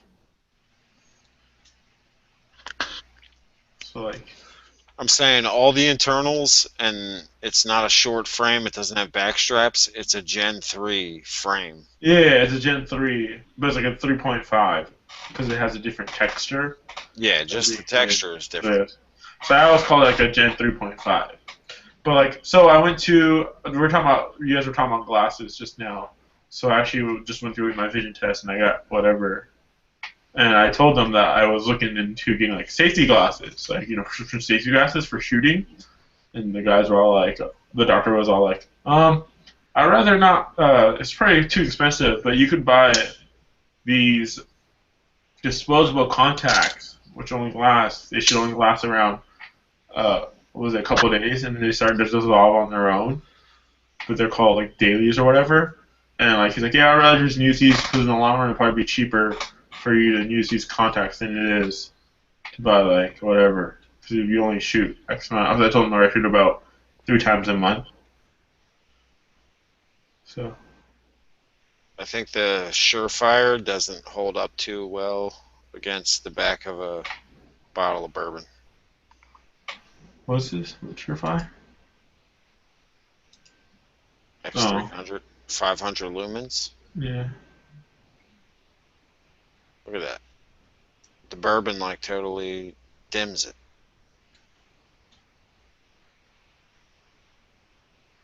They're gonna have to rethink their whole lumen strategy at Surefire when I send them the email about how you can't shine it through bourbon. They're gonna have to up the lumens. Yeah. They're gonna do all these tests and shit. With bourbon. Like, don't be using no cheap ass whiskey. Even though Hey, DB says he gets it. Yeah. Moon. Yo. Were you the one saying that the M&P 22 is made by Walther? Yep. All right. There's my M&P 22. Right here on the barrel, there's a stamp with it's like a shield with 3 crowns inside. That indicates Umarex. That it's made by Umarex. Oh shit. That's how you know. And Umarex owns Walther, so it's kind of hard to say. You know, this could still totally be made in the Walther plant. I don't really know for sure, but I do know that shield on the barrel right there with the 3 stamps. That's Umarex's symbol, indicating that they're made by Umarex. I'd believe it. I mean, because Umarex is like... They make everyone's 22s nowadays. Yeah, they make the 22s. Yeah. But that's one thing I used to say a lot was everybody will pawn their 22s off on Umarex or Umarex. So right here, I got this right here, Potter's Whiskey Special Blend, half a gallon for $6, and there was no tax on it. Because Washington State has a bitch tax on alcohol. Get that shit off the screen, man. What are you gonna do? Poison people? Hell yeah, dude! $6 for a prep. Dude. What is that, like a Canadian Host knockoff? Yes, yeah. This. A knockoff of a knockoff? Yeah. Is it like 3% by volume or something? It's 40% by volume, but yeah, it's special. $6, dude. So like in Washington State, when you buy alcohol, you get charged. In the long run, you get charged 30% in taxes. That bottle right there tells you that you're gonna have a hangover the next day. It's plastic. $6, Yeah, I was dude. gonna say it's plastic. Hey, if I was in a, screw-on cap. Fuck yeah. But The only thing missing is a brown bag. That's cool though. When I was Kassan's age, I didn't give a shit what. Yeah, I was gonna say that's what's funny. You know, when you're that age, you brag, I only paid $6 for this paint thinner, and then 50 years later, it's like I paid $60 for this bottle, and I'm enjoying every drop. I'm a Crown Royal guy. I'm pretty Crown Royal and Hennessy. I used to be a Crown Royal. I used to be Crown Royal everything because I love that fucking. I got like purple. That bag. I got like 15 of them purple sacks laying around somewhere. Those are great to hold your 22 rounds. As soon as you get them in those cheap cardboard boxes, just dump them in those I bags. didn't put 22 rounds in them, I'll tell you that right now. I put something in there, but it wasn't 22 rounds. I'm a Crown Royal guy. Yeah, Crown Royal's good. It's still good. It is still good, yep. Some people call it shit, but you can always can't go wrong with Hennessy. Just take it straight. And Johnny Walker's good too. DB says he pays like $20 for this larceny that I got. Shit's like $28. Nice proof. PA. I guess that's the difference between Georgia and PA. Yeah, if you guys pay 20 or 28 for that bottle, I'd probably pay 40 for it. That's crazy. Because all my liquor stores are state-owned, so. So yeah, ours, so are mine. Ours is privatized, but we get charged. You get charged 21% per every liter or something like that. So you get charged like, on average, is like $3.60 per liter additional to your our taxes. And again, we have the highest, so ours is like 9.8% taxes. Yeah, they tried changing the law in PA so you can buy it on Sundays and past 9 p.m. and all that, but it was a no-go. I don't know why, because it's fucking stupid. Like, everybody complains about it, but then when there's a vote for it, it's like, nah, I'm going to vote against it. But really, everything's a state store. It's not a liquor store. It's known as the state store. And you can't buy liquor on a Sunday. You got to buy your liquor if you're going to want it on a Sunday. You got to buy it before 9 p.m. on a Saturday. So it's like liquor's highly regulated. in my opinion, in my state. It's probably the same in Utah, right? Yeah, even worse though, because our liquor stores close at 7. They're only open 10 to 7 Monday through Yeah. Saturday, and So we get an extra 2 hours. then they're closed every little holiday, whether it's state or federal. Like, I mean, pretty much someone farts and they'll close down the liquor store. Yeah, like we're so used to it, I don't even notice what holidays it's closed on. I don't buy a lot of liquor. Like I'll buy myself. Like my girlfriend doesn't drink. I don't really drink that much, but I'll buy myself a bottle of bourbon, and I've been buying it way more regularly lately. I blame it on DB. DB and Ralph for constantly posting pictures of bourbon. So What was yeah. What was Ralph drinking today?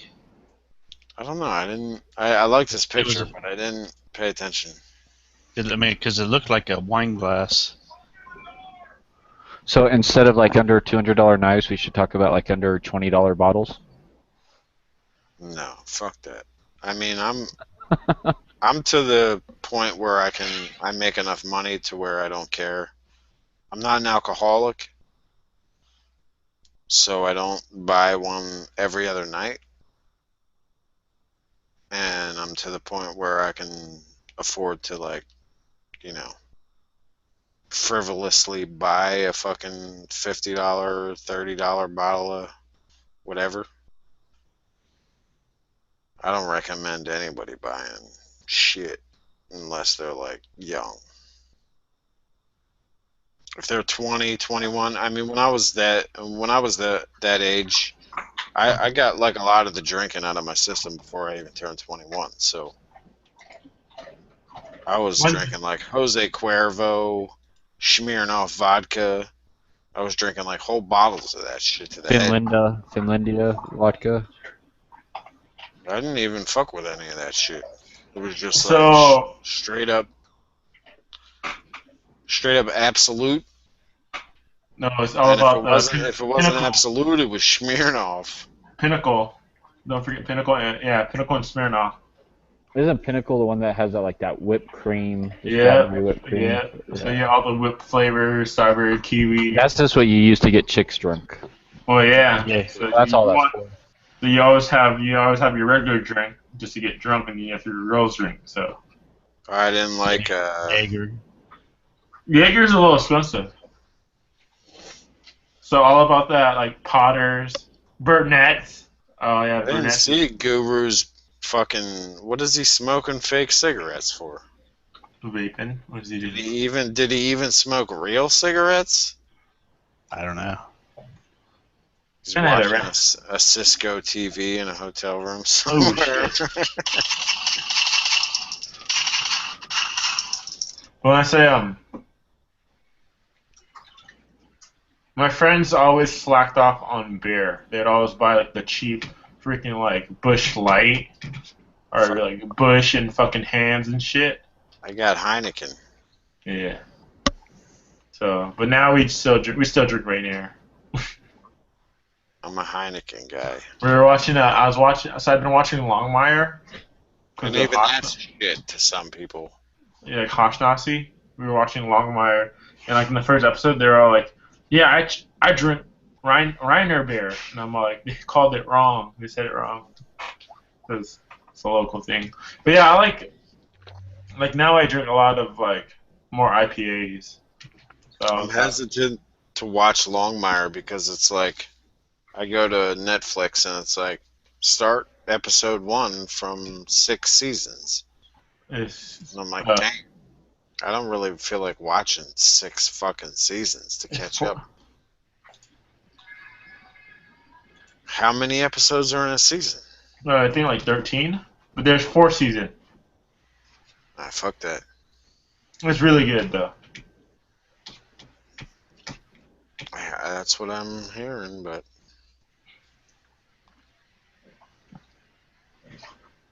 especially like you grew up in like a small town. I didn't grow up in a small town.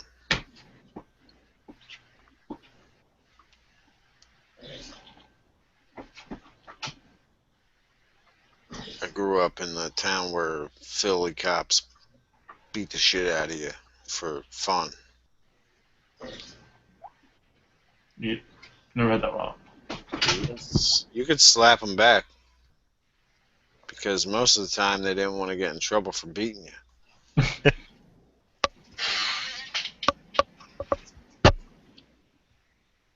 So they have this thing in Philly where they record like every mark on you from the police. And I guess that's thanks to the liberals. But yeah, it's like in Philly there would be people that get arrested for like they'd get arrested for like 5 ounces of weed, right? Mm-hmm. And by the time it went to court, you'd be charged with 3 ounces of weed because the cops took 2 ounces of it. And you'd be expected to think that was like some kind of blessing. So a lot of people just fight the whole thing and get off. But like every cop through the 90s to the early 2000s was like a dirty Philly cop. It took a couple different governors to try to like clean up the police force. It still ain't straight. And RoboCop. So Moon, for your guns, do you have holsters like made with the light mounted onto the guns? Nah, I just have one that I made. I had the 41 with the light mounted Mm-hmm. right here. Except I cut that part out right here. Dremeled that part out and curved it up so it wouldn't snag on anything. Now it fits a 19 with the Surefire. And then it still fits your 41? I sold the 41. Oh. Okay. So that's why I never sold the holster, because I was like, who's gonna by fucking some freak chance some guy's gonna want to buy a holster with a 41 and a X300? And I figured I'm gonna keep the light. I'm not selling the light, so I just modified the holster to fit a 19. Did you have to use a heat gun to like warp it to the profile of the 19? Nope, because the slide from the 41 and the 19 are exactly the same. Oh, really? Oh, yeah. Yep, because it's got that slim slide like the 30S. Yeah. So it's pretty awesome. I just dremeled it up. I haven't sanded it down yet. I haven't like totally completed it, but it's not even that bad the way it is right now. So is that just loops or what is it? I just got loops. I want to get the wings. Like I think. Who made that? I don't even know. I got it off eBay. Oh. I forget. It's like T Tactical or something. Begins with a T. But I want to get them wings, and I think they're called pancake. Oh yeah. Pancake clips or something. Yeah. I want to get those and put them on it, because I'd rather them than these big. Look at them loops, man. They're like huge. It's like, what am I gonna put them? What am I putting through them? A fucking Snickers bar? Look at that shit. Yeah, I know. I'd rather get them wing things so it holds a little closer, and then I could carry it through the winter on my FDE 19. What kind of do you run a chest rig? Nah. No. I have one vest, and it's like old school shit. It's got the 3 mag pouches up the top of the left side of the chest, and the vertical or the horizontal, whatever you want to call it. It's like a slanted pistol.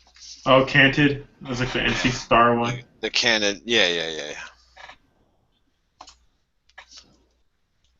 Yep. It's that and the The green. cross draw. Yeah. That's the only thing I got. It's held up a long time. I mean, it ain't. I haven't really put it through shit, but it's not like falling apart. I've been hanging it with like mad weight on it from that strap you're supposed to pull people away from combat or whatever in the back. Yeah. The drag I strap. really don't. I don't like the pouches because it doesn't seem easy to put mags back into it. You know what I mean? It's a little too airsofty for me. But I've never really thought of the need, unless like shit hit the major fan, to buy some kind of crazy rig like that. If I was competing or something like that, then I would have definitely looked into. Even if you're competing, I'll go more along the line of a belt. Yeah, they got. I can always go up to Tanner's up the street from me, and they got a belt. They got belts for AKs, ARs, all that shit. So I was never too worried about it if I really needed it. But they're expensive. It's like $150. I just never would put them into use, so I never thought about buying them.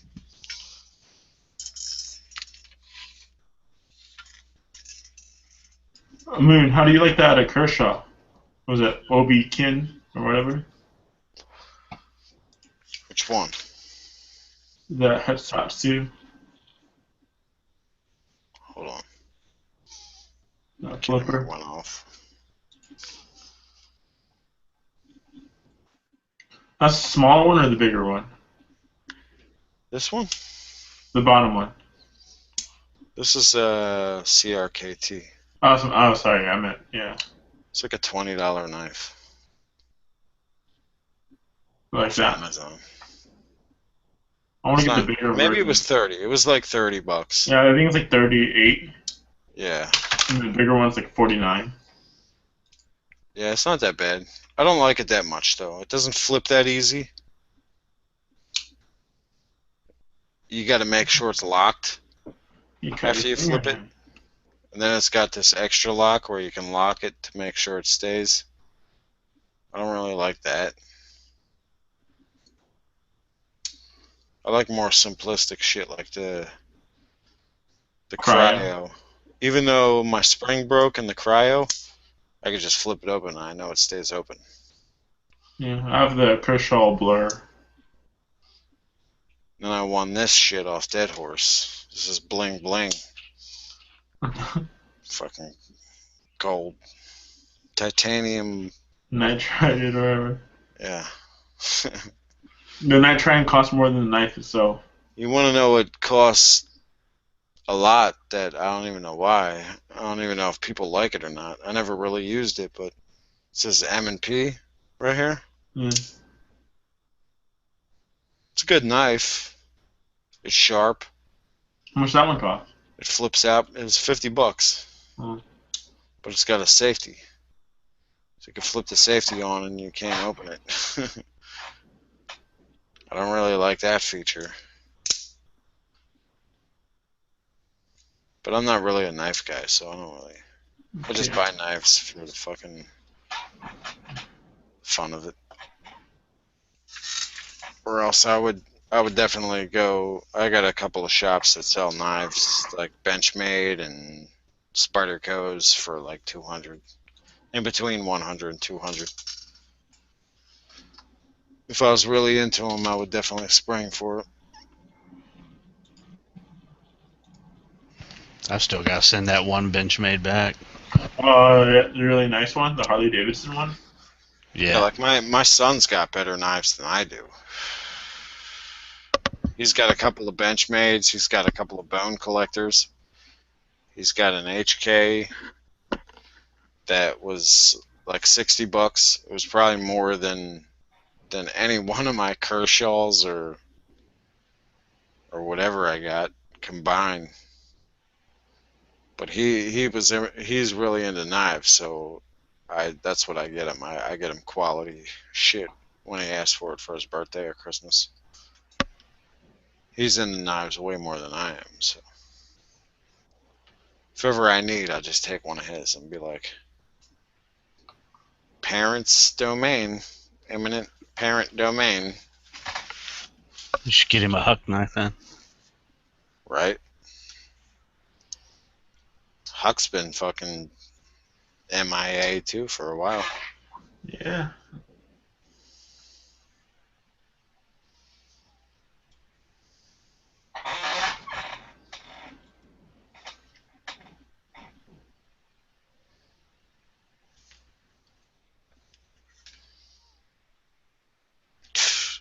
It's only 10 of 2 over on the East Coast.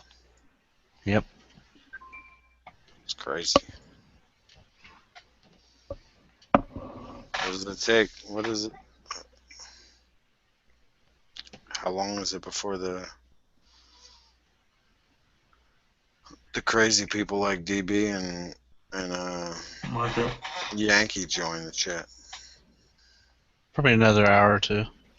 Well, DB's probably gone for the night. Yeah, he may have a life. Well, the bars close here in a little bit, so maybe DB will be coming home. Oh, that's true. It's only freaking 11 o'clock here. I don't picture DB as a bar kind of guy.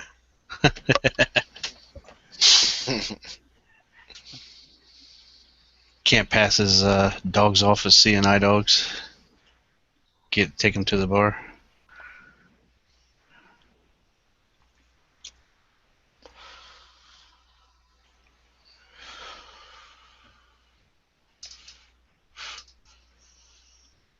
Anyway, I think I need that PPQ 45.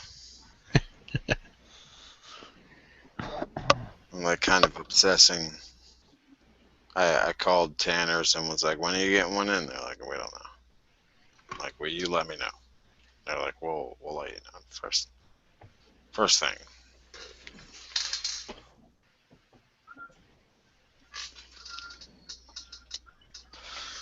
It's probably gonna be $550 or something when they get it.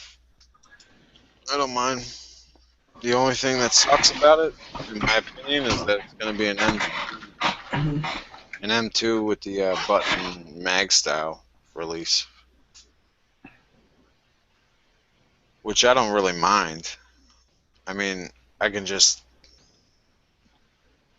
stick it in the category in my mind where it's a 45 with a button mag style American release.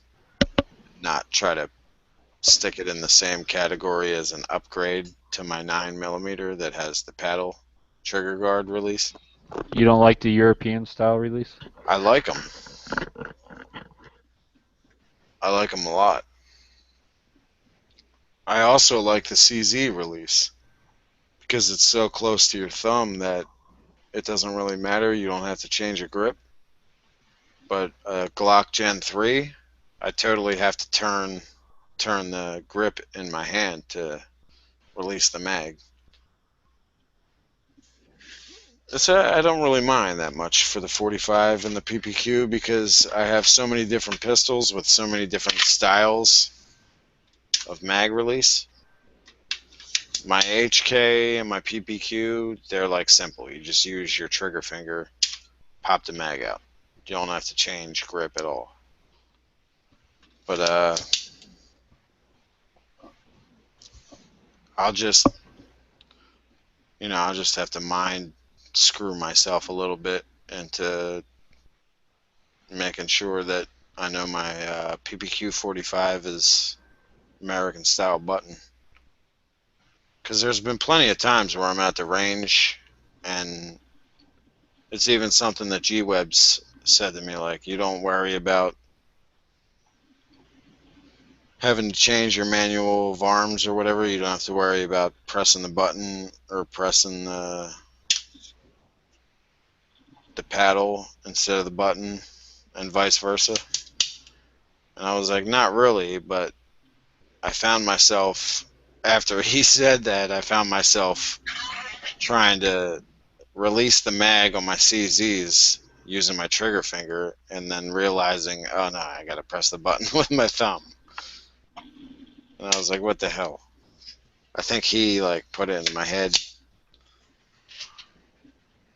I'm not gonna blame him, but it's my own fault for just practicing with the PPQ for too long, and because I went straight from the P30 to the PPQ, and they got the same style mag release, and I went without shooting a Glock for so long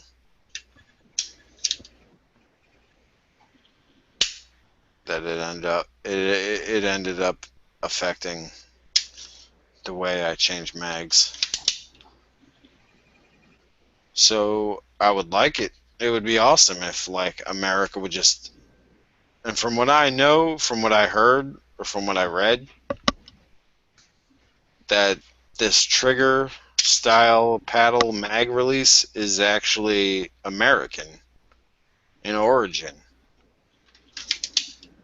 And the button on the side is European in origin. So if they would have just stayed stuck, or if they would all just adopt this European paddle trigger guard, that would be great, because I think that's what they want to do. I think that some companies might just be too proud to switch from the button style, because I don't see no need for the button once this trigger style paddle has been like released and adopted for so long. There's no need for the button on the thumb. It's like kind of archaic compared to.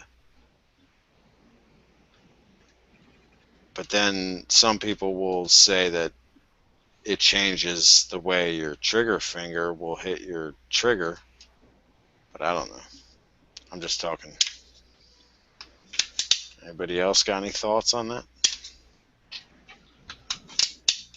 Some people have no problem reaching the thumb release with their thumb. I do. I have to change my grip most of the time. Unless it's the Gen 4 Glock. I like that one. I even have to change my grip, so I think everybody pretty much has to. Yeah. It's just something that you get used to when you're shooting a Glock, or you're shooting old Smith & Wesson, or any kind of thing with a button mag release on the side. It's just something that you get used to, changing your grip to hit that button if you can't reach it.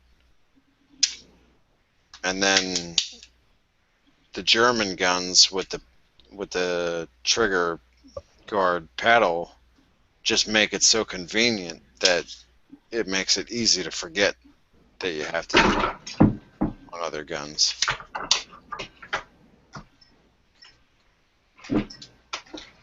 So there is a little conflict there, but they're both awesome in their own way, I guess.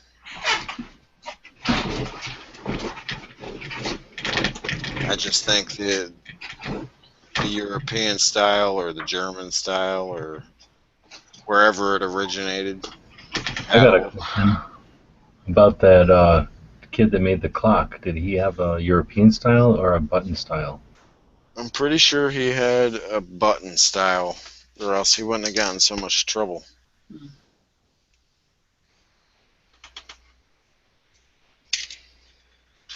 Because this Gen 419, I don't got to change my grip to press that mag release. So I don't know why Glock didn't just make it fucking longer and fatter to begin with.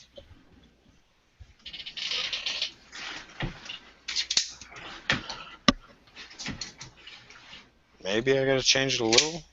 Not really that much though. I thought Viagra was the one that made it longer and fatter. No, that's extends. Extendo. Think there might be a correlation there? Think that You trying to say Digital Profit uses extends? Well, it was what, Jimmy Johnson? Wasn't he the guy that was selling that shit? I think we can make a meme out of that. Might be Jimmy able to. Johnson. Right? I didn't even Fucking think Dallas of that. coach. Yeah. Former Miami Hurricane coach. All this, that, the other thing. I think he owns a racing team, and I think they were one of his sponsors. Or something.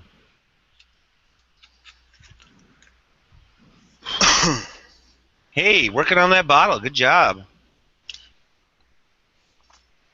Or was it? Or is it the same level? No, larceny. it's down. It's down. Right on. Right on. Check that out. Can't look through the keyhole yet, but No.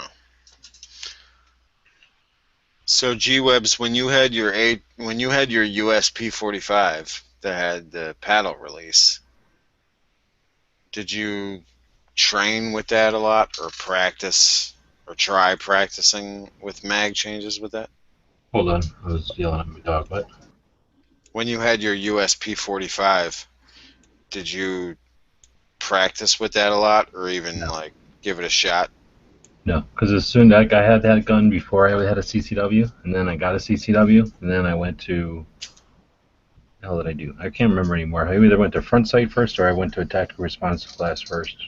Might have been tactical response first, and then I was like, oh shit, and then went to front sight and had a different experience, and then it was some like I don't know, like learning the different languages and learning Chinese and then learning French. Like, just they're different. Not one's better than the other, just different. So I was like, oh shit. But it took me from 0 to 60 as far as giving a shit. So immediately it was not adequate anymore. Nothing about it was adequate. Double action, single action, fail. Mag capacity, fail. Size of the whole thing, fail. Cost of the whole thing, fail. Mag release, fail. So nothing about it. It's a neat gun, but it's like a 1911. It's interesting because of where it is in history and that it's neat and stuff, but it's not even a consideration for a carry gun for me. Yeah, proprietary rail, fail. That's where I could. Oh yeah, well with the USP, it's rail with a. Plus it's HK, so super attachment fail right there, just because they're jerks. I was to say they don't care if you buy their gun or not, right? Isn't that the theory of HK? We're HK. Fuck you. That's their motto. Oh, you don't like it? Don't buy our gun then. There's a certain thing. There's a certain part that you have to accept when you buy an HK, and that's that they're not going to customer service you. They're not going to service you customarily. So then, But as a range gun, right? That's why like right? my main carry will always be Glock, because I know deep down that's the mag release I'm most comfortable with. The trigger I'm most comfortable with. The striker fire, same trigger pull over and over again, I'm most comfortable with. Pretty much every other gun I buy, even I love CZs. I mean, like, they're some of my most favorite guns to shoot, but they're not my most favorite guns for defensive use or for carry. I'll admit that straight up. It'll always be a Glock. It'll always be that trigger. It'll always be that simplicity of use. You can count on it being as simple as it is every time, right? Right, and I can count on it being my most familiar manual of arms that I've practiced with. Like I said, I went to the range the other day. I brought 2 CZs and my Glock 19, and I shot my Glock 19 hole through hole down to 25 yards, or down to 15 yards, down to 20 yards, and shot like 4-inch groups down to 25 yards. And my CZs, I was like, they were like foreign to me, and I was like, what the fuck? Because the triggers are amazing. The triggers on those two guns that I brought are like amazing supposedly compared to the Glock. But I have so much more control over the Glock because I've shot with it so much more. Do you think that'll change for you if you were able to If I continue? I don't think I would ever spend as much time training with a CZ that I do with a Glock. Because you won't throw it on the ground? What? Maybe the PPQ, because it's lighter. I tend to go more with polymer framed guns. You've got the bigger CZs though, right? Yeah, I have the 75B Omega. You should have got this. This thing that feels as light as my Glock 19, and it's actually a tiny bit smaller. Oh yeah, it's definitely on my list.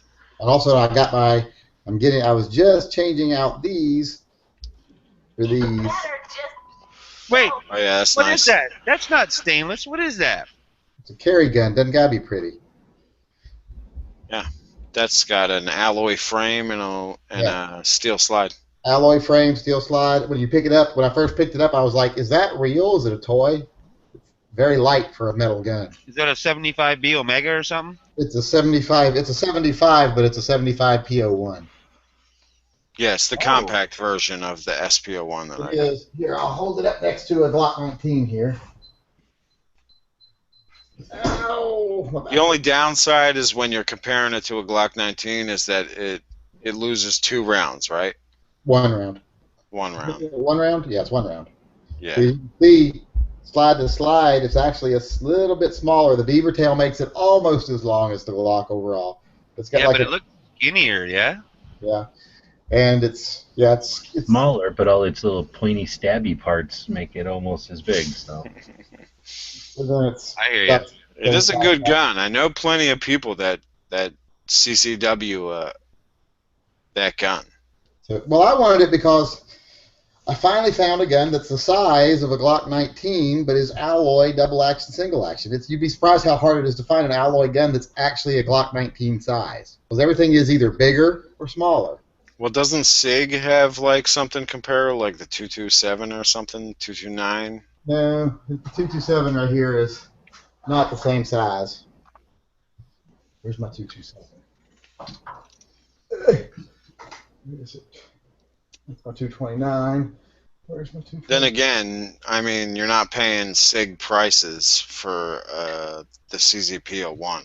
No, it wasn't. And the PO1 is like Glock price. Here we go. Here's the 227. Well, plus that's a 45 ACP though, right? The 227? No, the 220 is 227 is about. 227 is 45 ACP. Is it? Yep. It's the one that's got more than 8 rounds or 9 rounds or whatever it The is. comparable size SIG is taller. It's a little bit longer. It's definitely heavier. Okay, yeah. I mean, I like my SIGs, but this is a nice little carry gun. Well, I'm never going to down any of the CZs. Well, I just recently started liking them. I always kind of avoided them because I always saw them as, like a third-tier gun. But I just don't shoot them as well as I do a Glock, so I love them. They're my number one range gun. They're my number one shit hits the fan, all steel or alloy gun. But when it comes down to life or death and I'm going to carry it every day, it's going to be a Glock. And that's just my comfortable and level. Don't they say that you're going to break down to your base level of training or something to that effect? Isn't that the theory? Well, I believe in stripping away all the non-essentials. Yeah, and just keep the fundamentals. I shoot much better with a double action, single action. And I'm more comfortable with a double action, single action, so they're just better. Yeah, I mean, it really comes down to the person and what they're comfortable with. Right, that makes sense. I can't.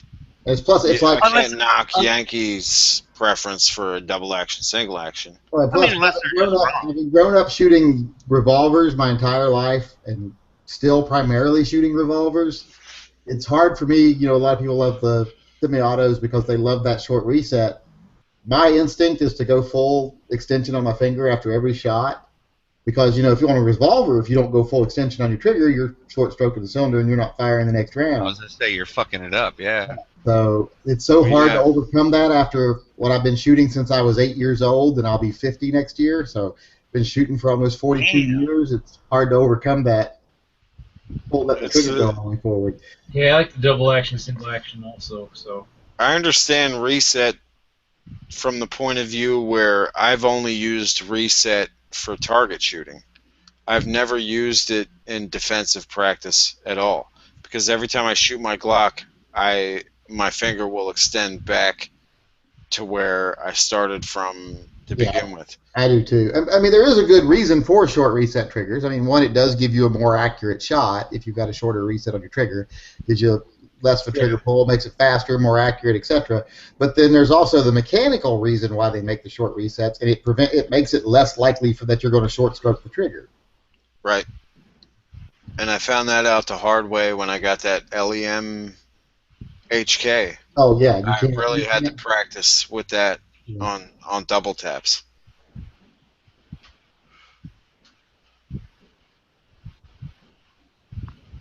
Because I almost couldn't tell where it was going to reset. Oh, Yankee left because was he just in here saying that double action, single action was good? He's back. Yeah. All of a sudden, he just started telling me, you've lost your network connection. Wait, so I'm tired. You know why? Because you use double action, single action. It's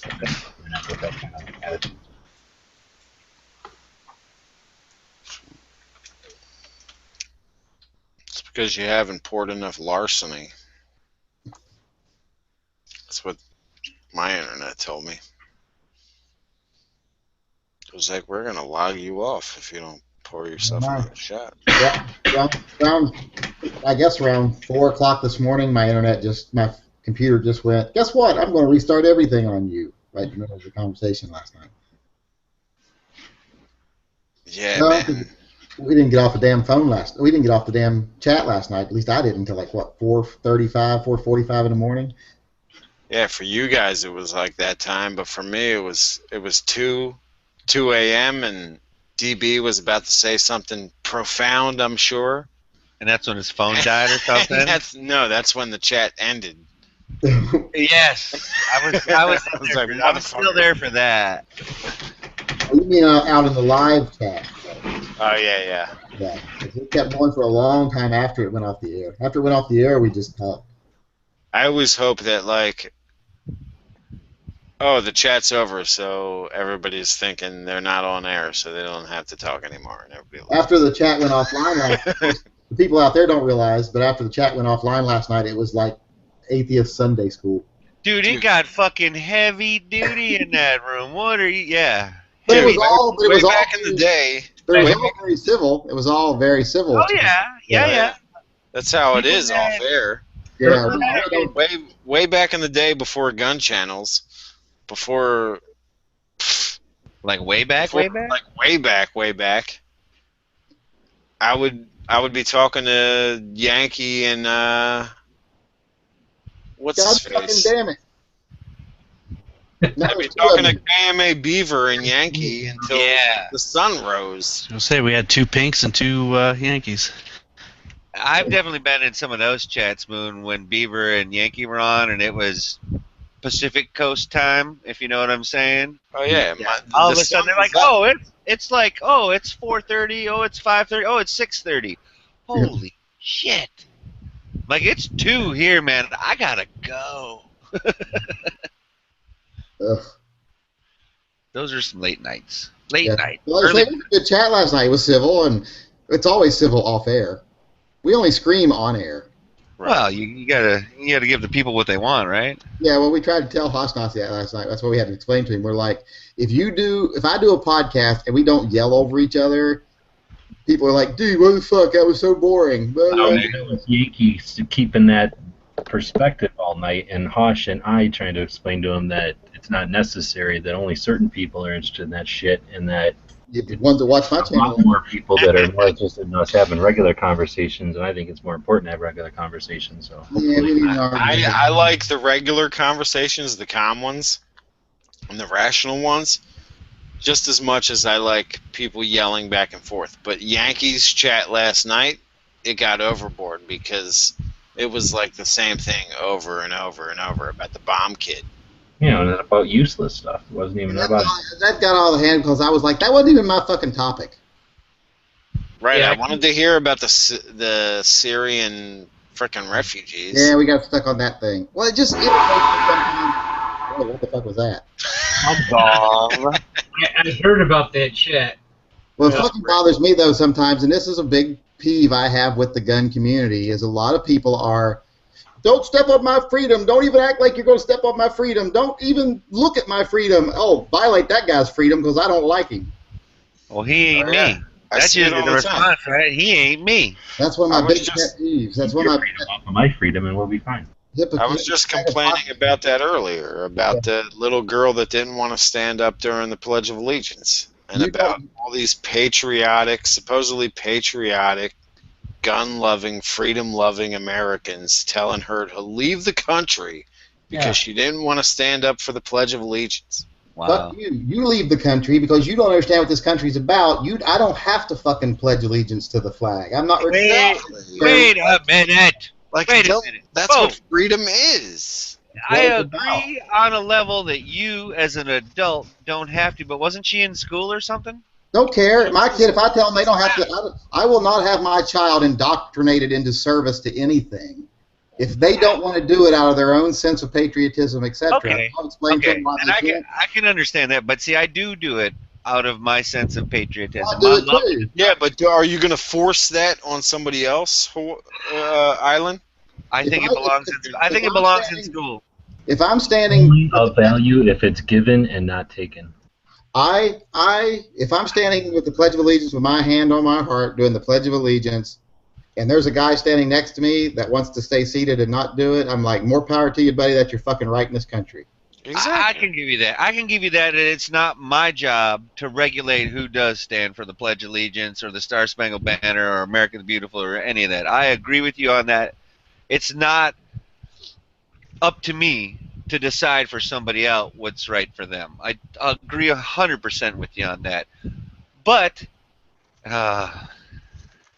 wasn't that just part of school though? Wasn't that like learning 2 + 2 is 4? You know, you get up before you fucking say the Pledge of Allegiance. Man, because that's it's Why not. no? It's not. No, you're going to school to get an education, not swear undying allegiance to the dictatorship that runs your country at that point in time. Right. That's not part of it. I'm sorry. Exactly. And what those soldiers, what everybody complains those soldiers fought and died for is for you to stand up and pledge allegiance, was exactly what they fought for, was for your right for to your not, freedom. for not. I agree with that. Or not to adhere to that. Or to sit down, stay seated if you want. That's your freedom. So and that's what people. And I was only literally talking about like elementary school and whatnot. Like I don't remember saying the Pledge of Allegiance in high school or nothing like that. I am actually less for making kids do it. I don't like indoctrinating children into things like religion and patriotism, etc. I think they should have to know the flag, but making them say it or know the Pledge of Allegiance is one thing, but having to say it every day what's the difference between that and Hitler Youth? Yeah. That's what I'm saying. That's exactly how I felt, and I felt that ever since I was a kid. That's why I rejected it when I was a kid. It should be the kind of thing shit for it when I was a kid. Give your respect. You don't.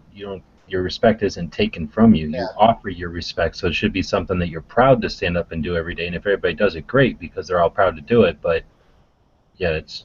See, I did it. I didn't mind doing it. I still don't mind doing it today. I did it because I wanted to, because I came from a military family. Everybody in my family is either in military or law enforcement. So to me, it was something you did, but I don't believe in having it forced on a child, especially. Like I say, I don't like having religion forced on children, any type of dogma or patriotism. Right. I don't like the way I see it is you shouldn't have a problem. You shouldn't have a problem with people doing it. You shouldn't have a problem with people not doing it. It's like I don't have a problem with someone praying. Okay, so then can I change it somewhat to no Adolf? Not, well, then whatever, dude. All I guess I'm trying to say is they have to be able to teach you how to do it at some point, right? Well, it's fine to teach someone the Pledge of Allegiance, but then to require, as if it's like a requirement of citizenship, that you swear fidel. I agree that it shouldn't be required, but what the fuck is wrong with you that you don't love America? And I don't mean it like It has nothing to do with loving America. That sounded terrible. You can sit there and not do it and love America just as much as the next person because you love your freedom to not have to do it. Right. You value and you exercise your freedom to not do it with intent, which is better than someone who stands up and just, I don't like to use the word, so I'm going to say out of habit is just saying it without any feeling. They're just doing it out of repetition. I wasn't trying to say if you're going to make you have to say it. I'm saying as a person, why shouldn't you want to have that? You might be having a bad day. It might be the day that something happened in your life that's horrible, and you might want to just sit there and reflect on it. And the teacher should have no call at all to get up and to rile you. I gotcha. And I see what you're saying. And that's, I guess, more the last point was more where I was trying to be at with the whole thing is, yes, you probably shouldn't be making them do it because I see what you're saying about the indoctrination.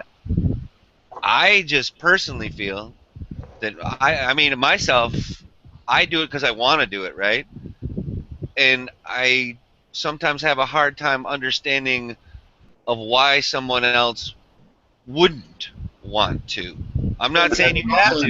You have to understand. Why don't you want to have the conversation and ask that question is freedom. So the fact that someone sits down and objects is part of it, and for the reason you sit down and object is so that you don't go along with it, so that everyone notices, so that they can ask you, so that you can voice your opinion. So that's part of it, and Yankee doesn't agree, but I think that's just part of it. So I don't think it's bad to question, or it's like a negative thing to question either, but stop kicking me out of the chat, you Hitler youth. Wait, this is America. I'll do whatever the fuck I want. Nice. Isn't that what you just said? But I got the thing. I feel the same way about it as I do like prayer. I don't care if a school, like a high school or something, has a room that kids can go to and pray if they want to. But I would be totally opposed to a school prayer.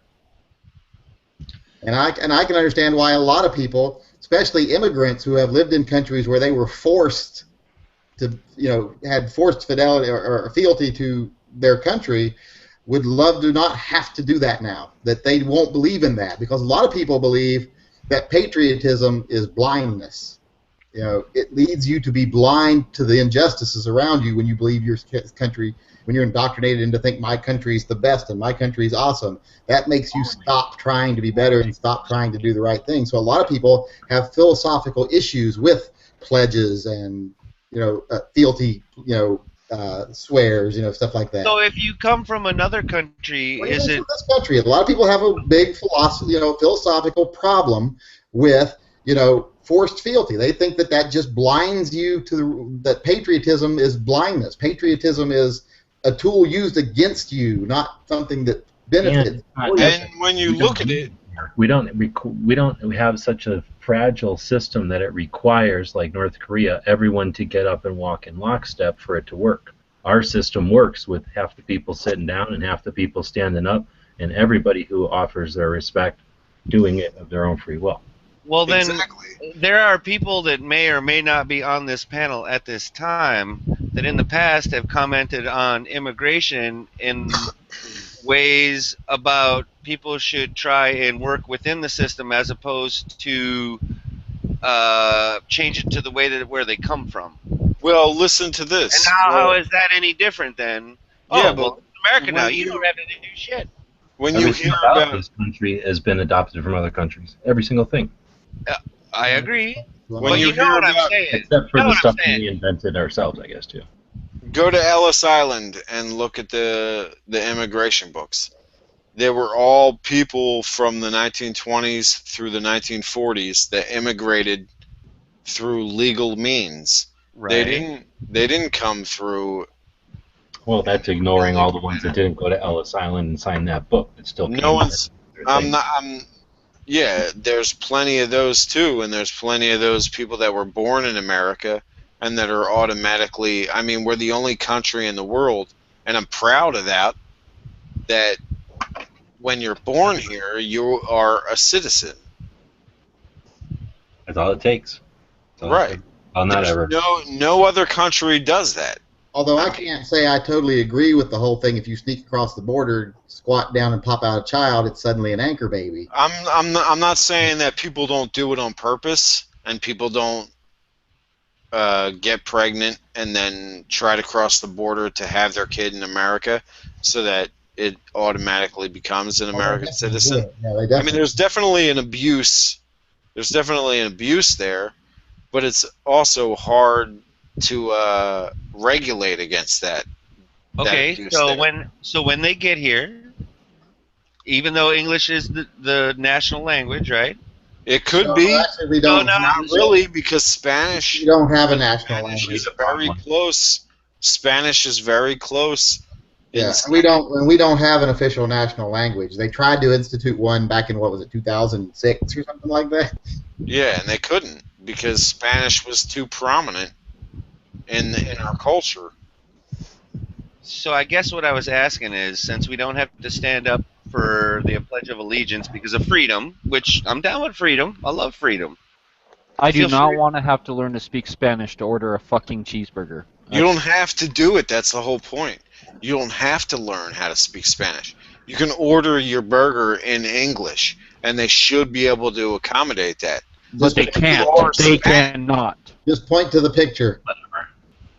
But if you are Spanish, then that kind of helps you.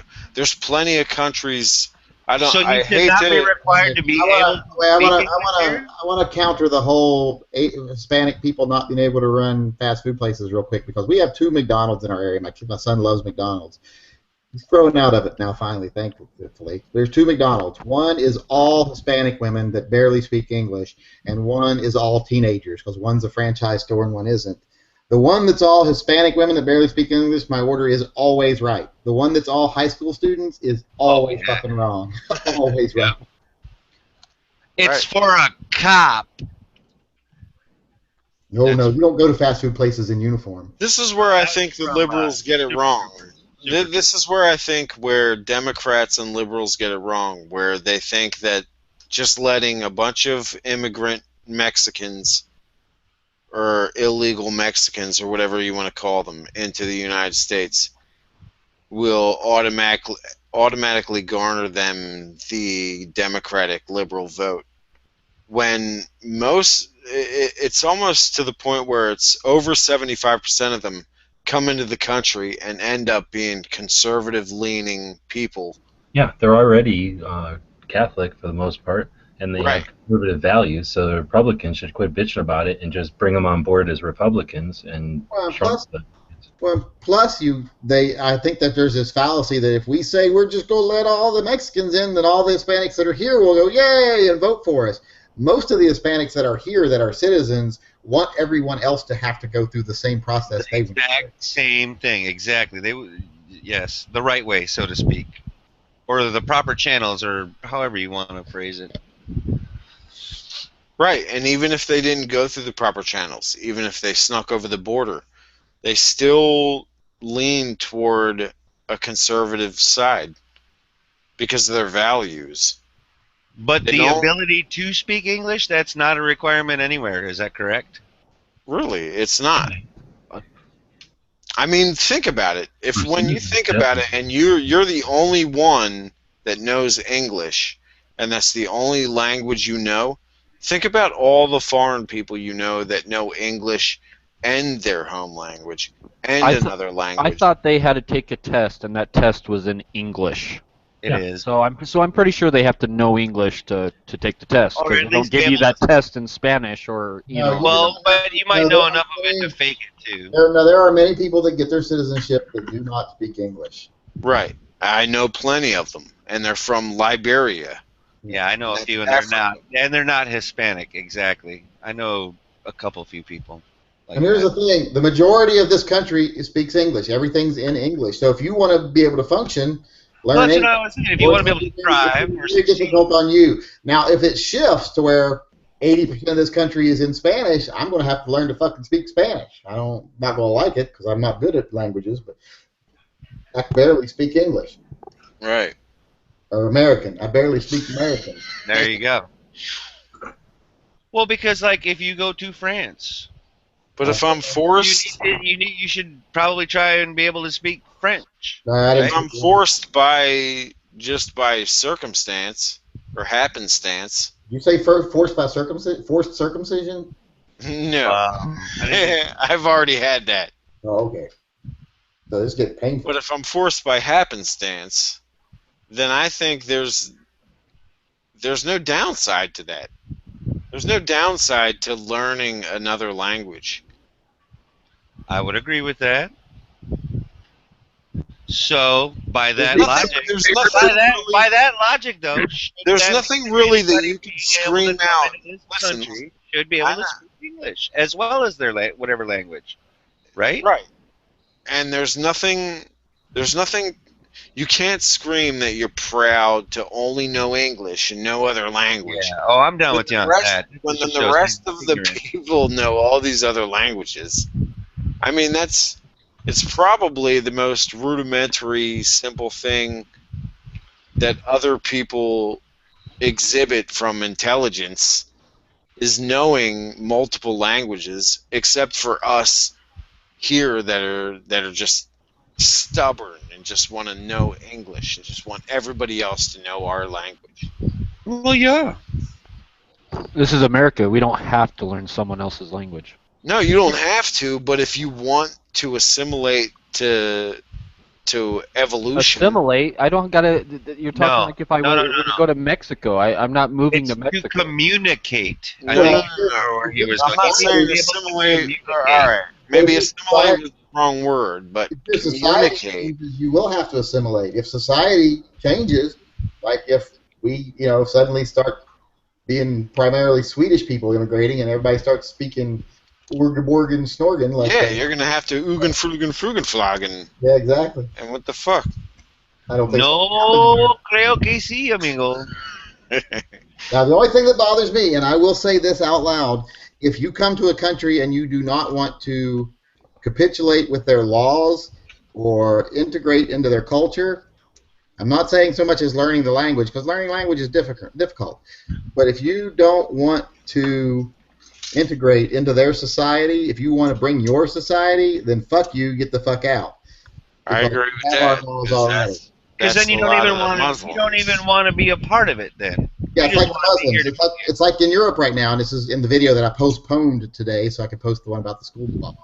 But I'm like, they've already shown that they do not want to assimilate when they come into places like Europe. Europe is having huge problems with their populations coming in, not only refusing to assimilate, but then saying we're going to live by our laws. Right? They confuse religious freedom or freedom of religion in America with. They think that it's the freedom to disobey the law if it violates your belief. Exactly. And I hate to break it to you, people always say, "Oh, well, you can't discriminate against someone's religion." And I'm like, "Well, you can't discriminate. The government can't discriminate against somebody's religion. I can. I do not have to be respectful of somebody's religion. I am in no way required to be respectful of a religion like Islam, etc.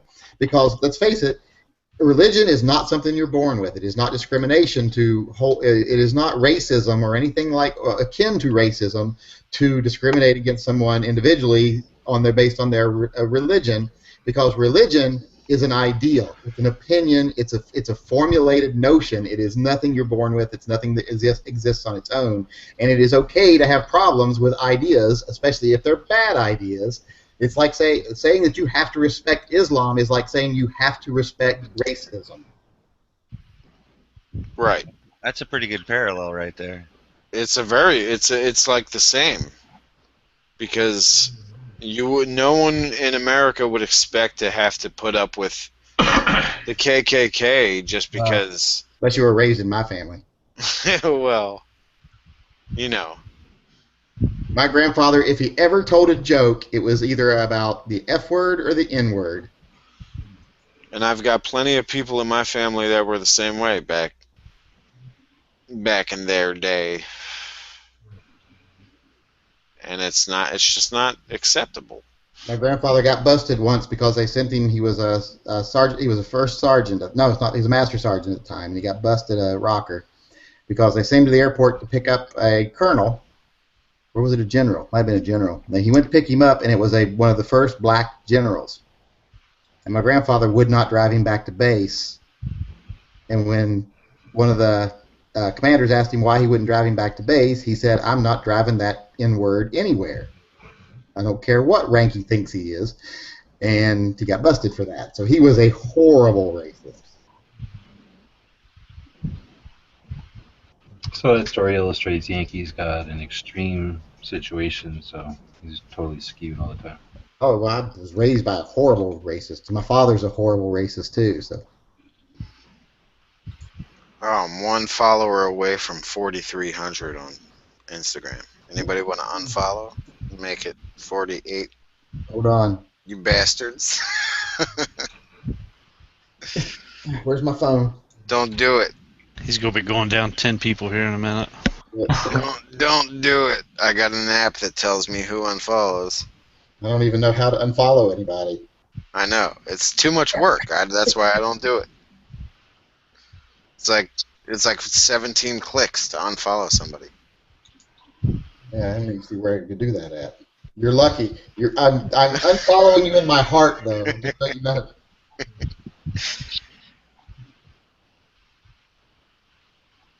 I know that some people gave Marco shit the one time he posted alcohol with guns.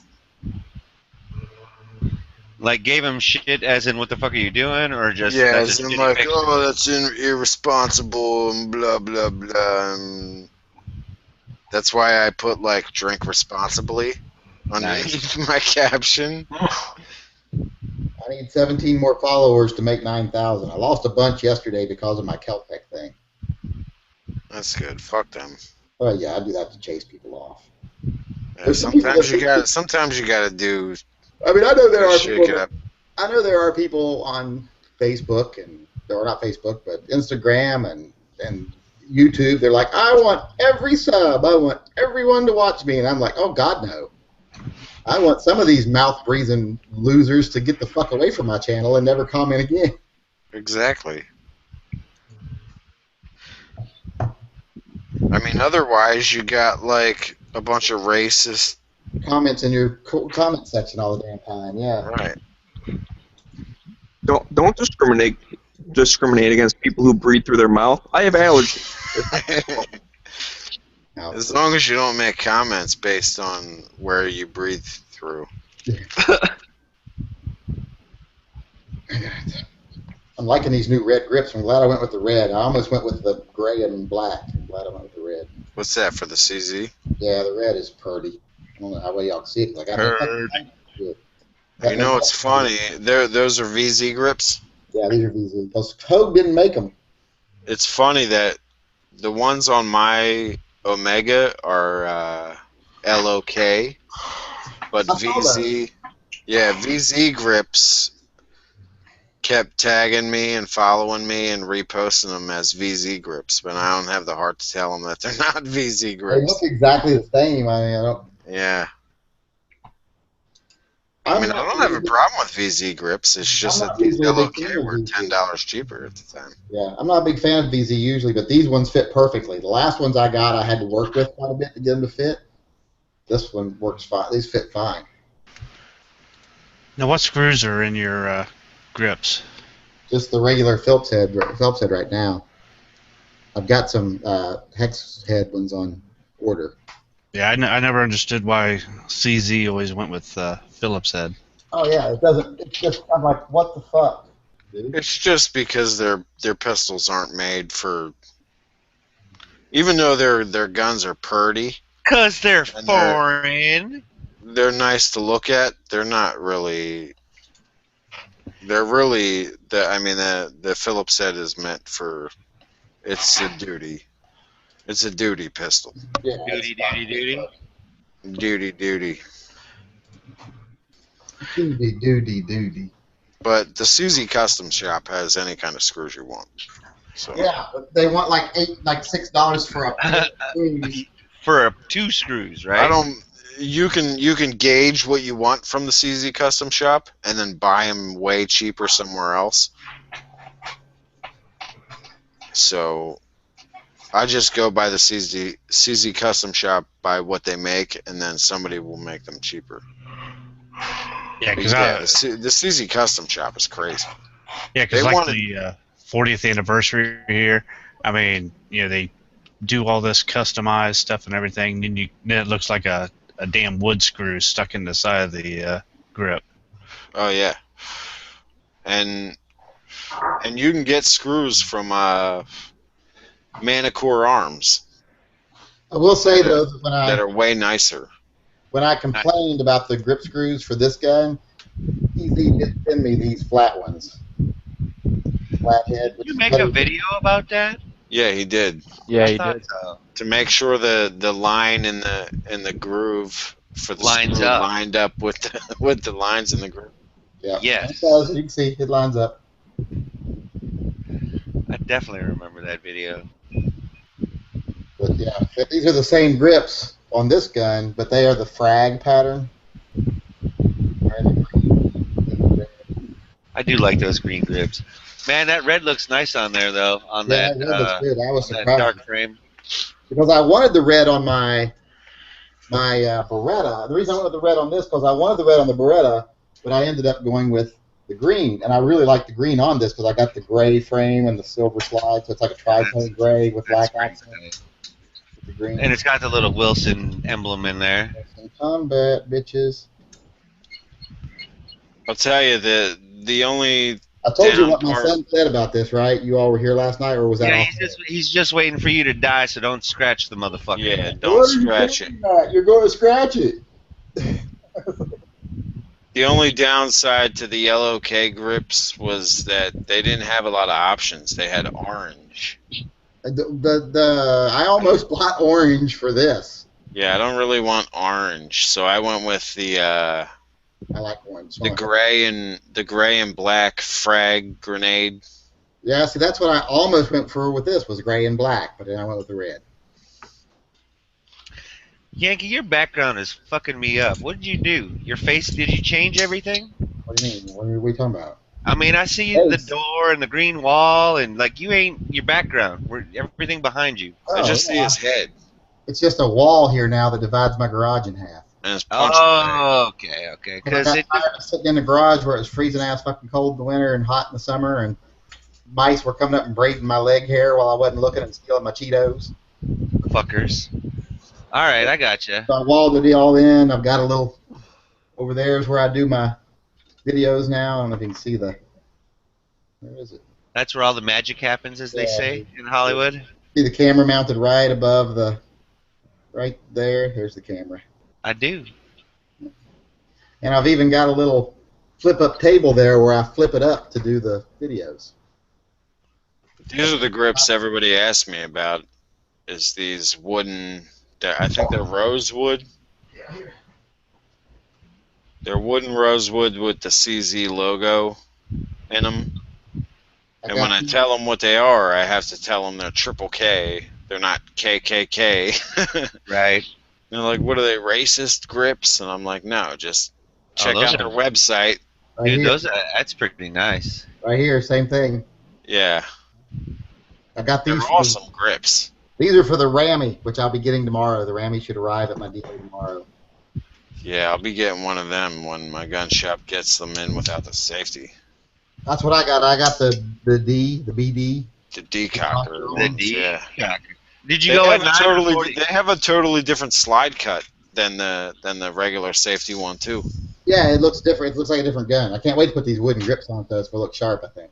Yep. Where does Walter Lance rate for you, Yankee, compared to either the Warner Brothers or any of that other stuff? Who? Walter Lance. You're wearing his fucking shirt. Oh, Walter. I'm like, I thought you were saying Walther. Oh, my bad. My bad. I got a fan that blown on Walter, me. thought you were asking about a gun. And I'm not the biggest fan of these characters, to be honest. Really? Is it just the drawing or what? Woody No, it's just Woodpecker. I never found them funny. You know, I was much more in this time frame. I didn't like Popeye. I didn't like Woody Woodpecker. I didn't like any of those things. Andy Panda. I didn't like any Panda. I was more of a Tennessee Tuxedo and things like that.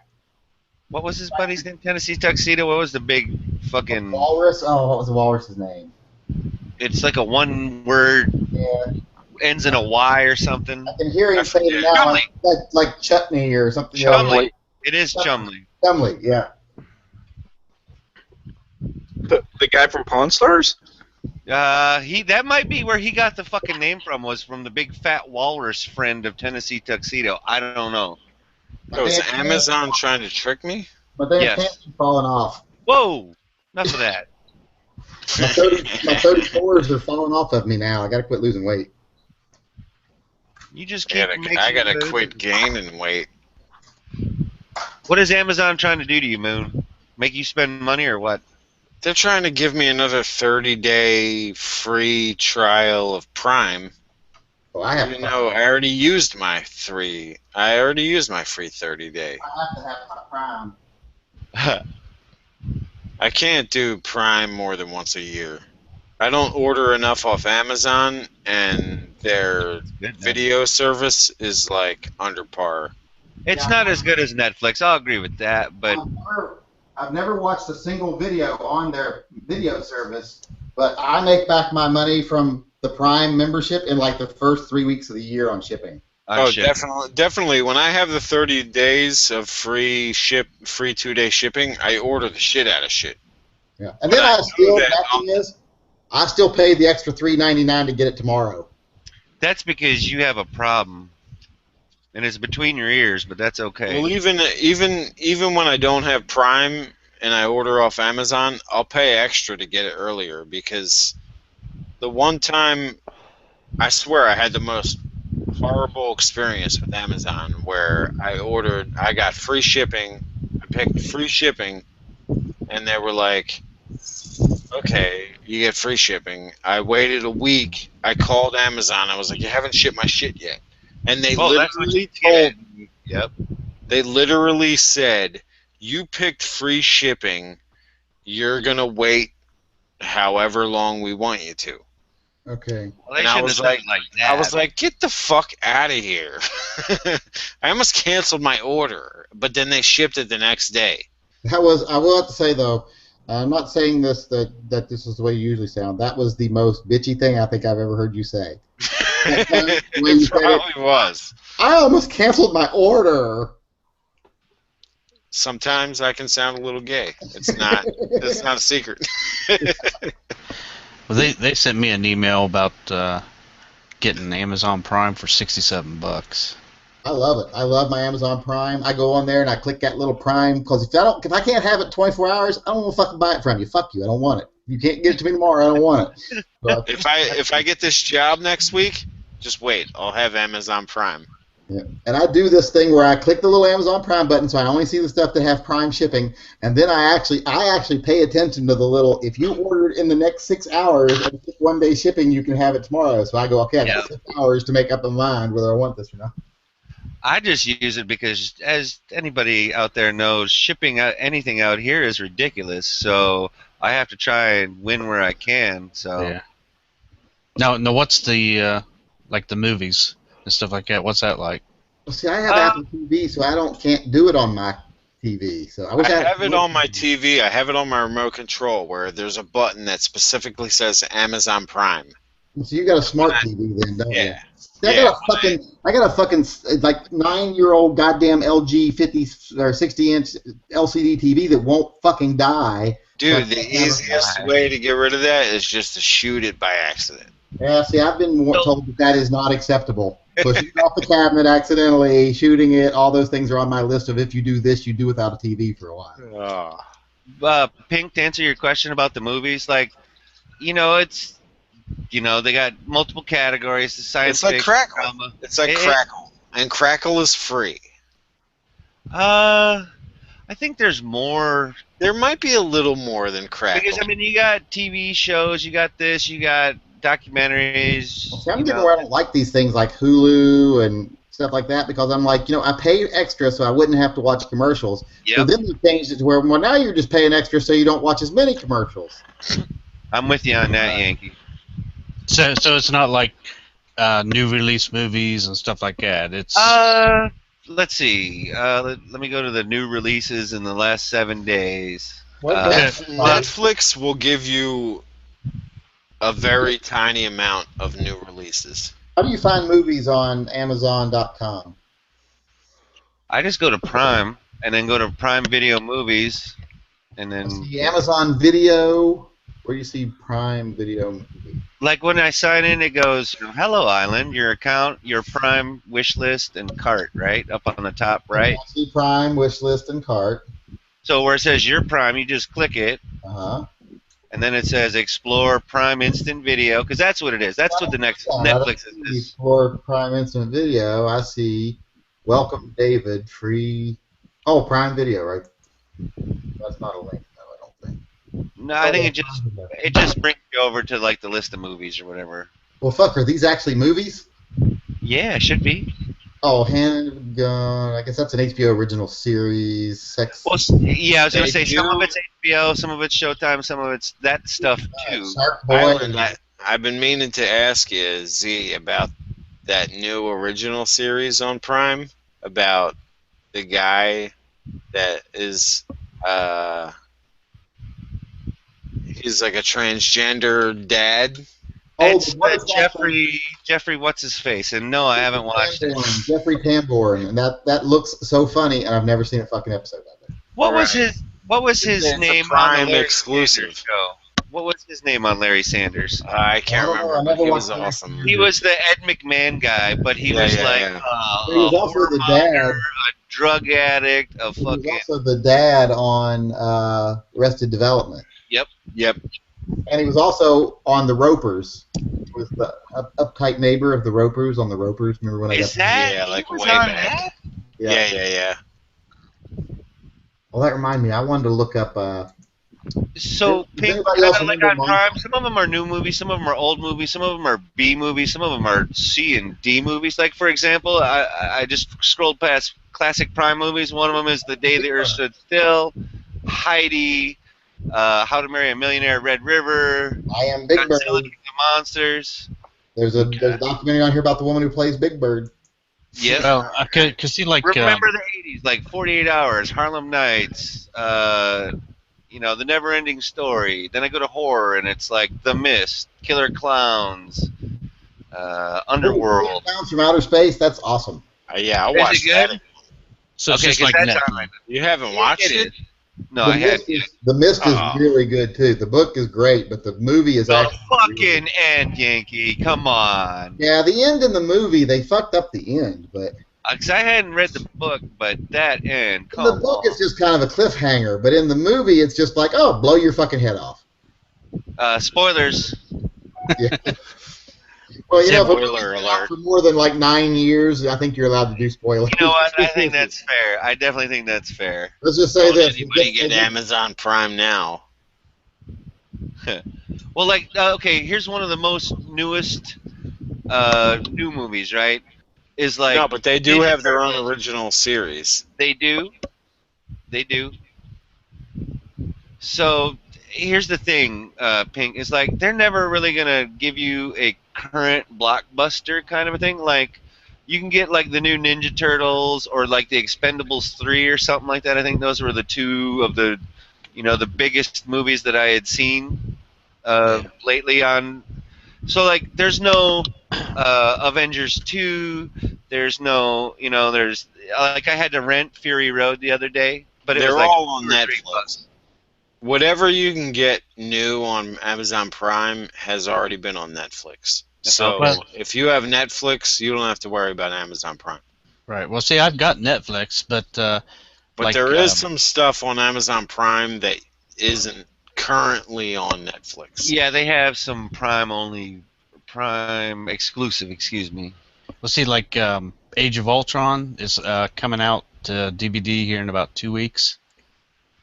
I've had it for 3 weeks off of Google.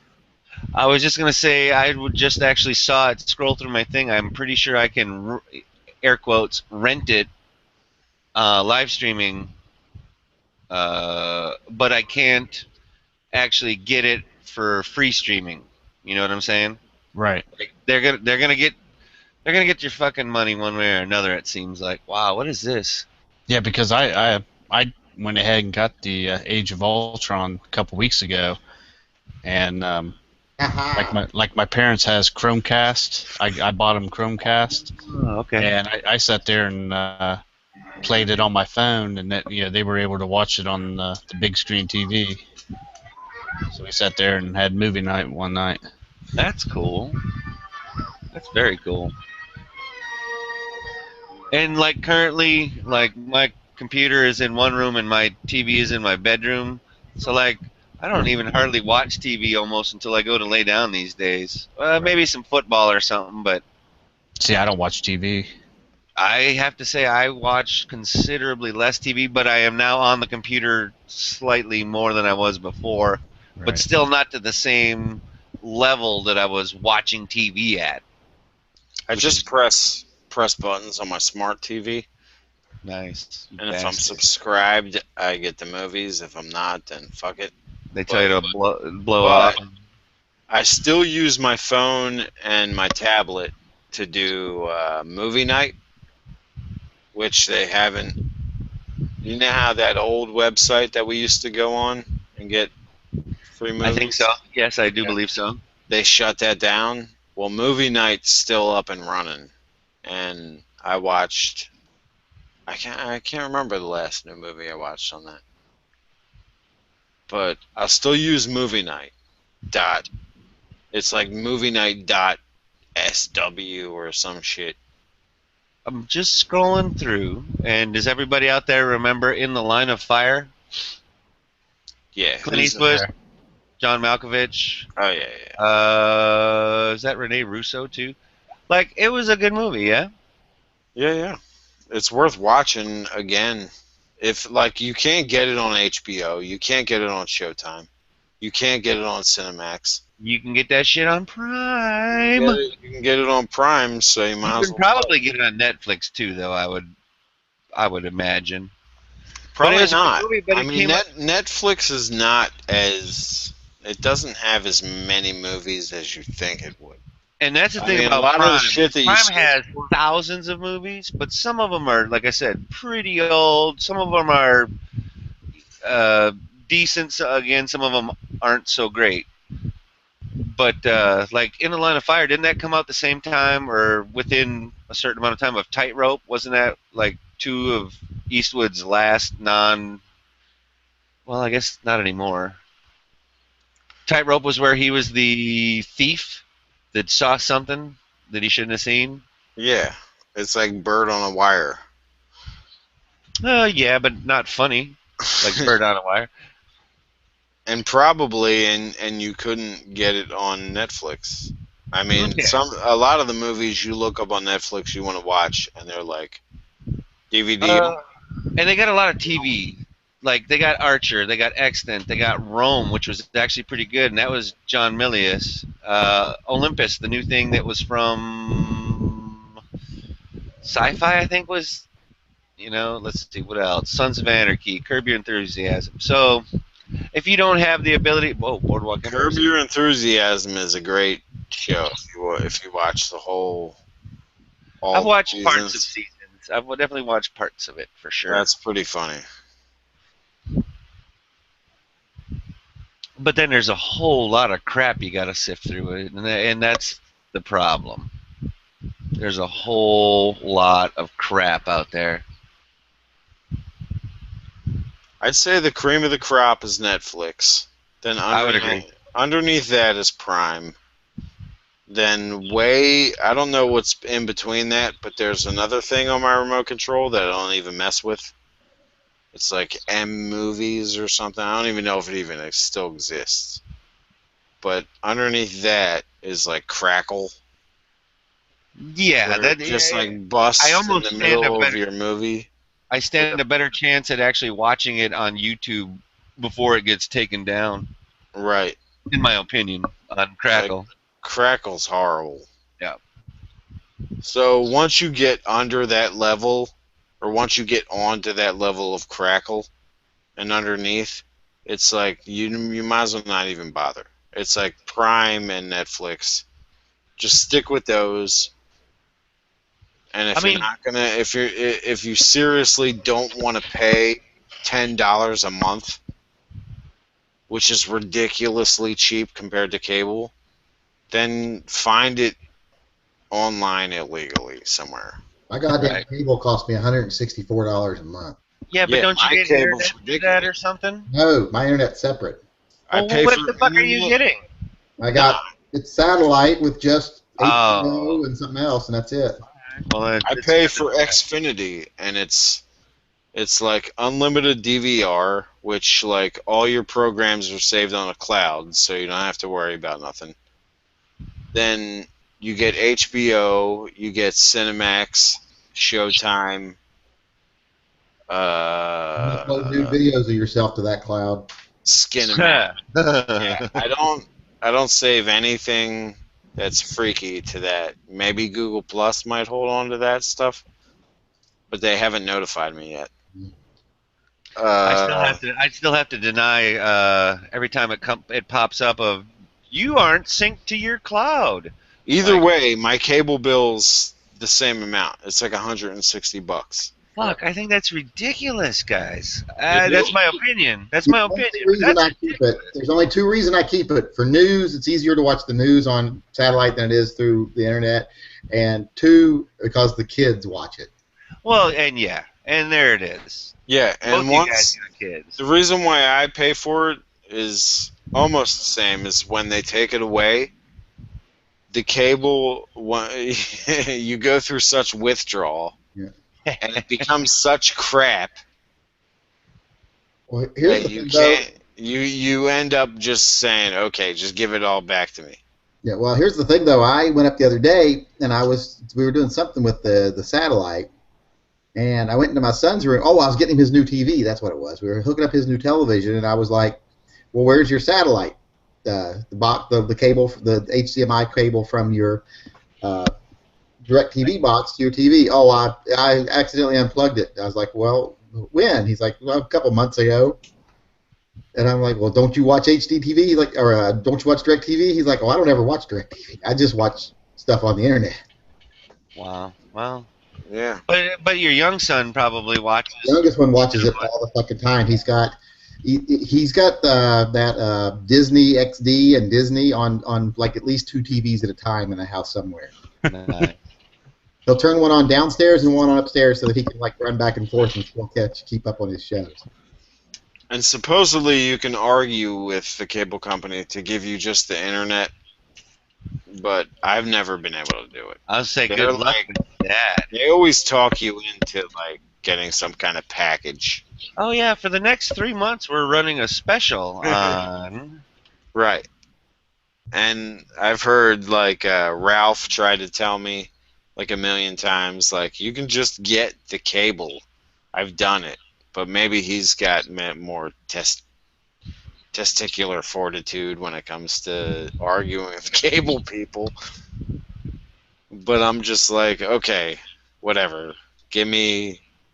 Well, and it depends on your area and the situation too, because I've known people that have like threatened the cable company with dropping service to go to something else or whatever, especially with Dish Network or DirecTV or what have you. You know, your cable company might sweat it a little bit sometimes, but if you're not in an area where there are other options or other cable companies, they're going to laugh at you and say you'll be back. Like you're now, you used to be able to do that here now because you can be like, well, I'm going to go to cable. Well, cable here is AT&T. They're now AT&T and DirecTV are the same fucking company, so they'll be like, well, we're going to get you one way or the other. And what is that? AT&T's? Is that the Uverse or something like that? Yeah, what it's called, but that's what it's something like that. Well, that's where we got the upper hand. We can tell them, okay, Comcast, we're going to switch to Verizon. Yeah, And see, and they'll out be here like, we got they'll be like, oh no, and they'll give us like some great deal on blah blah blah. I do that We'll with fall for it. Doesn't I do that with the Verizon cell phone company all the time because I'll like if I decide I want a new phone and I'm only like 6 months into the phone I got, I'll call them and go, "Is there any deals you can give me on a phone?" And they're like, "Nope." And I'm like, "Okay, well, how much is it to cancel my service?" And they're like, "It'll cost you $400 and something to cancel your service." I'm like, "Well, I pay you $480 a month anyway, so that's just a month's service. So fuck, I'll leave." Wow, wait a minute.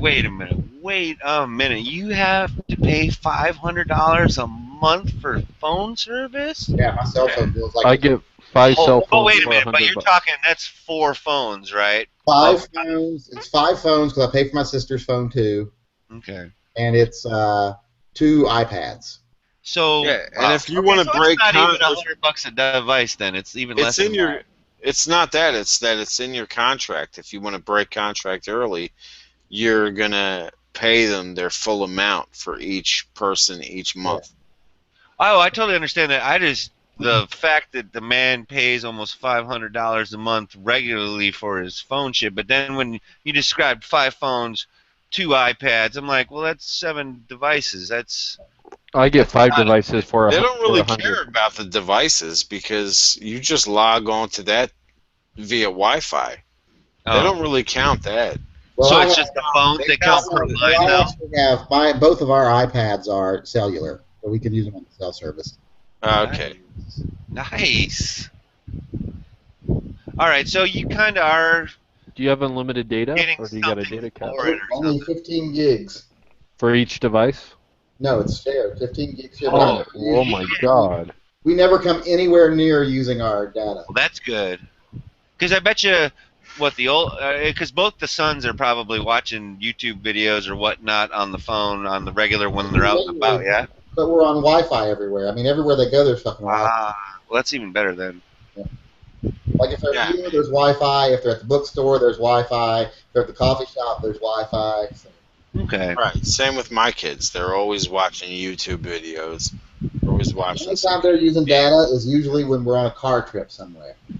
See, and like my thing is, I just went with the straight talk plan. I cheaped out. I pay like $45 a month for unlimited talk, text, and data. But my phone's a piece of shit. I'm not gonna say that it's a new iPhone or a new Galaxy or anything like that. It's like probably at least 4 That's why you're generations. not on the Instagram. That is exactly why I'm not on Instagram. Absolutely wrong. That is not for 5 phones. It's only for 4 phones and 2 iPads because my youngest son's phone, Caden, he's on Virgin. I keep his phone separate because he gets unlimited text, data, and stuff. Because he's the one that does use a lot of data. He's constantly streaming or something. So if you add it all together, I'm paying usually around $465 to $480 for ours, plus another $55 for his. Well, good thing you keep working hard. Good thing you keep working hard, mister. Oh, I ain't working. Well, believe me, you're working. Some angle, you're working. Well, It's all that Google money. Yeah, no shit, huh? That Google money doesn't even pay my cell phone bill. You can count how much money Yankee makes on his channel, because I'm gonna let the secret out the bag right now. I don't need to know it. I'm gonna let the secret out the bag right now. Every 1,000 views is $1. It's not like It comes around that sometimes. Usually, it can be more or less, but it can be more. Yeah, you're right.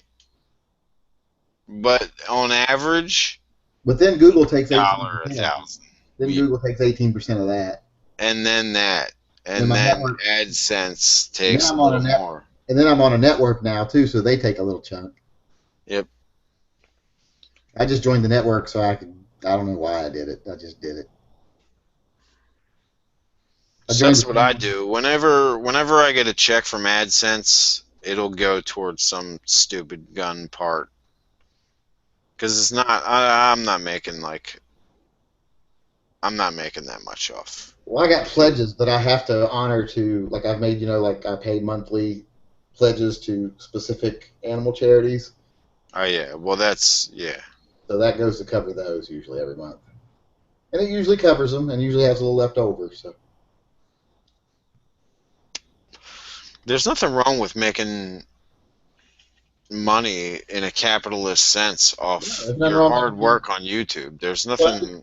I get pissed at people all the time. Like a guy the other day said something to me about selling the patches. Oh, you're just trying to make money. I'm like, fuck you, you worthless piece of shit. Who are you to tell me that I can't make money off my hard work, my ingenuity, the things that I do, while you sit there on your fucking ass and think you deserve something for free, you self-entitled little worthless piece of shit. And then, Exactly. I mean, a lot of people do what they do on YouTube and Instagram in order to build their business. yeah, they're building their brand. I mean, I'm not really doing that, but some people are. Yeah, and they count on that, and that's not. I don't think that's a bad way to do it at all. I think that's an advantageous It's like way. going into the fucking movie theater and go, you're charging me to get in and charging me for popcorn. It's like you're trying to make fucking money or something. I should get to watch this movie for free because I'm a self-entitled fat little prick. Not that I'm angry at these people or anything. But these are the same people that cry patriotism and American capitalism and all that shit, and then they're like fucking drop on a dime and complain about you trying to make money. Yep.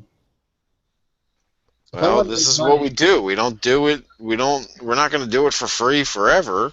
No. I mean, you guys obviously like us. You're gonna sub our thing, and I was having this conversation with Mac or Tim the other day from Military Arms Channel, and I was like, it really bothers me that when people have that attitude. And the other thing that gets me is, if I wanted to just make money, I'd be making ridiculous videos. I would just be out like, let's shoot a television in slow motion, or let's shoot a cantaloupe, or let's carve a pumpkin with a gun. You know, that's what I'd be doing, shit like that if I wanted to make money, because I've got the means to do that shit. I could afford a camera to do it. I could go out and do it. I've got the guns to do it. I got the ammo to do it. I got the space to do it. So I could do that easily, but that's not what I want to do. I want to be legitimate. You know, I want to actually have a voice that when I want to say something real, people listen. Like, it's like Matt V's channel has exploded, and it's exploded because it's funny. It's funny, and it's different, and it's weird, and it's cool. But no one's going to go to Matt V for political advice, you know, because that's not what his channel's about. And he's, you know, when you make those funny videos, you kind of limit your credibility. But for him, he doesn't give a shit because he's not out to be someone credible. He's got a day job. He don't care about that. He just wants to have fun. I think I always agree with everything you say, but I enjoy listening to all your videos. Well, thanks. But so I don't want to do that. It's like Mac was saying. He could pump his videos up 5 times bigger than they are now if he just prodded in a pair of titties every now and then and blew stuff up.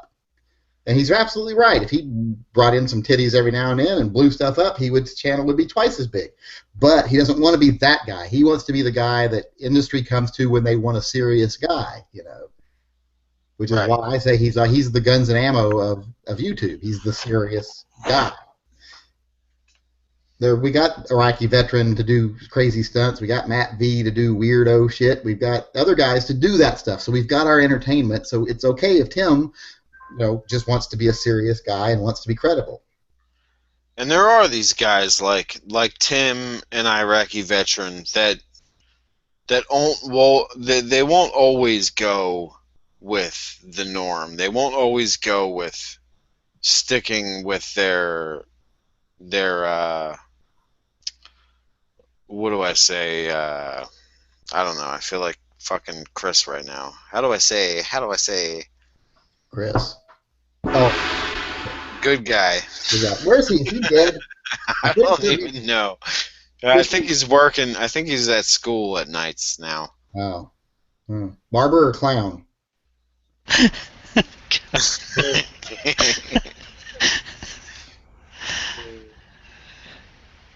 But he's not always willing to sell, like Tim or Iraqi veteran. They're not always willing to sell themselves out. They will tell the truth, no matter what. Well, and it's almost like these companies respect them enough to tell the truth about their product. I would say more so Tim than Iraqi veteran, because Iraqi veteran has become far more about the stunts than the reviews. But Tim he's more about the reviews. Like I say, he's guns and ammo. Iraqi veteran is more a variety show about guns. Yeah, well, I think that's the difference in personalities. Yeah. Because Iraqi veteran, he wants to do fun stuff. Yeah, and like it's like He G-Webs. doesn't want stuff. He doesn't want like mainstream gun people to hold him back from doing his stuff. No, So and he's Tim just gonna do it. and Tim is a guy. He wants to be the corporate guy that when big companies want someone they know is credible, reliable, and professional. That's Tim. That's who he is. Like I say, he's the guns and ammo of YouTube. And it's like I wish G-Webs would start doing more videos again, because to me, G-Webs was always like the NPR of gun channel. There was no fluff, there was no circumstance, there was no theater. There was just, today we're looking at this, and this is what it does. And here is it shooting, and this is how much it costs, and this is how much it weighs, and this is what kind of rounds it holds, and this is what it does. Thanks for looking at it. Goodbye. And I always loved that, because before I even knew G-Webs, I always went to his videos to see what he had to say about something before I bought it. Right, and that's where you go for your meat and potatoes. Yep. And then I go over to Matt V if I want to see someone shove a Twinkie in a barrel. Or I go over to Iraqi veteran if I want to see someone blow up a washing machine or whatever they do next. And I go over to Tim if I want to see, what the industry is really coming out with next. Yeah. They all serve a legitimate purpose. Yeah. And I don't think any of them are really sellouts. No, and some of them make a lot of money. I'm sure Matt V's making a lot of money off his channel right now. I'm sure Iraqi Veteran makes a lot of money off his channel. And there's absolutely nothing wrong with that. Now, the only way I would have a problem with it, now there is one, and I'm not going to say their name, but I bet a lot of people in here probably know who they are. But if you give them a fucking $1, they'll sell you a piece of shit. Yeah, I know them types. One of the things I respect about Tim is I've seen him review guns that I know are not good. And Tim will just, they wanted me to show you this. Here it is. Here are the specs. It fired. See you later. He doesn't tell you this gun's awesome or this you should buy it. But there's one guy on YouTube, and he kind of got his nose up the ass of some of the bigger channels, but never really cared for his videos. Although I watch him sometimes, and I bet he's probably a nice guy in person. It's just that he's just a little commercial for me, and so I can't really condemn him because I'm being kind of judgmental and being an asshole because I don't really know him that well. And everybody Let me give you another insight on this person you might be thinking about. I was watching, because I'll watch the occasional Alex Jones video, and this guy and another guy that is a member of gun channels were explicitly called out as representatives of InfoWars on the Alex Jones channel, which is reaching millions of people on the Alex Jones channel. Yeah. And I was like, holy shit, did this guy that I've known, that I've been chatting with maybe for about 3 years, that I've been on off-air chats with, I don't know who the gun stuff channel like that. is. I don't know who the gun channel's member is. Yeah, I'll type it in the side. Okay. Maybe it's not who you're thinking of, but Well, the person I'm thinking of isn't a gun channel's member, I don't think. The one I'm saying will tell this you. person. No, he's not. Let me just. Oh, yeah. Well, and that little Keebler elf can. Well, he was actually shouted out by Alex Jones himself. Must not done him any good. His channel selling. No. But and to be honest, I got nothing. And to be honest, I got nothing against him either. I got nothing with somebody being a business. Now, I do sometimes bothers me when some of these guys pretend like they're gun people, like they live in the gun culture when they don't. They're just capitalizing on the gun culture. Like there's guys that do big radio shows and big podcasts that they're not gun people. I go in and I talk to them for 15 minutes, and I'm like, oh, you probably weren't around a gun till you were in your 30s, and you decided what was the next best marketing routine to build a business around. And that's fine. I'm okay with that too. Like I say, it's capitalism, but I don't like when they represent themselves as gun people. But sometimes they don't. But sometimes they do. And some of those guys, I was raised around them. I've always liked them. I used to have different attitudes about them and who I thought could have them and who shouldn't.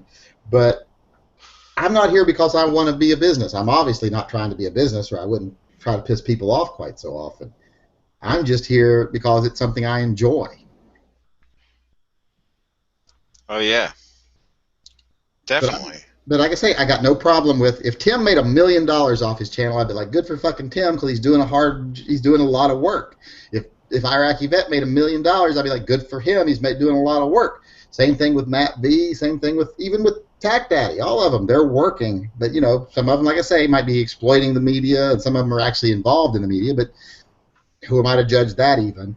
But like I say, it does bother me when there are certain people out there that people listen to and trust. When you give them a fucking nickel and they'll say, this piece of shit gun is something you should trust your life to. Because it's okay if you're selling someone lawnmowers and you're selling them something that isn't quite as good a quality, that's one thing. But when you're selling people something that their lives and the lives of their children might rely on, if you don't really believe it's awesome, then don't tell somebody it's awesome.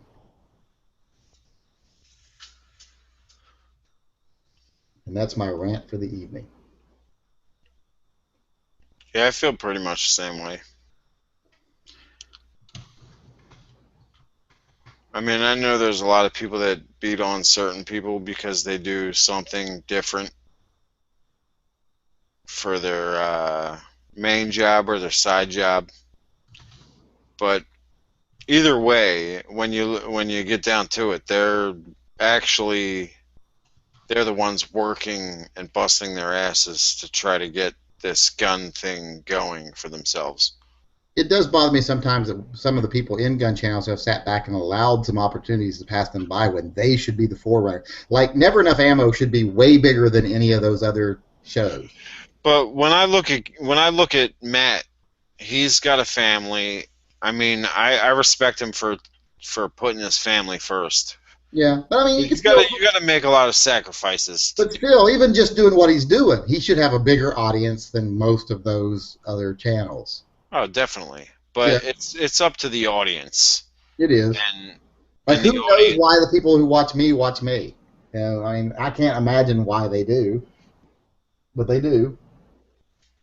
And believe me, it's almost creepy how devoted some of the people that will watch your channel are.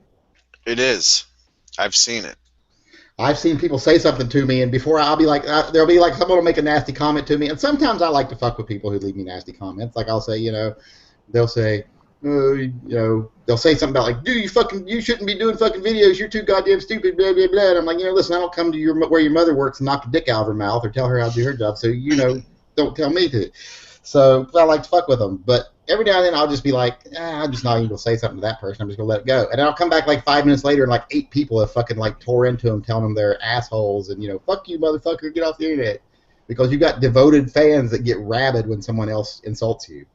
Yep, I've seen it on your feed.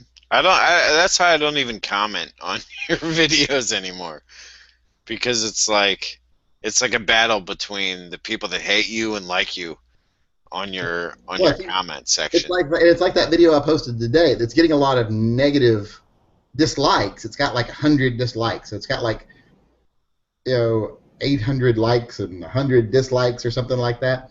But it's got a lot more likes than it does dislikes. But there's a lot of people disliking it. Yet most of the comments are positive. People are like, yeah, it's about they're sick of the same thing I'm sick of. They're sick of these two-faced patriots, that it's only freedom and freedom from persecution and the respect of your rights and the respect of you as an individual only matters if you're a certain person. And people are getting sick of that. I'm glad to see people are getting sick of it. Yeah, it's a good sign. It's a good sign to me anyway, because I got in arguments with the same kind of people on Facebook earlier today about, or maybe yesterday, I think it was, about the chick that didn't want to stand for the Pledge of Allegiance. Yeah, more power to her. Right. Don't got it. I mean, that's exactly what people fought and died for. Yeah, for freedom to do that. I would defend a person's right to stand and work and pledge allegiance to their flag as fervently as I would her right to not do it. Right, like you might not agree with her, you might stand a Pledge of Allegiance, but I would. I always do. Here's Right. a question for you about those negative likes, by the way, or dislikes. Do they actually even hurt your channel at all? Oh, definitely. They actually help you. It counts Yeah. just as good as a like does. It's active. That's what I thought. So it's like, who cares if it's good or bad as long as they're freaking watching? In fact, there was someone told me once that a lot of the advertiser algorithms, they count a dislike as 1.4 likes. Really? Because Yeah, people that are disliking something are far more involved than people that, and that's what I use a lot of times in the way I talk and the way I deal with people in confrontations. I'm like, if I just tell you something and you go, okay, that's right, you're right, I'll believe you. That you didn't learn anything and you didn't form an opinion. Right. It's basically if I piss you off enough that you go look it up to prove me wrong, then you're learning. Exactly. I get what you're saying. It's like basically when they go on and give you a like, they'll say, "Oh, cool." Like I do that a lot. Or if you dislike it, they're gonna bitch and make a whole rant about it, and they're more involved in it. and those analytics actually help you out a lot. Oh yeah, like to give you a perspective of what you're looking at and kind of give you some Yeah, ideas. once you understand them like that, the way they work, and how any negative kind of feedback will be just as advantageous as positive feedback. Yeah, it's good to know. I've noticed I've gotten a few, like consistently one person, I'm guessing, hits the dislike button on my videos. Because I have a few like recent ones that have like one dislike and a bunch of likes. Yeah, I mean, there's always trolls out there. They're either pro-gun trolls that hate you for having a successful gun chat, or they're random anti-gun trolls. Or maybe because I keep putting the hashtag whatever it takes on there or whatever shit. Yeah, that too. So maybe I should do that more often. That's what I mean by anti-gun trolls. I mean, Yeah. in But my experience, throughout the history of chatting, it's been more of the pro-gun trolls trolling pro-gun channels, because we're the only ones that would listen to it. But as we move forward into the future, I think we're more subject to the Moms Demand Action crowd and the anti-gun people not liking it, or the average people from like Europe that don't like our whatever, because it's global. So that you'll get a couple dislikes, you'll get some feedback that's not so, and you can always tell from the feedback that they're not American. So I should probably put them at the end of my videos instead of like and subscribe, but subscribe and dislike. Well, I get a lot of that. I've got one video that's an older video that was just a little nothing video, but it to this day still gets me hate mail pretty much daily. And that is the 8-year-old gets first rifle. And it's a video of my 8-year-old son. He's 11 now, but he was 8 years old at the time, and he got his first rifle for his birthday. It's a video from his birthday party, getting his rifle. And I get European people, and just mostly Europeans, just losing their fucking shit over him getting a gun at 8 years old. He's going to kill himself. He's going to shoot up a school. I'm like, well, it's 3 years later, and he ain't killed himself or shot up a school yet. Here's my 8-year-old's first handgun. I can't really hold it up to the camera that well, but it's a .22 caliber 1911. Is that because the alcohol's in the way, or because the alcohol's in you? It's probably because both. But yeah, this is a pretty good gun. GSG 1911. Which is unloaded. He's not drunk and handling a loaded gun. No way. That's why I said drink responsibly in my Instagram chat, in my Instagram post. It's like people don't understand. People think that because, you know, like I do a video every now and then, like I'm going to do a video showing this gun, I'm going to leave it loaded the whole time, and I'm not going to shoot myself or anyone out there in YouTube land. Amazingly, they think that because you do that, that you don't ever, like, you always just fuck with your guns loaded. No, that was to make a point. Like when I come sit down here at the computer, like the fact that I sat down here with this gun, like this carry gun, the fact that I sat down here at the computer with it, it's unloaded. I have plenty of guns that are here just for show on the chats, or just for me to fuck with. because they're specifically unloaded. And then I have my guns, my other guns that I carry on me daily, or that I reserve for reasons, for other purposes like break-ins or home invasions or whatever may happen, that are loaded. Yeah, I've got guns in the safe right here. I could reach, they're loaded, but the one I've got out on the table that I know I'm going to fiddle with during the chat is unloaded. Yep. The loaded magazine's right there. The unloaded magazine's in it.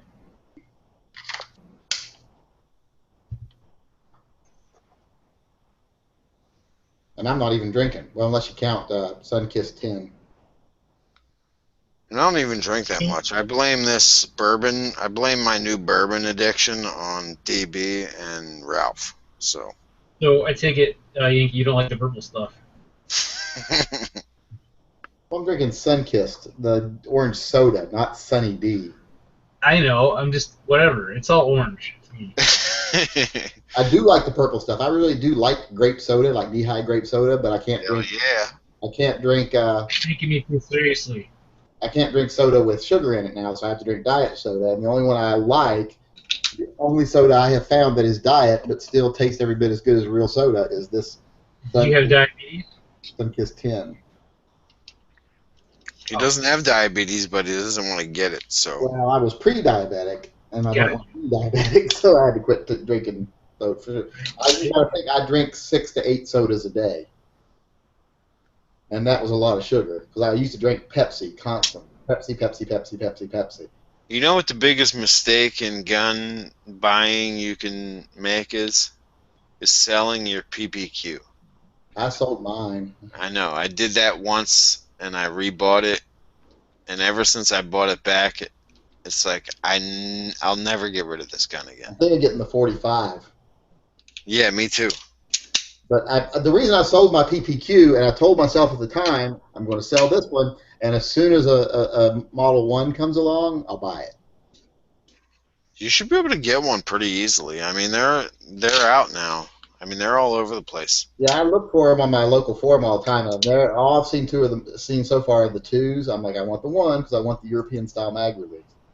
That's the only reason I bought this one. I rebought it because it was an M1 with the European style mag release. I put Trigicon HD sights on it, and this is like I can't shoot any other gun as good as I shoot this. I can't wait to get my hands on that 45. Yeah, I think it's really a pretty good gun. I mean, I read a couple different blogs that have the gun already, and they say it's the same. It's same trigger pull. That is amazing trigger. It has an amazing trigger pull, so that'd be nice. Yeah, for a striker fire gun, yeah. And the grip is barely noticeable from a 9mm in the 40 to the 45. Well, I think that grip was already pretty formed. You know, there was a lot of form there that didn't need to be there if it was just as small as they could. So I don't think they had to add much to it to get it. Yeah, I can't wait to get my hands on one. I think that's going to be my Christmas or birthday present. I want new. I want new braces for my skates and new wheels. If I go that far, I'm just going to have to get rid of my van completely. Because I don't want anything new on that. I went in tonight while we were at the skating rink, and I want new, I guess I always call them trucks. I don't know what other people call them. You know, the metal part on the bottom of the skate that has the axles for the wheels. I want new ones of those for my skates, and I want new wheels. It's going to be $450. That's crazy. That's crazy. Yeah, I refer to them as trucks also because it's like skateboard terminology. Well, exactly. When I was a teenager and I was paying for skateboard parts, it was crazy expensive. I used to go to Allied Hobbies, and you would pay like $100 and some for new trucks, and that was regular. Bearings, you would pay $50. Wheels, you would pay upwards more than $30 for wheels. Oh, I paid the wheels I have on my skates now I think, were $200. Yeah, that's Holy. insane. So why are you not doing rollerblades? Because I'm not I'm not a ponytailed hippie at the riverfront skating around on Even rollerblades. if you were doing rollerblades, I mean, I'm sure the price of that hobby went up. Oh yeah, those are expensive. And the one reason I don't like rollerblades is because they're like ice skates. They lock your ankles. I can't stand having my ankles locked in place. Yeah. That's why I can't ski. And that's I get on those. You put the boots on to ski, and as soon as I put the boots on, I'm like, I take them off. Got to move my ankle. Got to flex my foot. Can't stand that. Can't move my foot feeling. I never did rollerblades because they don't make them with training wheels. That would be awesome. I've gotten pretty good now. I've learned to do spins pretty well. The only problem is I'm old and I have no sense of balance anymore, so I spin twice and then I have to sit down for a few minutes. Oh man. I suck at skiing, so any kind of training device for skiing would be great for me. Yeah, like. And I go up to the Poconos like every year and try to ski. It doesn't really work for me because snowboarding, I have no problem with. The last time we went skiing, we went with my brother-in-law and his wife, and she was so fucking bad. None of us had skied since we were little kids, so we took like the beginner class thing, the little refresher class. Well, she was so bad that it was like us, another adult, and like 10 little kids, like 10 kids that are like 8 to 12 years old. Well, every time she would get up and you go down this little slalom thing and people are standing along the side waiting their turn. Every time she would go down it, she would veer off into the crowd and run over everybody. So the last time she did it, these kids are really like, oh God, it's her again. And she comes down the thing and she veers right off, hits the kids, and they're like, good God, lady, get off of us. So these little kids are like trying to get her off of them. And I'm like, you're being ridiculed by 8-year-olds. And then we get to the point where they're actually taking you up the hill for the first slide down. She can't hold on to the rope. She falls. She can't keep her balance. She goes tumbling down the hill, takes all those little kids behind her with her. And she's being cussed by little 8-year-olds all the way down the hill. I became disinterested in your roller skating career when you trashed every fond memory of Linda Carter I've ever had. Hey, that was a good video. I thought it was perfect that they were playing What Are You Going to Do with All That Junk? It was absurdly appropriate. I had to whip my camera out. I got in trouble for that because you're not supposed to have your phone out on the floor. But. Oh, well. There is not a man on the planet you cannot sell that as a photo op to. Instagram gold. It's a shame that they don't pay like fucking AdSense royalties, or else I'd be more. If they paid What, by the with pound, an ad, with a 30-second ad like linked to every picture. Not really. I don't know how they would do it, but for me to go from 147 followers to 4,000 and some, you got to be doing something right. Or something really wrong that people just want to, keep looking at. Yeah. Either way, you're winning, in my opinion. Here, I think this is the one you're talking about. Let's see if I can get it to share. There we go. I think this is it. I have the app that tells me who unfollows me, and today someone unfollowed me that I followed, so I got to just press the button and unfollow them. That's it. It's like in your face. Yep, that's it. Yeah, I couldn't put the music on the video here, but Wonder Woman. Yeah, I couldn't put the music on this video, but I've got a long video of her on Instagram where it's playing the "What You Gonna Do with all that junk inside that thing." Yeah. Thank you. My eyes haven't bled since the last time I saw that. It's better with the soundtrack, but you can't put the soundtrack on YouTube or they'll get you for copyright. The only thing I've been trying to do with Instagram is there's this guy that I used to work with, and he doesn't do nothing but selfies. I don't even know why he has so many followers, but he has like 5,000 some hundred followers. So I was like, okay, I got to at least beat this guy in followers. So I'm almost to that point where I'm beating this guy. Let me try to. So look you're him up. almost beating the selfie guy. I'm almost beating the selfie at work in a warehouse where he worked in a he doesn't do nothing but work in the warehouse. He packs Ibanez drums and guitars, ships them off to the rest of America. I guess he tries to have his own business. He's like a DJ or some kind of MC or something, but it's not really, he's not really that great.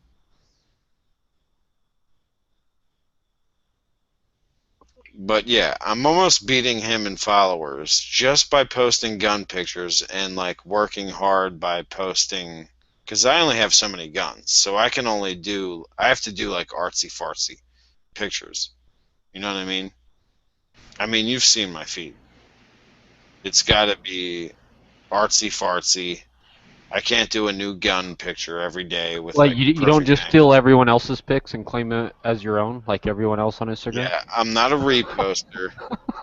I'm not a reposter, and I don't already have like a I'm not like Yankee or G-Webs where I already have like an audience that can just follow me to Gun Channel or to Or Insta. like 800 guns. So I got like 25. I got like 25 guns, and I can do them in different. I can do them in a lot of different ways where it looks interesting. I mean, Gun Channels isn't. I mean, Instagram isn't just a place where you look for the newest like advertiser style picture of guns. You also want to see stuff that interests you, like eye candy and stuff that like. That's why like Yankees successful with his guns with the wood in the background. Because I'm not gonna lie to you, a Hashtag gun Yankees fence. right. A gun with a good background is not it is probably one of the most tantalizing pictures you can see. Yeah, I like I'm a not good gonna background. say just wood, but I'm gonna say with the proper background because wood is one of those backgrounds that makes you want to hit the like button. But Boobs too. Don't forget Yeah, them. I was just getting ready to bring up that boob. If you added boobs, kind of then that's cheating. I'd have to turn the camera around the other direction for that. Yeah, I don't. That's cheating. I don't have enough boobs to do that. But If you find yourself in a fair fight, your tactics suck. I have about 25 firearms, so I got to get creative. After what do I got? I got 4,302 followers. I got to get creative. And people won't mind seeing the same gun over and over again as long as it's a different background and a different view or a different angle of the gun, for real. And I lose followers all the time. I got the app that tells me what followers I lose, but I Well, gain obviously, like for every follower you're losing, you're probably gaining 10. exactly. I lost a bunch for that. I've lost a bunch for, and I lose. It's the same thing on YouTube. I lose a ton of subscribers on YouTube. I lose about 1,000 subs a month. Yeah, but you probably gain more, right?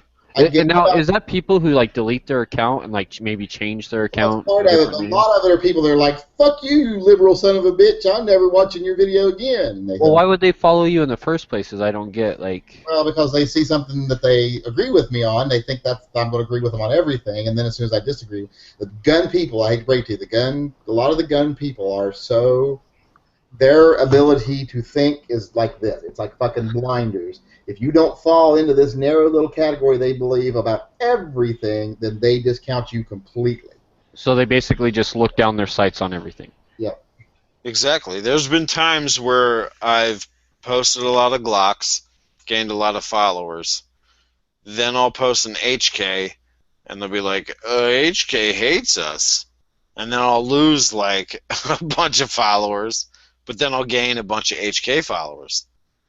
and then I'll post another Glock, and then I'll lose like a few HK followers, but then I'll gain a bunch of Glock followers, but then I'll gain a bunch of followers that appreciate firearms in all respects, and that's pretty much what I count on, because I can't diss a firearm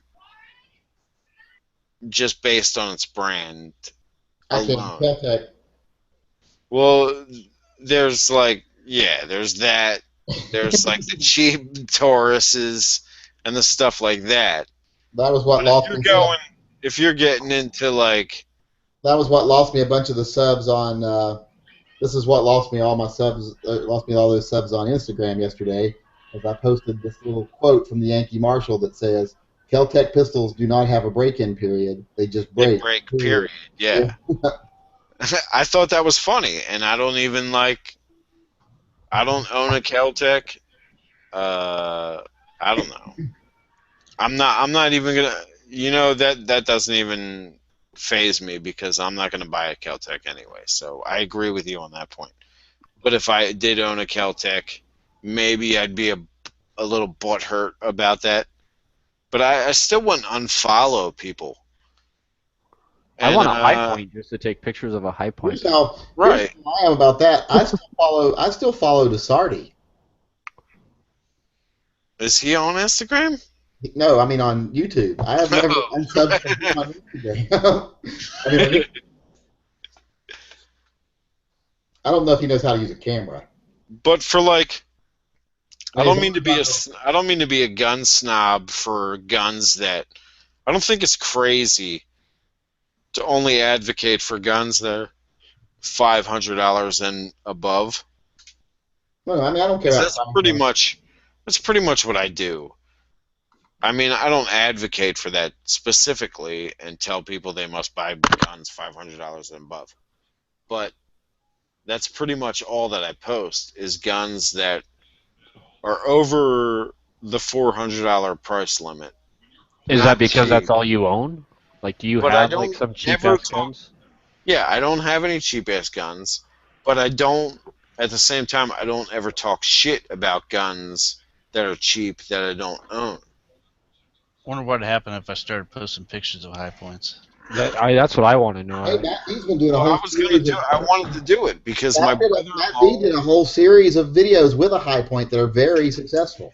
Yeah. Exactly. And then put in like hashtag, the new Glock, Glock replacement, stuff like that. And I wanted to do it for the longest time, except I just never. It's my own lazy fault. My brother-in-law has a High Point 9, a High Point 5, or a 45 compact or something, and he has the High Point carbine 45 that I sold him, and I've been wanting to take pictures of them for the longest time for Instagram, just for Instagram, and I've been procrastinating, but I will get to it eventually, and I will see what happens with my followership or whatever.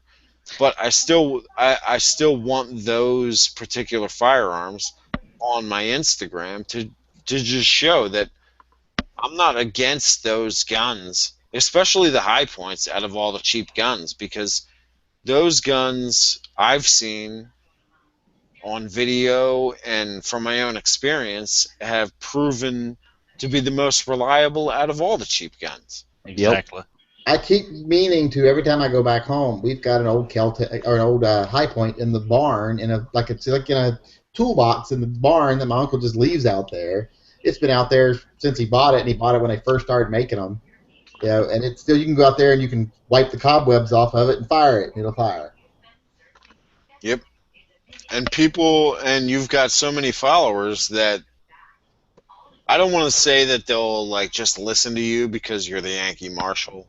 No, they don't. But it definitely makes people take a second look. And if people haven't seen Iraq veterans videos on the endurance videos of the high points, yeah. Well, see, the one thing is, those are the people that you can't, until they see those videos and actually like retain the knowledge that those videos are giving out, you can't change their mind. Well, one thing I can say is my audience and like Tim's audience and Eric's audience on Iraqi Vet, we have totally different audiences. My audience is only about half gun people, and it's the other half people that are just kind of on the fringe of being gun people that don't. So I get so many people every day tell me you're the only channel I watch that's remotely about guns. That's a good thing. Well, that's my goal. I mean, that's my whole goal. I don't want to preach to the choir. I want to preach to people that don't watch other gun channels. I will say, Yankee, you do seem to draw a lot of young audience. You know, and I'm not saying that's a bad thing or anything, but like there are a lot of young kids that watch you. That those young kids, they don't watch Mac because but they watch you. Well, when I get recognized, about half the time it's someone between the age of 17 and 20. It's pretty much why I stay quiet during chats that I'm in, is because I feel like once the chat starts, I'm preaching to the choir. Yeah. You know what I mean? Which is why you gotta play devil's advocate sometimes. Yeah, I gotta learn to step up and do that a little more. But I know when I was in the gun shop today. I want to start a feud. I want to start a feud with a big channel. I'm going to think of something to start a big feud with someone like Weapons Education, Eric, or Weapons Education. I'll think of something. I'll be like, I don't know. I'll think of something. But High Point has, one of their carbines has a woodland camo, like a hydro dip or something like that on it. Yeah. And it looks nice. It actually looks real nice. I don't know what I'm going to do. I'm going to post a video tomorrow that says Tim from Military Arms Channel voted for Mondale. Oh, shit.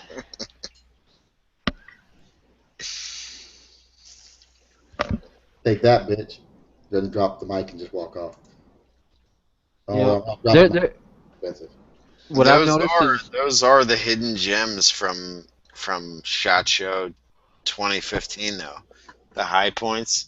With the, I even got a picture on my Instagram channel. I'm like, I'm in the High Point booth somehow. How the fuck did that happen? Yep. You got lost. Yep. What I've noticed about most gun elitists who are like, oh, you own a High Point? Like, I don't care if you own, 100 other guns. You own a High Point, so, it's garbage and you're garbage. And I only have 2 Glocks to my name. That's all I have is 2 Glocks. But you bought a Canic or a High Point to go with your other 100 guns.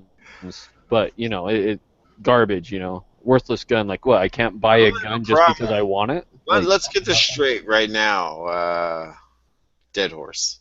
I don't have a problem with Canic as a brand or as the functionality of their pistol. Not me either. I have a problem with Turkey and their stance on I have a problem with their Turkey. political stance. Yeah, I have a problem with Turkey and the way they support terrorism. I don't want to buy a gun that supports terrorism. And 2, I did have a big problem with a fucking single action gun with a decocker on it. Well, Just mechanically had a big issue with that. When Matt came out with his little Canic video, or his little, going over to Turkey video, I commented on one of them. I'm like, isn't Turkey a big terrorist supporter? Aren't we supposed to be like boycotting that shit? I got fucking ragged. I got tore apart on YouTube for that comment. A lot of people not only by like Mac and all his like subscribers, but a bunch of like fucking Turkey motherfuckers got on there. And they all tore me apart over that comment. They're big supporters of terrorism. They keep their borders porous just so they can profit off both sides. They play both ends of the game. They are scumbags when it comes to terrorism because they pretend like they're against it, but then they are more than willing to take their money and transport their oil and transport their arms and everything else. And it's such a shame because I want to love Zenith and the new products that Zenith's putting out, because Zenith has like some of the best MP5 clones. They have this new 1911 coming out. I thought you meant like old Zenith televisions. Not even that. It's this Turkish company, Zenith, that makes firearms. They make the MP5 clones. They make a Beretta M9 clone that has finger grooves, which is weird, but it doesn't. The quality of this Zenith firearms from Turkey is way above anything else that Turkey's produced before, even the Canic. And it's a shame because these firearms are actually worth buying, other than the government you'd be supporting by giving them your money. And that's the only problem I have. Because other than that, I would own one of these new Turkish 1911s, or these new. It's the. I think it's like it looks like an M&P raped a Walther PP9 for their new polymer Zenith, whatever it is. But it also looks like another pretty pretty good European polymer gun. But that the fact that it comes from Turkey, I can't support it. And I can't I've owned Canics in the past. I've had Canic CZ clones. I've had the Canic Stingray, which is an exact clone of the PO1, except it was in hard chrome finish. But that was before I knew their stance and stuff like that. I sold it. I almost got what I paid for it back, but that was the only reason I can't support any firearm from Turkey anymore, because I don't like ISIS so much that I cannot support the way Turkey has been handling their politics when it comes to defending Well, isn't Turkey the fighting Kurd. ISIS? No, because Turkey will use their special forces to disrupt what is it? What are the other guys? Kurdish? I thought it was like I thought Serbia was fighting them. No, not Serbia. I think it's Kurdish. They'll dive bomb and drop bombs and whatever they can to stop the Kurdish, just because they hate their beliefs, to stop them from stopping ISIS. So I just can't be a part of that. I can't give them money. I can't give their government money. I know that Turkish is not a free market, so they're obviously not like the firearms industry in Turkey is not uh, apart from their government. I feel like I'm somehow supporting the Turkish government if I buy a Turkish firearm, and that isn't far from the truth, because that's exactly what you're doing, because they're fascist, they're communist, they take apart in all of their big businesses. And who do you support when you buy a gun from the Freedom Group? I don't buy any guns from the Freedom Group. I stopped buying That's fair enough. Marlins. Yeah, I stopped buying Marlins. I stopped buying Remingtons. I stopped buying all of them. I'm not saying that the Freedom Group's totally 100% bad, because I know a lot of companies like Bain Capital that have saved companies, like the company that I currently work for right now, Ibanez, and Guitar Center, and Musician's Friend. These are success stories that have came from Bain Capital. And that's just exactly what Freedom Group is doing with all these other companies. Some people might see it as evil, but some people uh, take it as a bad thing, because they're taking these companies from their original roots, which would have died if these companies weren't taken or bought out by Freedom Group. If they weren't bought out from Freedom Group, they would have died. The fact that they're still alive is because of Freedom Group. Now, in the aftermath, because Freedom Group bought them, they're still alive, but they're a totally different kind of quality control. They're a totally different kind of product that may be coming off the line. But that it's really up to you to understand the way that works, and it's up to you to, you know, you got to vote with your dollar, and that's it.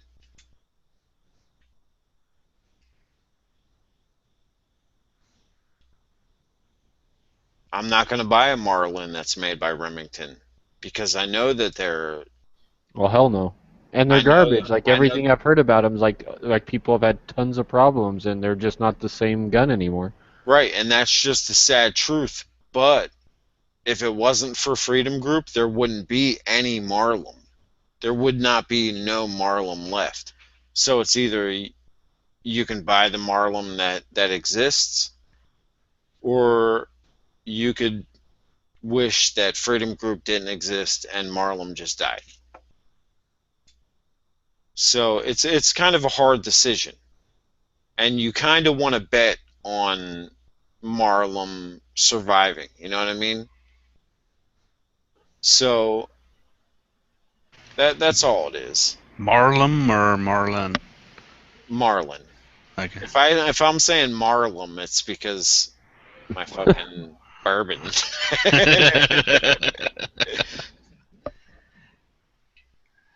But you know what I'm saying. I know I'm sporting the hell out of Belgium right now. It doesn't even matter. I mean, I support the hell out of Austria. Yeah. And I support the hell out of Germany. There's a lot of companies that aren't American that I buy firearms from. Yeah. And it's because of the quality. It has nothing to do with whether it's American made and I'm only going to buy a Ruger and blah, blah, blah. Well, fuck that, because Ruger is not catering to what I want in a firearm. Right. And once they start doing that, maybe I'll give them my money. But they're not doing that right now. Not with all the great big warnings down the side of the guns. Hell no. Hey, one of the first concealed carry firearms I bought when I got my concealed carry license was a Ruger SR9C, and I was happy with it, and I was comfortable with the safety because I thought I felt I needed a safety. And when I learned that I didn't really need a safety and I didn't want a safety and it was just something in my way, I moved on to M&P, and then I moved on to Glock. But if it were to come down to it, if it were to come down to it, Ruger should, in my opinion, make an SR9C without all the crap that they put on it. They should make like a Glock type SR9C, no safety, no warning, no giant chamber indicator on the top that looks like a big red flag that says your chamber's loaded. I heard that they had to do all that because of some lawsuit or some shit. Like that was like part of the agreement of a lawsuit. That's why they had to put the warnings down the side of the gun and all big. I think they did that to be on the safe side to prevent from maybe potential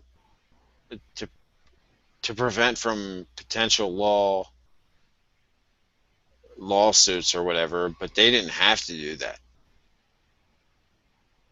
I mean, there's plenty of gun companies that don't do that bullshit that are just fine without it. And Ruger could be the same way. I mean, it's amazing that we got past the 10-round limit from Ruger after Bill Ruger died. Is there a list of like maybe what gun manufacturers, like the top gun manufacturers, like that get, you know, that literally make the most money, like 1 through 10 or something, the top 10 gun manufacturers?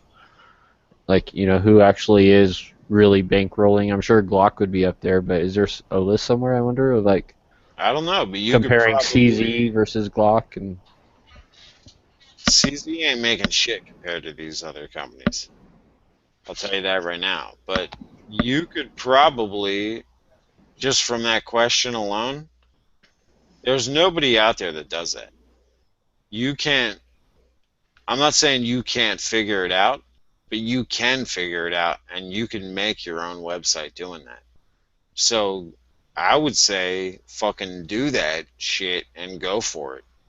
And if you don't want to post it on gun channels, make it on your own website that actually does that, because nobody does that. And there's plenty of people out there that would like to know that shit. Oh yeah, I see like lists like that comparing cars to each other, car manufacturers, and all sorts of shit. You know, but I just don't ever recall seeing a list like that that compares how much money Smith and Wesson made last year compared to Glock, and you know. You can only get that information for companies that have to file publicly, so you can get them for anything under the Freedom umbrella or anything under the what you call it umbrella. Just Google SIN stocks, and that'll give you in the finance business. There's a bunch of categories of stocks that we lump under SIN, and basically firearms is a big part of it. And anybody like Glock, there's no info on Glock because Glock's a privately held company, so there's no law requiring them to disclose. So the only way you could even remotely come into those numbers would be like averages on unit sales and stuff. And it'd just like literally be a manner of, like, the easiest thing would be to start with the law enforcement, because any department, any government agency that's going to make a purchase like that, they're going to have to disclose the purchase. So you could, sort of back into some numbers there. But like as far as retail, what somebody like Glock or H&K does, it'd be near impossible to find out. We got it with all their military contracts and police contracts and just Well, the contracts the contracts are the easy ones to get because they have to be a matter of public record. Right. I've got a list of them right here because I tried Googling the top 10. And I've been Googling it too. There is no manufacturer as far as gun manufacturer in the list. It's all the big,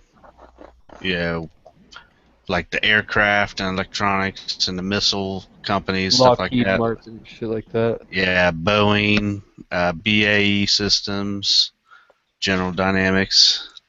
It's all the big government contract These are the companies. These are the companies that have enough money and are willing and very extremely, I mean, without messing with the public at all, extremely able to produce these things at spec to their patent to sell to the governments and whatnot, like Lockheed Martin. They can buy a Smith and Wesson, or they can license. They're not going to buy it outright, but they can license a Smith and Wesson or Glock patent and sell it or reproduce it to another government or by themselves, to where you won't even tell that somebody else did it. Yeah, there's one I found. The Blaze put out. Yeah, that's how good they are. There's not other companies. There's other companies that definitely try to do it. There's definitely other companies that try and fail to do it every year. But these companies, they have the technology, the money, the means to do it, and they do it, and they have no problem. I can't believe Ruger is the top one. I can't believe Ruger sells 15.3 million in firearms and Smith and Wesson is only at 10.5. I can't believe Ruger sells more guns than Smith and Wesson. Because really, what does Ruger have out that everyone's buying? You know, they have what, a 1911 clone now, an AR clone now, and then just what, their revolvers, or maybe their 1022. Is that where all their money comes from? I think so. Ruger Chargers, 1022s, pretty much anything 22. Because I just don't hear about that many people buying, I got a new, Ruger Blackhawk today, compared to, I got a new Glock today. I just, I never see that. I don't see people posting their new Rugers on Instagram like I do other guns. Glock doesn't give their patent out easily like that. That's why they'll never become like a U.S. service weapon. You know what I mean? You know when there's ever like a contender for what's going to be the new sidearm for the army, and people are like Glock. Glock is everybody's stupid. Glock should be like the #1 contender. Well, the problem is Glock's not going to give the U.S. the patent to copy their design because they need third-party companies to develop and build all of the guns that they need. Glock's not going to be able to do it by themselves. An interesting thing I found out that I didn't know. One of the contenders for that pistol program is Daytonics. Yeah. You know who owns the new Daytonics? Nope. The guy that wrote On Combat and On Killing. But what's his brand? I mean, he doesn't really have a brand, does he? What? Yeah, Daytonics. That's it. Daytonics. Yeah. And Dave Grossman. Yeah, it's such a small patent and design company that the U.S. Army has the ability to persuade them to buy their design and whatnot, and Exactly. be able to hire third-party manufacturers to build on their specs. And that's the whole point. Since they went into this, Grossman went into this knowing that the patents were going to be taken, which is where you're right. That's why Glock wouldn't give up their patents. Grossman knew this, so Daytonics went in as the designer, and they're trying to hook up with what is it? I think it was Lockheed. It was Lockheed or one of the big aero manufacturing companies. They're trying to hook up with them simply because of what you just said. Those guys can snap their fingers and have production up and running. Right. It's not so easy with Smith and Wesson and Glock. They're not willing to give up their. I mean, that's their companies. Those companies are they're bread and butter. That's what those companies are built on. They're not. So there's no other armies in the world that They're use a not Glock? Browning from 1912. You know what I mean? They're not willing to give up the patent to the 1911 to the U.S. Army. Okay, what about other armies in other countries? Isn't it pretty much the same thing? So doesn't Glock supply, sidearms to other countries? It's not. For their military? They don't have the same kind of patent laws that we do in the United States. And if you look at like the CZ75, since its inception, they had a hard time even keeping their patent. And the CZ75 has been the most copied pistol throughout the history of the world. I mean, we might not have a whole bunch of CZ75s here in America, but you can go to Springfield, look up the CZ90 something, and it is a direct copy of the CZ75. And that's not just that's a very rare circumstance of copy infringement or cloning of the CZ75. Ever since 1975, since that pistol has been in production, it's the most predominant pistol in the market in the entire world compared to a rifle platform, which is the AK-47. It is the AK-47 to pistols what the AK-47 is to rifles. It's the most copied pistol platform in the whole entire world because they lost their patent the second they made that. And it's different in different countries. It works different for different countries. Well, in some countries they don't even care. Like China, they'll pretty much copy everything. Right, I and was reading. they take advantage of ran out patents or patents that didn't exist in the first place, I was and reading an they'll run article with. about how like airsoft guys at SHOT Show, all these like Chinese airsoft guys were like running around trying to like actually measure shit at SHOT Show just so they could go back and copy it back in China. Well, even Yankee, I mean, he was sitting there looking at a gun, and they were snatching him out of his hands. Were those were airsoft guys doing that? Like Yeah. the Chinese airsoft makers? Yeah, and that was the R51. Yeah, because he was sitting there looking at it, and I'm pretty sure he said they literally snatched it right out of his hands to get pictures of it.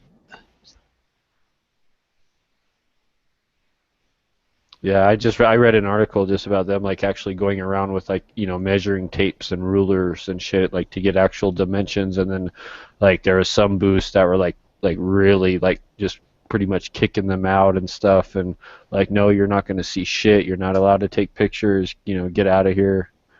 There was like some guys that were pretty pissed about it, like that had new products not even out yet, and yet these Chinese guys like went and measured everything and are already making copies of it, and they haven't even released it yet.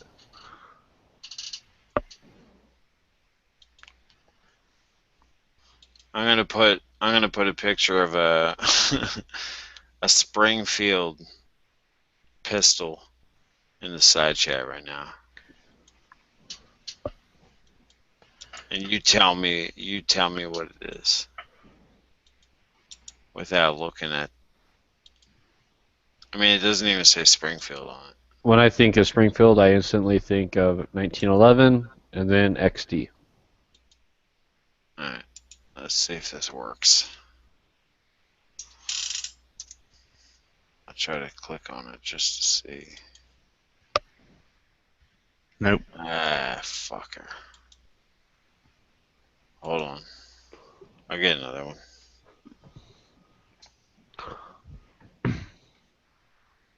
See, they're so ashamed that they don't want their fucking links to work.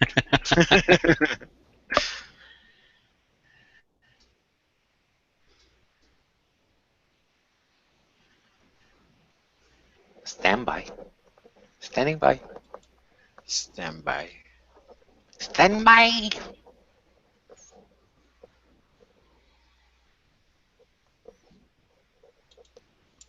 Here's. Come on, Moon. We need a hero. I didn't wanna do it right away, but here's Start a spinning. link. Start spinning. There's a link for an article right away where it tells you. I'm actually even older than Yankee. I may not be able to make 2 revolutions.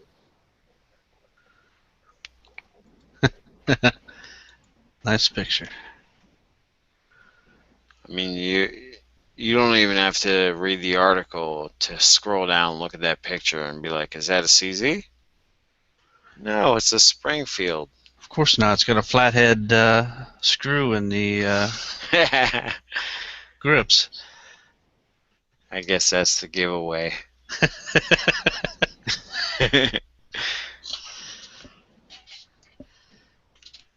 But yeah, they pretty much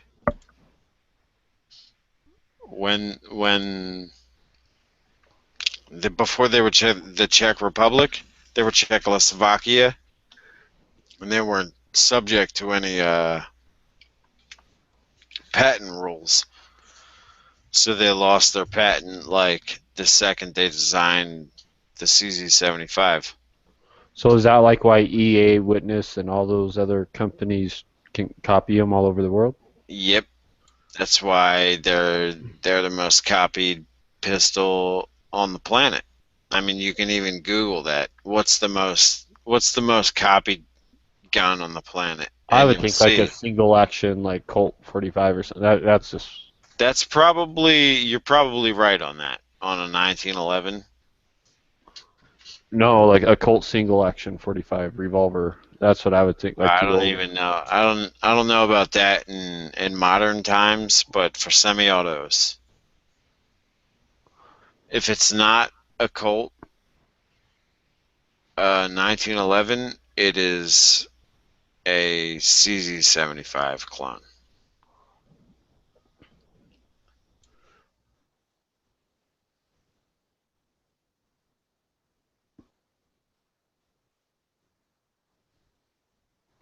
I've never owned one, but I know they're supposed to be pretty nice guns.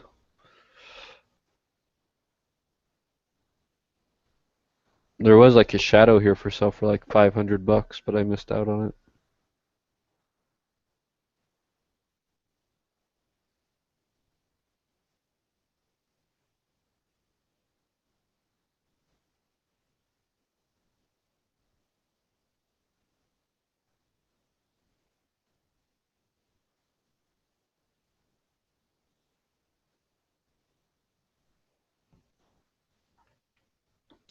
Let's do that. Most copied pistol. Oh, we lost Moon, didn't we?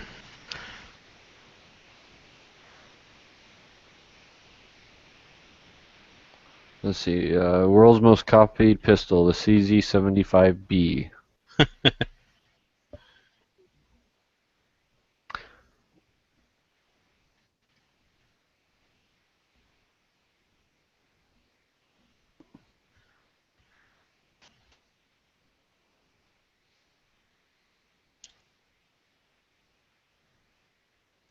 I think Moon might have passed out and hit the keyboard with his head and fell out of chat.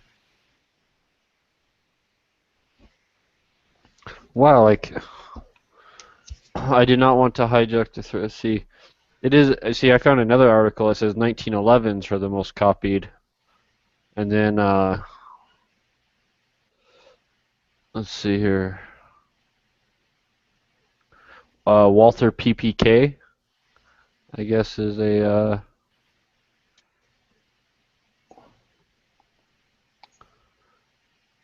Then no, that's a rifle, Winchester 92. Then Colt Single Action Army. That's what I was saying was.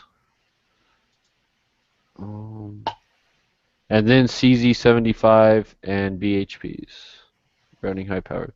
So,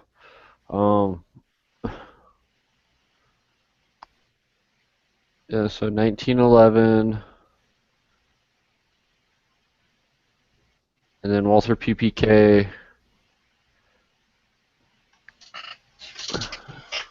then Colt Single Action Army, then CZ, and then Browning High Powers.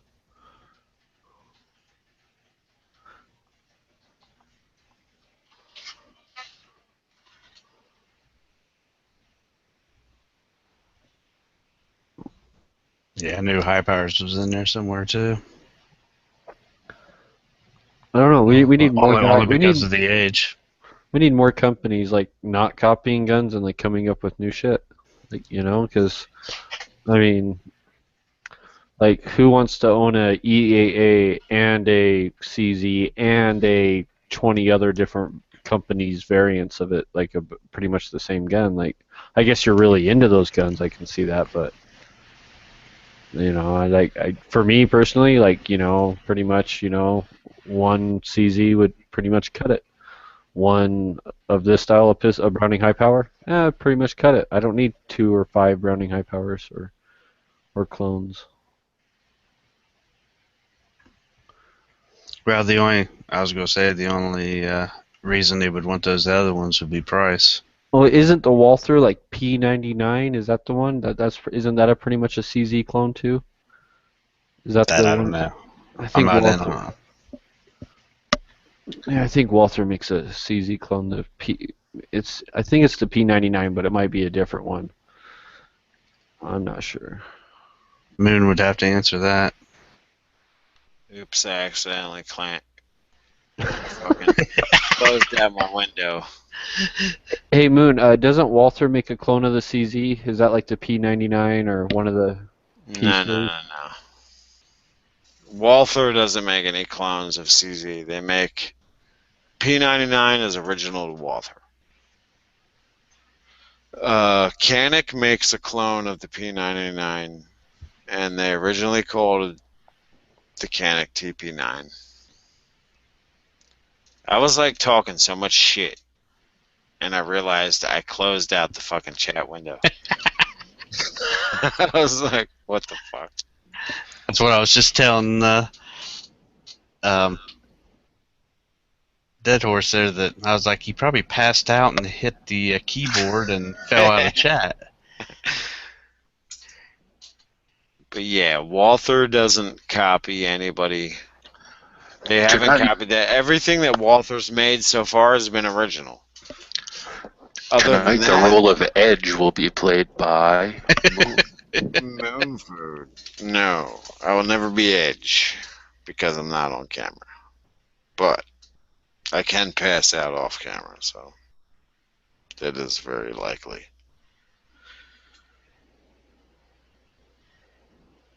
I don't even know what I was saying while thought I was on air, and I was like totally off air.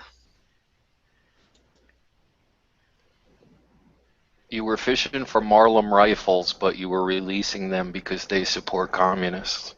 Yeah, fuck them. Those Remington fakes.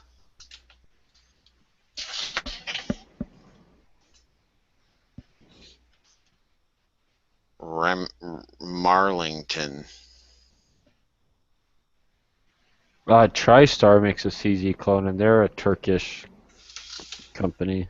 Yeah, that's another example of somebody that just took advantage of the design. And I didn't know that Turkey CZ. made so many guns. They make a lot of guns, and a lot of people held their shotguns and their pistols in high regards. Yeah, my shotgun's an Ottoman whatever, but it's a Turkey shotgun. Yeah, they don't. I'm not gonna sit back and say they make pieces of shit, because they don't. Some of the companies from Turkey make very good firearms. That's why I'm saying it's a shame that you can't buy Zenith with a clear conscience, because you know that the government of Turkey supports eradication of the Kurdish, which the Kurdish are obviously dedicated to fighting ISIS. And Turkey is not on any side of either, but they will stop the Kurdish from fighting ISIS. They've been proven on mainstream media, they've been proven in YouTube videos from different countries to stopping Kurds in action from fighting ISIS by way of bombs that actually kill Kurdish fighters. You know what I mean? So how are you going to support that nation when you know that their nation benefits off the sale of these Turkish firearms, such as Canik and Zenith? They're not a free market. They are definitely fascist in nature, communist in the way their political system works. So when you're buying a Canik or a Turkish firearm, you're definitely supporting the Turkish government. And the Turkish government is definitely supporting the eradication of Kurdish fighters that are definitely against ISIS, where Turkey doesn't have a stance on the issue, but they're definitely against Kurdish fighters fighting ISIS. So you can't, I don't know. I mean, do what you want. It's a free world. Buy their firearms all you want. I'm just not going to do it. I'm not going to give them any more of my money. I would like it if they stopped doing that. I would like it if they stopped being scumbags. And because Zenith, from everything I've seen, makes like the most highest quality firearms out of Turkey since the shotguns they've been making throughout the 80s and 90s. But I can't give them any of my money, and it's a shame. That's all I can say. TriStar, Canik, they're all Turkish.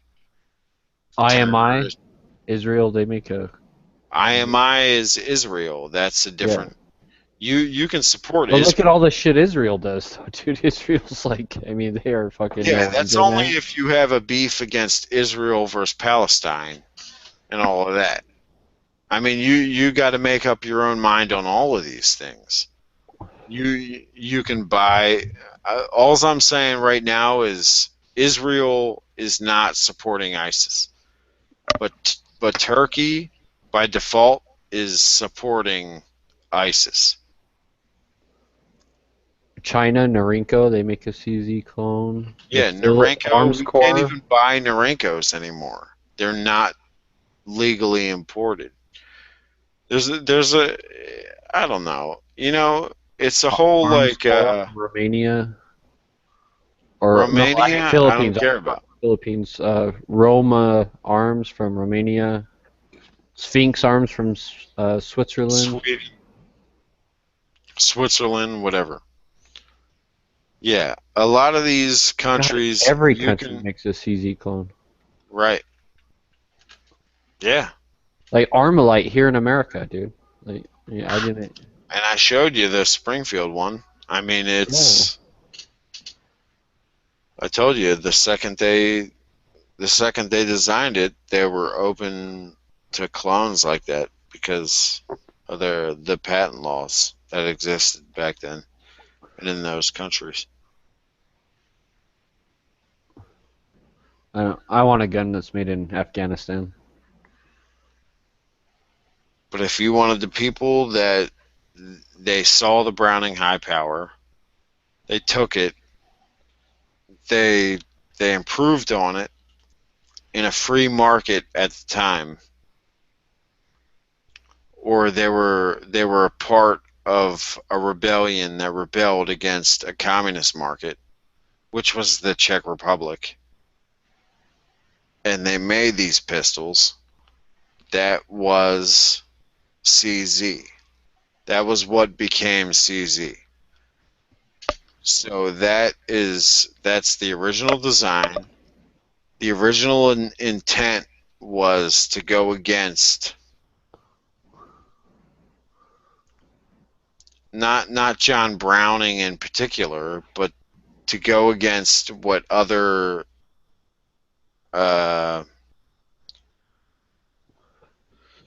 communist republics, communist democratic republics, whatever they were, they all had communist in front of their name. They went against all of them, and it was the Czech Republic.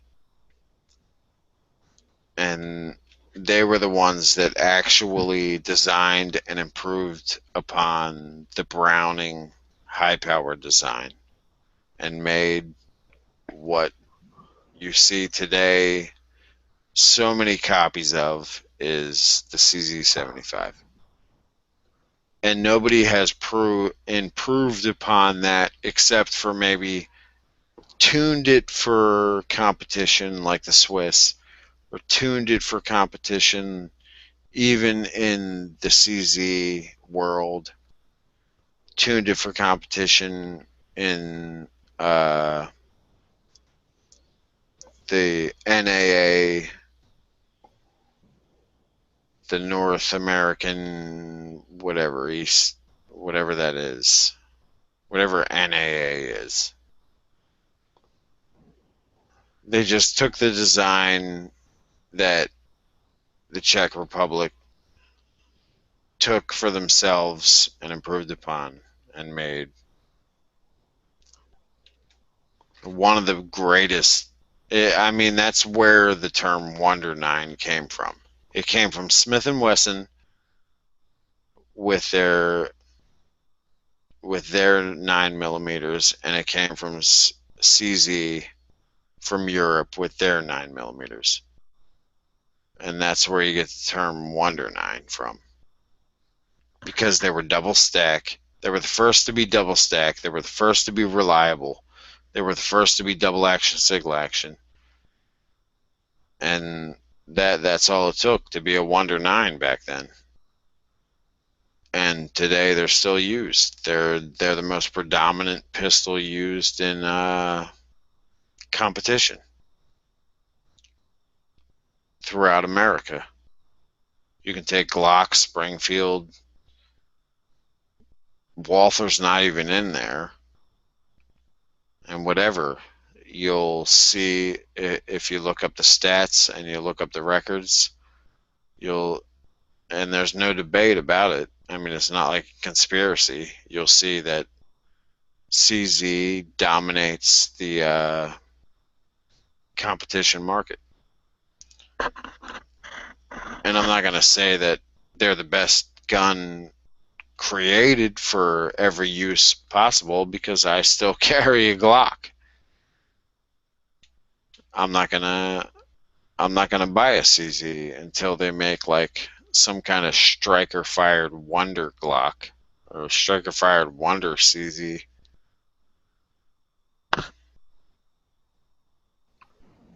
You don't like a double single action for carry?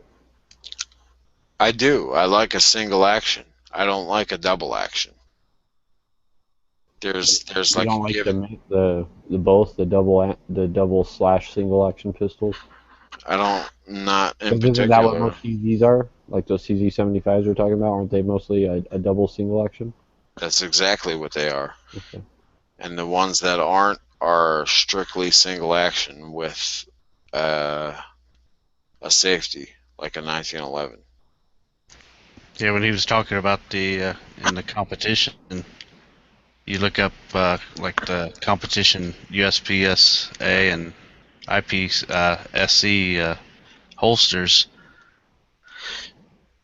Top one shadow variants of the CZ. There's witnesses, CZ, CZ, CZ. I thought I mean, 1911s dominated a lot of those, like custom STIs and shit. Or is that It a different? depends on what part of the thing you're shooting. There's a single stack. You can only be in a certain category when you're shooting a certain pistol. Like right. 1911, you're going to be in single stack automatically. There's no CZs that are single stack in competition. So you're automatically going to be in a different category when you're shooting a 1911. That's a totally different category. I mean, you can debate on who makes the best 1911 for single stack race guns, from race guns to production guns for 1911s. They're in their own category, even though they can range across production because they're single stack. Yep.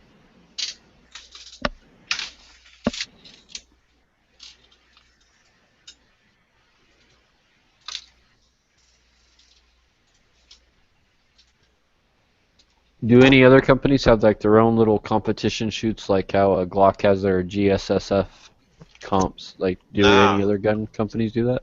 nah, and if you pay attention this month, or you pay attention in Glocktober, I'm sure G-Webs is going to have a chat on why Glock is what it is, and why you should appreciate Glock for what it does, because they're the only company that actually does that for its consumers.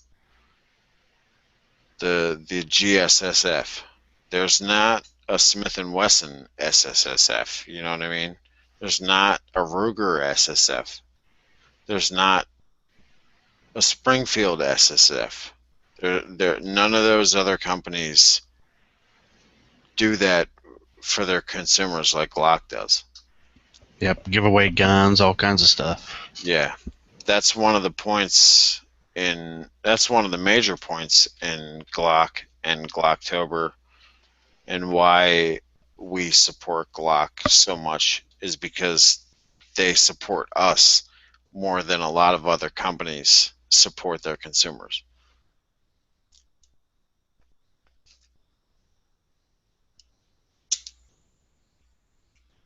That's funny. They're not even an American company, but yet they do more than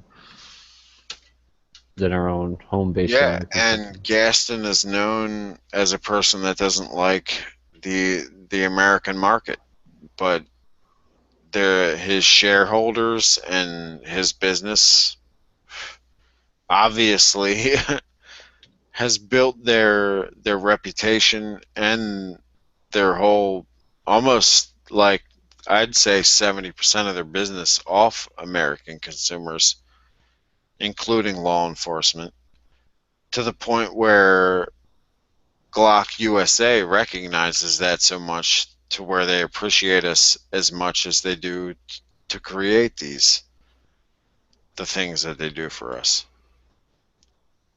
Glock is probably one of the most appreciative gun companies out of all of the pistol companies that we buy from. And that's not to down other companies, that's just something extra Glock does for us.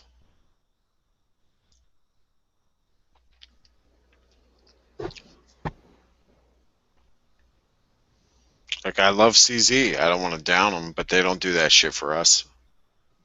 Pink loves FN. He doesn't want to. He doesn't want to down them, but they don't do that. They don't do that for us. So even Smith and Wesson, our own American company, nobody wants to down them, but they do sometimes quark out on quality control, and they have no plans to make these kind of Well, is it because the Glock's so much bigger? foundations for us.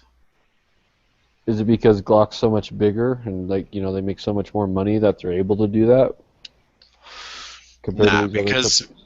when you look at it, when you look at the sales and when you look at the size of these companies, Glock doesn't spend nearly.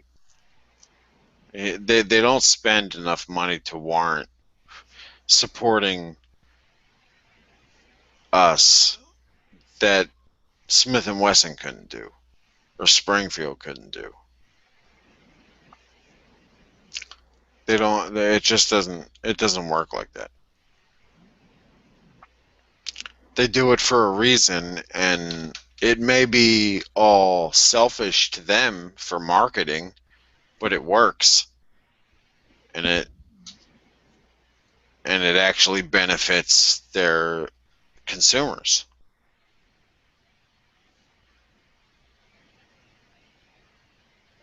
How many, Dead Horse, how many Glocks do you have?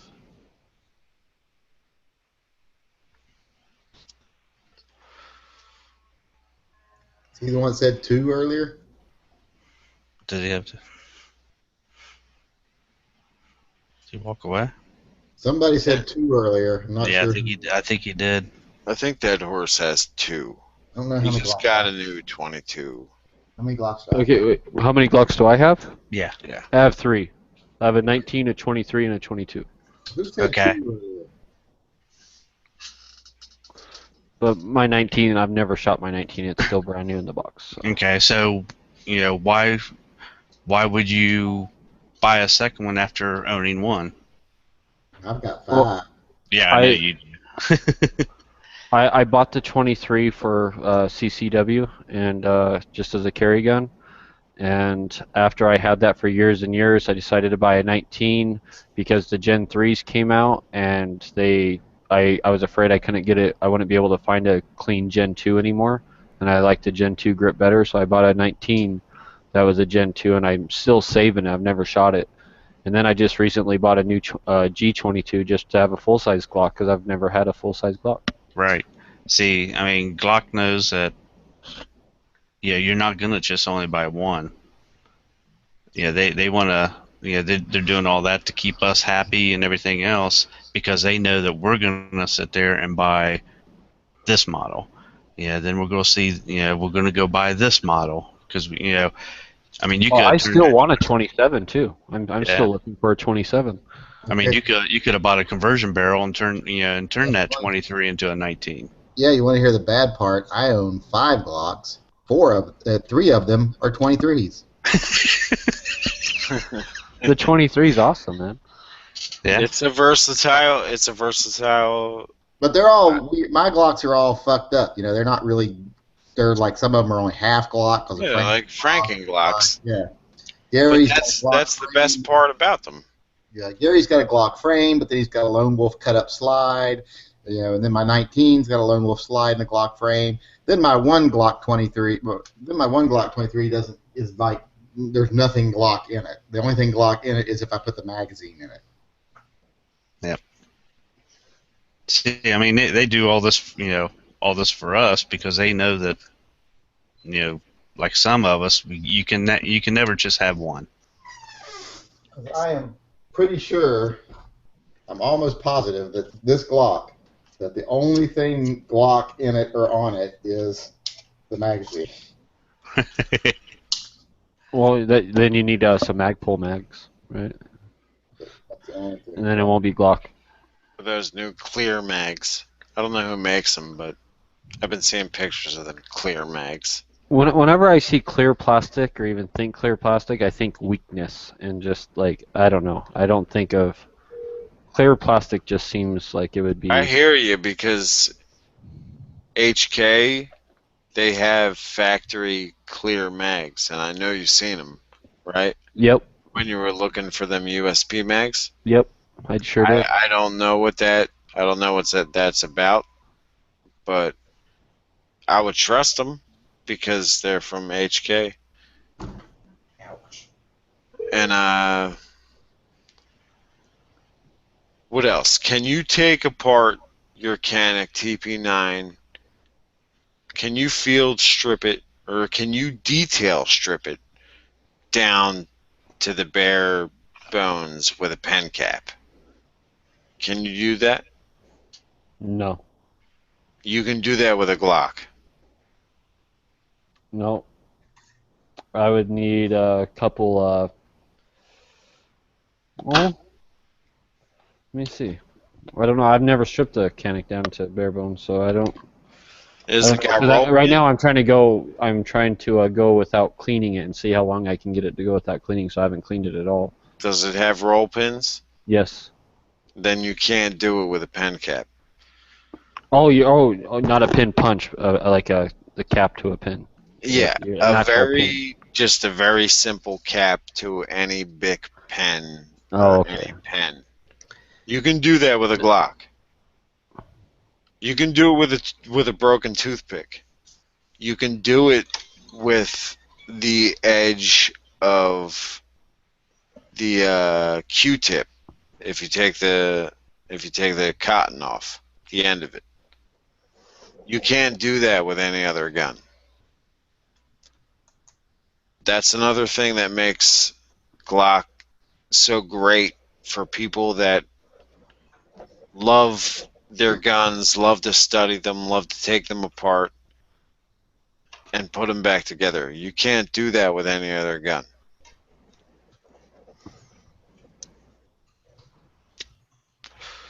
I don't know if Glock will come out and say that that's a major selling point, but because they want to sell their armor classes and stuff like that. But that you can become a Glock armorer without getting the certificate. That you need to renew, even when you buy it and pay $200. You need to renew that every 2 years. And I always wonder, what the hell are they going to teach me in that class that I haven't figured out by taking one apart 300,000 times? That's what I'm saying. I mean, I respect the people that actually go through it and pay the money, but then again, you have to wonder. Like, what exactly are they learning? Are they learning the metallurgy of the rest of the gun? Because literally, I mean, if you detail stripped my Glock down to every individual part, scattered them around the house, and I had to go around and find them, I could put it back together easily just going around and finding the parts. right. And it's one of the only guns that you can take, you can take 100 of them, completely detail strip them, put them in a plastic trash bag, shake it up, and then put it together with all the parts you find, and it'll work perfectly. Yeah, they're all interchangeable. Let's change calibers or something. Yeah.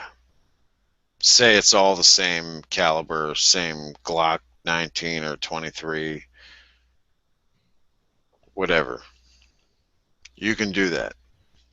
And you can do it all with a pen cap. They are good, simple, reliable guns. Like I've said before, they are the Honda Civic of the gun world. Why I don't drive a Honda Civic. They are. I mean, they're not meant to be like your pretty show off high speed low drag No, I, guns. I You know think what I mean? Yankee. I think Yankee. I think it was you, Yankee, that said in one of your videos that Glock doesn't do anything the best, but they do everything well. Yeah, it's what Was they're that you? an all-around gun that does everything very well. Yeah, I totally agreed with that. They're not the best at anything. And it's like they always end up being the best for the money, especially if you're like doing trials for like in a police department or something. It's like every trial I've ever either been witness to or part of myself or read up on. Glocks always come in like the top 3 or 5 guns. They're never number one, but they're always like half the price, of the number one gun at least, if not less than. Did you see that new? There was a new article that came out. I forget who wrote it. It was one of the big firearms blogs. Yeah. But they came out with their what was it? Vegas Battlefield.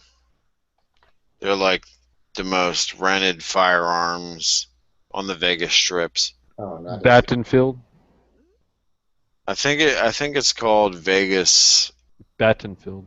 Yeah, I didn't see that. Yeah, it might I be. think that was on the front page. It was an article on the front page, I think. Yeah, I think was it DB that posted that?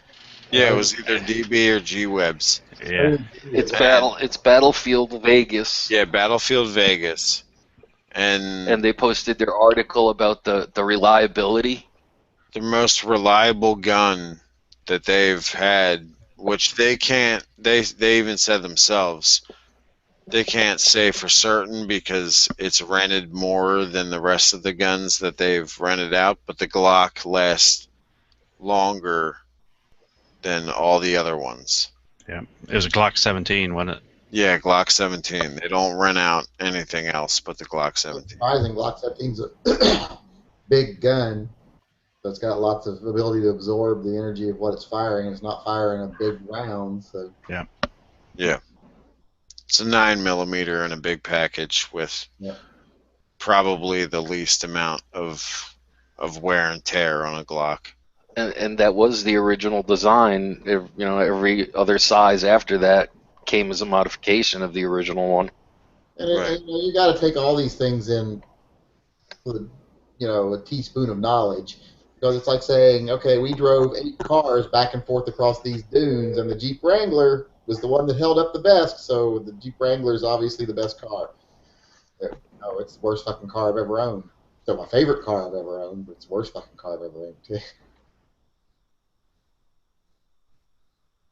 Yeah, they even stress that in their article. Like, you've got to take it with a grain of salt because they didn't rent their Sig 226s out or their M&P 9s out as much as they did their Glock 17. So they couldn't do like a definitive calculation of which one would have actually held up the best.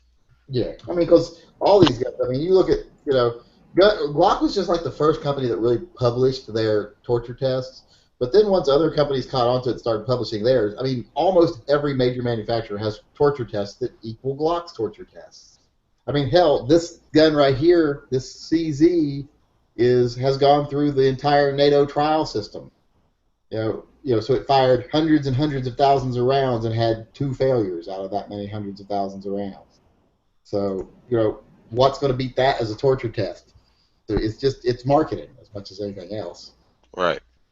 And then, of course, once you market something like that, people start to believe it, so they actually start to think that that's the experience they're noticing, too.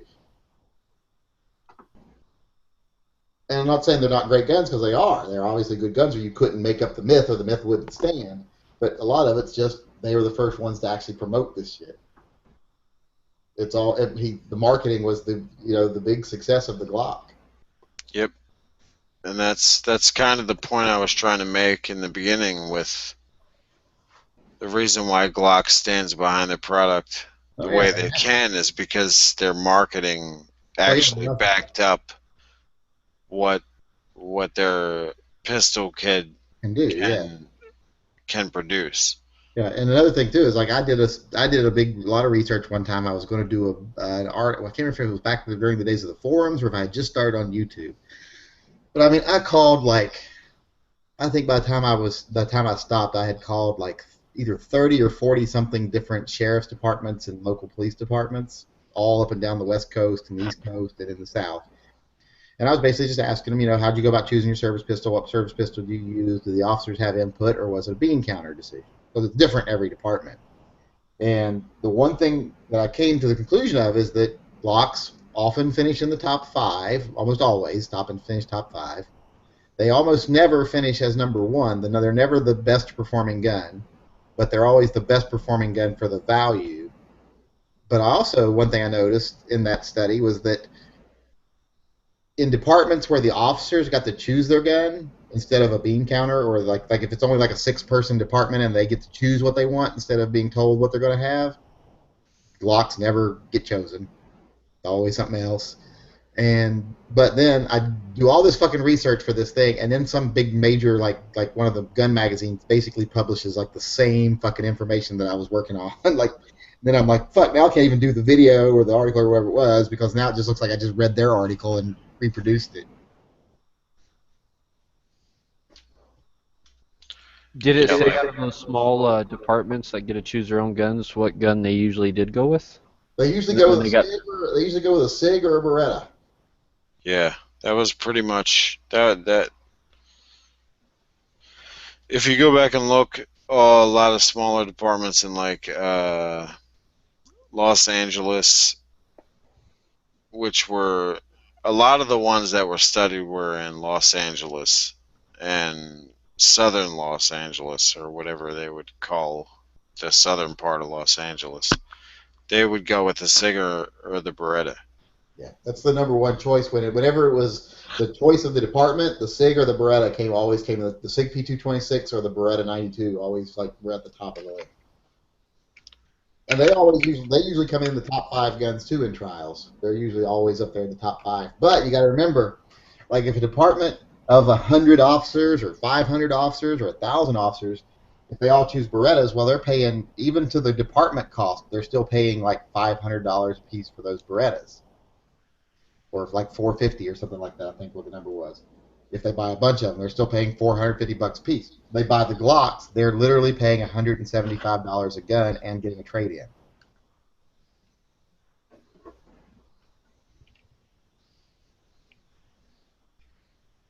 So basically, they're getting 2 Glocks for $175. And now I'm seeing a contract they're signing now. Like they signed a contract with Portland where they paid a certain amount per gun, and they get 4 trade-ins over 5 years, which means they basically bought 5 guns for a couple $100. Because Glock takes the guns, refurbishes them, resells them, whatever, so they get their money back off those. The blue line Glocks, or what do they call them? The blue. It doesn't cost them much to produce a Glock. Like, what's it cost to make a Glock? Like $60 or $70 or something like that. So. Yeah, I think it was under 100. Yeah, so it's under $100, and it doesn't matter if it's blue label or not. You're getting you're getting a new production Glock, whether you're a civilian or you're law enforcement. And where they were geniuses when they first started doing their marketing, they're like, look, we've produced a product that will always finish in the top 5. No matter what they tested against, they felt that even if you tested against 4 other $2,000 a piece guns, they always felt confident that their gun is going to finish in the top 5. And most departments narrow it down to the top 5. So they're like, we're always going to be in that top 5. So instead of trying to make a profit off these guns, we'll just fucking give them to the departments. Then we get to advertise in every goddamn magazine in the country, used by this many departments, used by that many departments, used by this department, used by that department. So we just got free fucking advertising there. I'm here to rant. Worked awesome. And they were right. They Can were someone right. tell me how much it costs to make a Smith & Wesson M&P? Probably. You don't know. That's I think the probably last why. I thing I don't saw, know. well, no, You're they right. did publish it. Nobody knows, man. No, they do. I They have published no it. I idea. think it was Recoil Magazine. I think it was like $205 or something like To that. make it? Yeah. Why? Because It's where it's because of polymer. where it's made and how many are made and what machinery it's made on. It's not mass produced like Glock assembly line like Glock. Because it's American. Yeah, and it's American. America. It's America. Yeah, I get it. Okay, so what about? I'm trying to think of another polymer gun. Well, also when you're bringing up the SIG stuff, is that pre-Exter New Hampshire 100% made here in New Hampshire? I'm sure it's expensive to do Depends it on anyway. what you get. Depends on what you get. Some stuff's made in Germany and shipped over here. Some stuff's made here. Depends on what you're getting. And now, like, all the Berettas are made here. Mostly, yeah. I mean, yeah, like, you'd have to like specifically The get Inox, I on. think the Inox stuff was still being made overseas up until recently. I don't know if it's made here now or not. Yeah, I know where I live. Like the police department for 5 years went to M&P 40s, and then when the Gen 4s came out, they were like, "All right, we're gonna go back to Glock." I have a lot of departments that weren't happy with the M&Ps. I mean, not that, and they never have a real good reason why they weren't happy with them. They just didn't like them. Well, I was gonna say that the double action, single action cost your department probably in training to not shoot a bad guy's shoulder. I don't know if it's that, because I think I noticed the opposite. That when they went from double action, single actions to Glocks, one of the things I saw, and this was publicized, it was public knowledge, a lot of the larger departments, their negligent discharges of officers would go up 500-600%. Oh, yeah.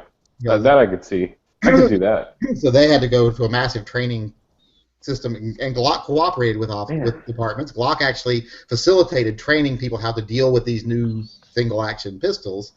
So it was just a matter of training. But once they got over that training hump, it was fine. But I'm like a gun guy. I'm kind of a gun guy, like you guys. And like, if you go to the double action pull, you got a front sight, right? Clear front sight. And then pull that trigger, and if you're on that double action, like a 10, 11, 12 pounder, that takes a lot of fucking discipline. Like, that takes a lot of training to get that bullseye. I can't even do it. I've never hit a bullseye on a double action pull. You just got to stage it. Yeah, you got to stage it. But that's what I mean. It's training. Stage your shot, though, if you're self-defense. It's training, man. It really is training and getting familiar with it. So, I don't know. It's a part of it all.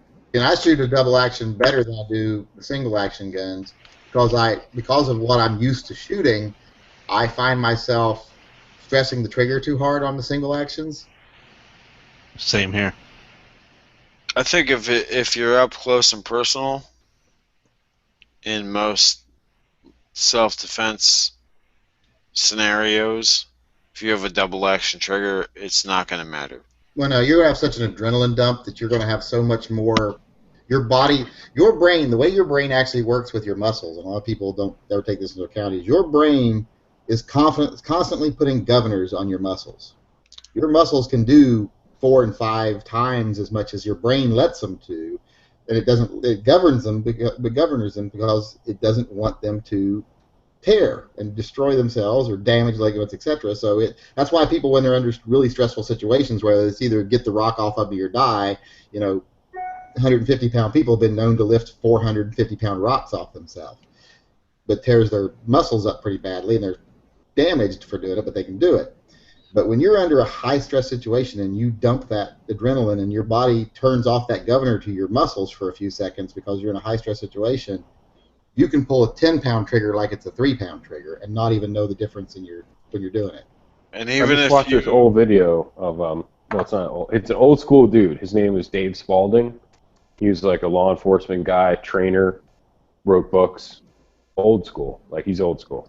I think what he said was 1/10 of an inch, or 100th of it. I forgot what he said. Maybe it was 1/10 of an inch. 1/10 of an inch at 20 yards is 4 inches or 6 inches or something like that. or so it's like there's some sort of equation that these old school gun guys have that's like, if you fucking move your gun, your front sight, a fucking certain amount at a certain yardage, your inches or a foot, it can be a lot. So yeah, like under adrenaline, I have absolutely no doubt that a shitty trigger, you wouldn't notice it. But will you hit your fucking target?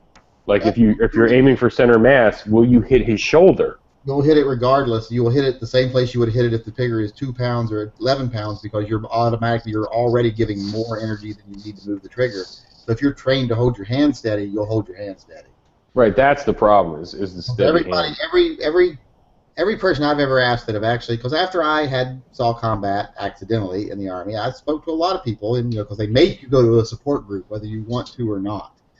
And they basically put you on light duty for a little while if you're in my MOS and you see anything that they think might damage you.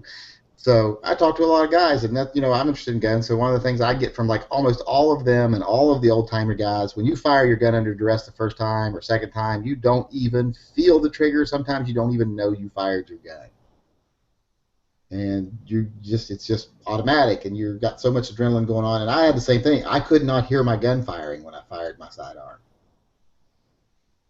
You think, oh, you're going to be deafened. It was like things were moving in slow motion. I couldn't hear. It was just tunnel vision. Couldn't hear. It was weird. And even if you take like an HK double action trigger or a CZ double action trigger,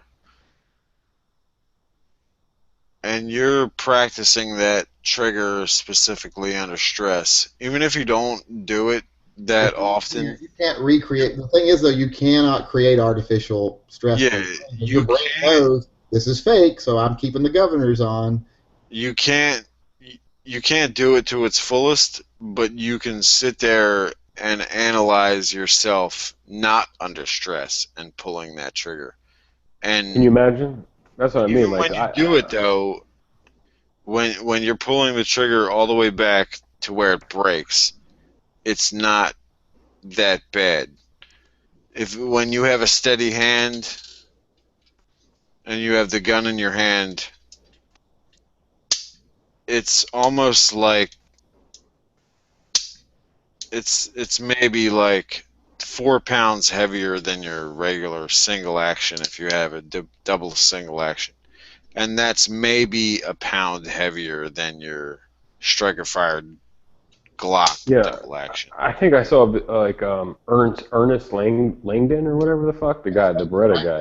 He was talking about staging that Beretta trigger. He's like a championship shooter, and just like on that gun, you gotta, like, when you have it and you're putting it onto the target, by the time it gets to the target, he's got his finger on the trigger. Like at some point, we were all taught in gun safety, keep your finger off the trigger, right?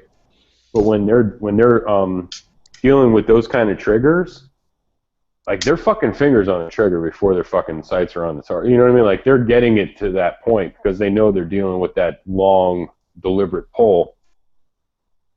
It's not like finger on the ejection port to the time you get your sights on the target and then down and then on that horrible. I think they're horrible. Like anything over 10 pounds is fucking horrible. Like HK in particular, to me, is the worst. Like I've had a bunch. They're not pleasant. It's horrible. I would have to say HK does have a stiff trigger, which is why after I bought that P30 SK, I still ain't carried the bitch really. You can almost like press the trigger back and get that hammer cocked back, maybe a third back. Like and you're still safe as shit. You got a lot more pulling to do. If you're like, okay, my bad. Like you're just a fucking hobo who went into the wrong house or whatever. I don't know. But my problem with my H&Ks are, even though I like them and I go to them and I say, this is probably the most refined, highest end polymer gun I have, the word polymer is still in there. So that's like saying these are the most comfortable pair of Chucks I've ever worn. Because Converse aren't fucking comfortable no matter what. So no matter what, it's still, even if it's the best polymer gun I got, it's still a polymer gun. Well, the other thing is, just because it's polymer, it still has a mainspring. It still has a hammer. I mean, there's a lot of things going on that a lot of polymer guns don't. have, and like even like with the Sig 2022 or whatever, Yeah. like yeah, that's close, but there's a difference. There's a difference. Like you said, when the VP9 came out, you could tell like this doesn't feel. Even the polymer didn't feel right. Like it just felt cheaper. I started to make a Like video the other day about showing people how this gun is not like a regular H&K. I mean, the trigger is different. The way the trigger connects in the gun is different. The back straps fit differently. The way the polymer is shaped is different. The roll pins are fucking different. It's just like you wouldn't even know H&K built this gun if they didn't stamp it on the fucking side of it. I would like to see that video. yeah, I'll watch it for if it's 2 minutes. If If you can get it under 2 minutes. Okay. I'd be about 4. Most of my videos. Oh, it's too much time. I got other shit to do. You know the whole thing with when they went to Hackathorn and Vickers to make an HK 1911, and by the time like after all the research and development, they were like, "Wow, this gun's going to cost thousands of dollars." So why don't we just have you two old farts redo the USP? You know what I mean? Because that's basically what they did at the end. It was like, there's no way we can do a 1911. They haven't made any kind of metal frame gun since the P7, So right? I'm thinking. That's why I think Glock has never made a 1911, because they know what we make works. It's high profit for easy work. They couldn't make a 1911 that was as high a profit in that price range, so why bother? You know, back when Die Hard came out, my dad was friends with, who's passed away, so it's all statute of limitations. He was friends with one of these like famous drug smuggler dudes, right? And I remember because he had to turn himself into prison. He died in prison, this drug smuggler dude. And he was fucking filthy rich, and he just knew my dad through like a friend or whatever. But one day I went to his house, and he had the P7 M8, and I was probably like maybe 10 or 11. And I remember like them showing it. He was showing it to my dad, and my dad was like, "Can my son, touch, play with it or whatever? Is it, just hold it?" And I held it, and I was like, "Oh my God, this was like." And then I remember seeing either Die Hard right before that or right after, and just being like, that gun that Hans Gruber had or whatever, it had to be the fucking coolest gun ever. Like at that time, like in the 80s, like mid 80s. Was this really fucking cool gun. And if you look back at retail price of that gun back then, it was $800. Like in the 80s, you know what I mean? Like that's HK. They've always been expensive. It's pretty much always been worth it. If you could afford it, it was worth it. You know what I mean? Like, and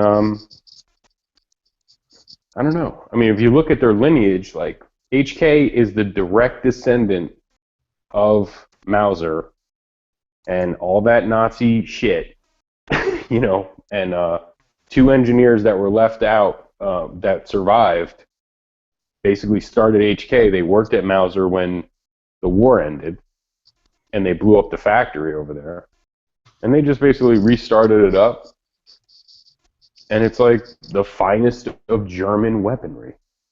To me, anyway. Even if it's polymer. I mean, it's like, yeah, this shit is expensive, but can you imagine if they were like, you can get it 2 ways.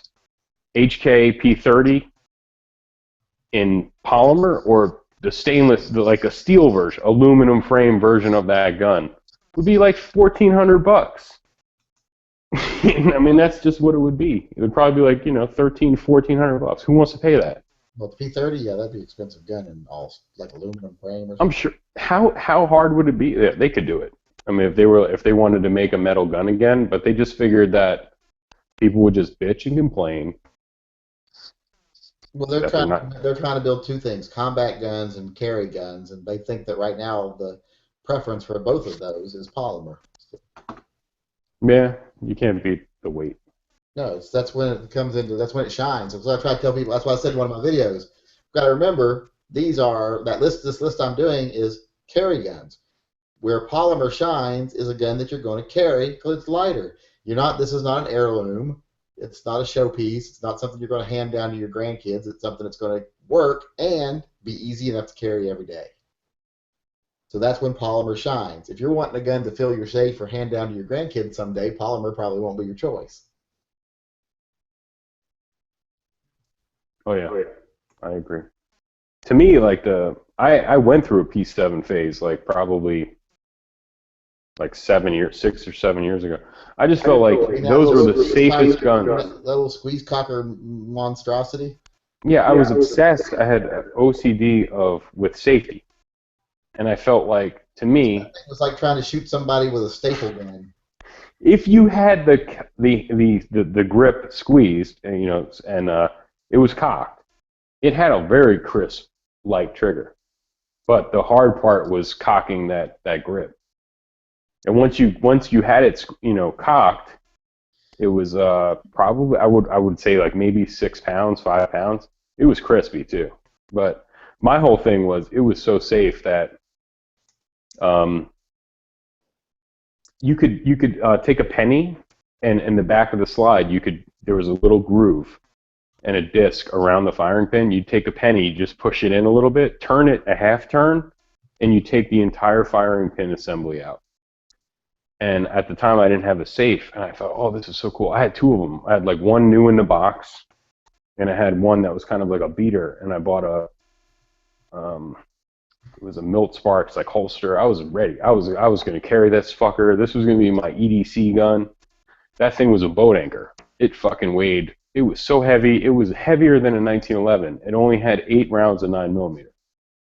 And at the end of the day, I was like, after like a maybe 6-month romance period, I was like, this is the craziest thing you've ever done. Like, you sold all your Glocks. I had XEs at the time. And it's like, you sold everything for this, and this is ridiculous.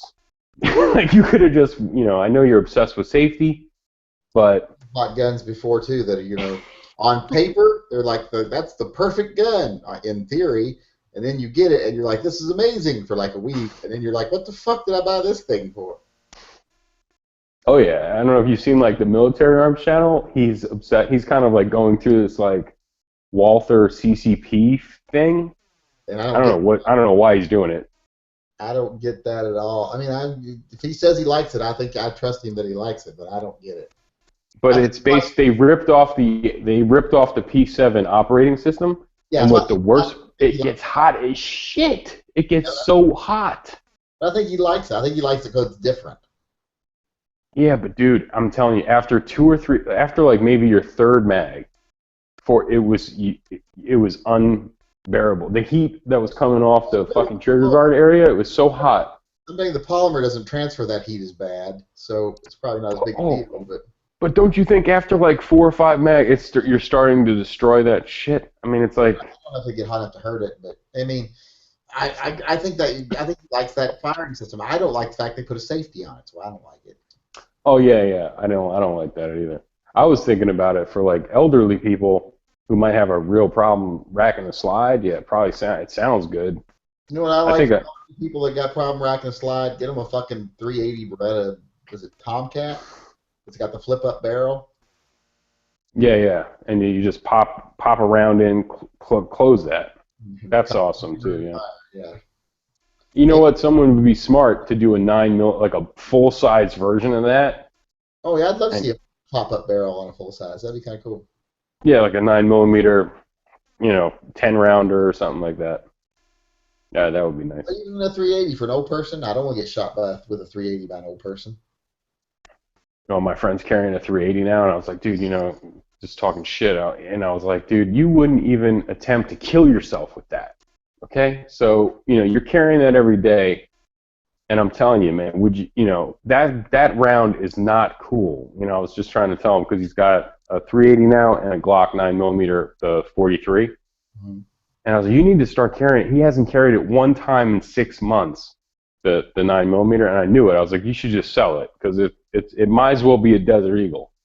Because he's like, I can't carry it. It's uncomfortable. He's new to this. And I was like, honestly, you should sell it and buy something else. If you're not going to carry that 43, that's ridiculous. Well, see, that's and he's like, That's the problem I have with most people that carry a 380. It's not because of the gun. It's not because of the caliber. It's because of the gun they choose that holds it. Because usually when you have someone's like, look, I'm carrying a 380, and it's always like a tiny little P380 from Car or an LCP, and I'm just like, those guns are just not optimal for self-defense. They're just so small, so hard to be proficient with, etc. But if you're carrying like, look, I'm carrying a 380, it's a P232. Some people might say, well, if you're going to carry that big a gun, go ahead and go up to 9mm. But I'm like, if their gun is easily wieldable by them, easy to handle, very accurate, I'm fine with them shooting somebody with a 380 as long as their gun is good enough gun to be accurate with. Yeah, just my advice to him was, don't think, basically, it's like heart or spine. If you don't hit heart or spine with, with any of these handgun rounds, right? Don't think you're going to shoot once and it's going to be over. I mean, you might be able to. Look, he has an LCP. You dump 6 rounds, right? If you don't hit heart or spine, get prepared to get your ass whooped while that guy dies. Yeah, that's the problem. Because you go down to this smaller caliber and then you take this tiny little gun that only holds 6 rounds. Like, why go to the smaller caliber and only have 6 rounds? If you're going to have the smaller caliber, have a gun that can have more rounds in it. Yeah. That's like the only reason I would carry the PPK, because it's a very shootable gun, a very accurate gun. But, might not be reliable enough for some people, but it is for me. But it's just not enough rounds in it to justify going down to the smaller caliber. If I'm going to have a smaller caliber, I want at least more chances to hit them. I think it's 6 rounds. And if I'm going to have only 5 or 6 rounds, I'm just going to carry a J-frame. That's why I've been carrying that and the 43 all summer. I've been carrying J-frame a lot because I just walk around with my fanny pack with my J-frame in it. Yeah. I'm subscribed to my local police department's YouTube channel, which is fun. And like last night or the night before, I was like, just some vicious looking crimes going on where I live and stuff. And it's like, the J-frame is better than nothing. It's definitely an acceptable round. I mean, it's, to me, I was trying to tell my friend, get that, get a 38, get the 38 plus B. But he didn't want to listen, so he got that LCP, which I've had before and carried before and had not a problem with it. So they're actually pretty good. But definitely 380. Ouch. That's like bare minimum.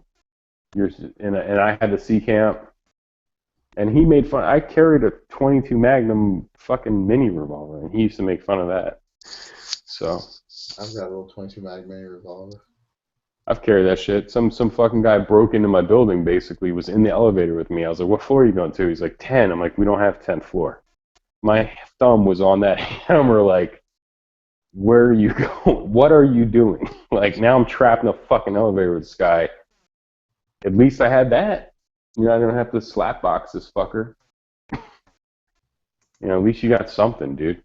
But I'd rather. That's why I always tell people, it's like, will a little 22 Magnum? Some other night in the chat was asking, should I carry this little 22 long rifle? I think it was like not the Beretta, but the Taurus model. I'm like, if you're asking, will 10 rounds of 22 give you an advantage in a fight against someone if you pump them full of 22 rounds and then you fight them? Yeah.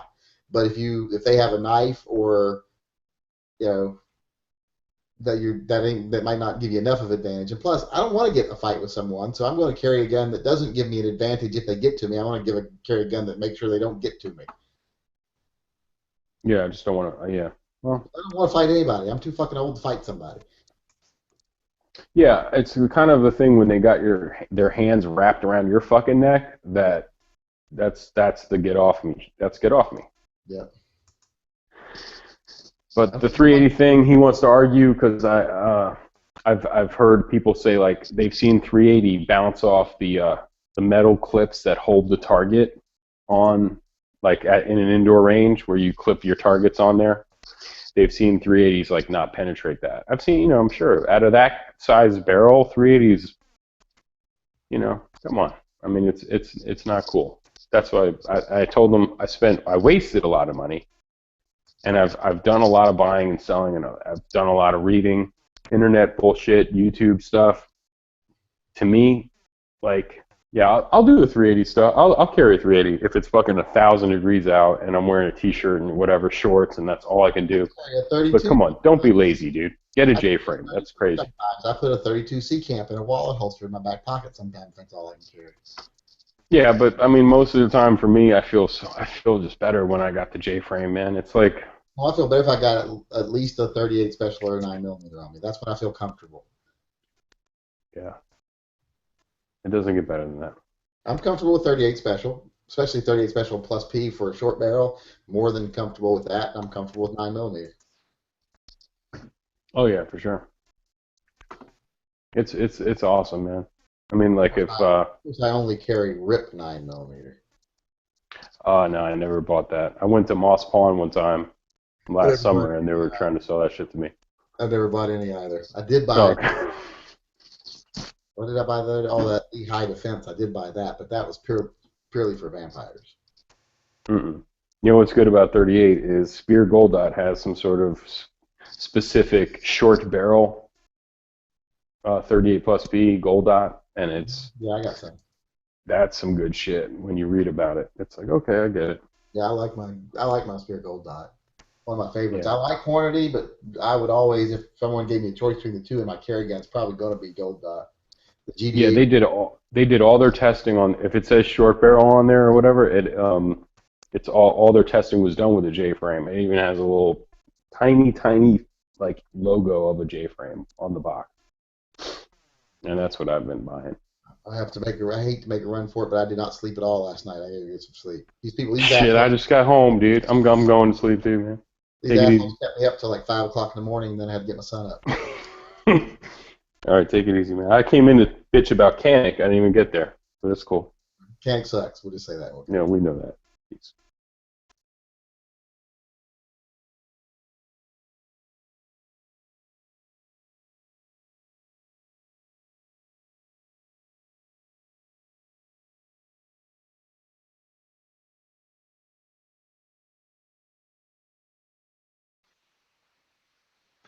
Is there anybody out there?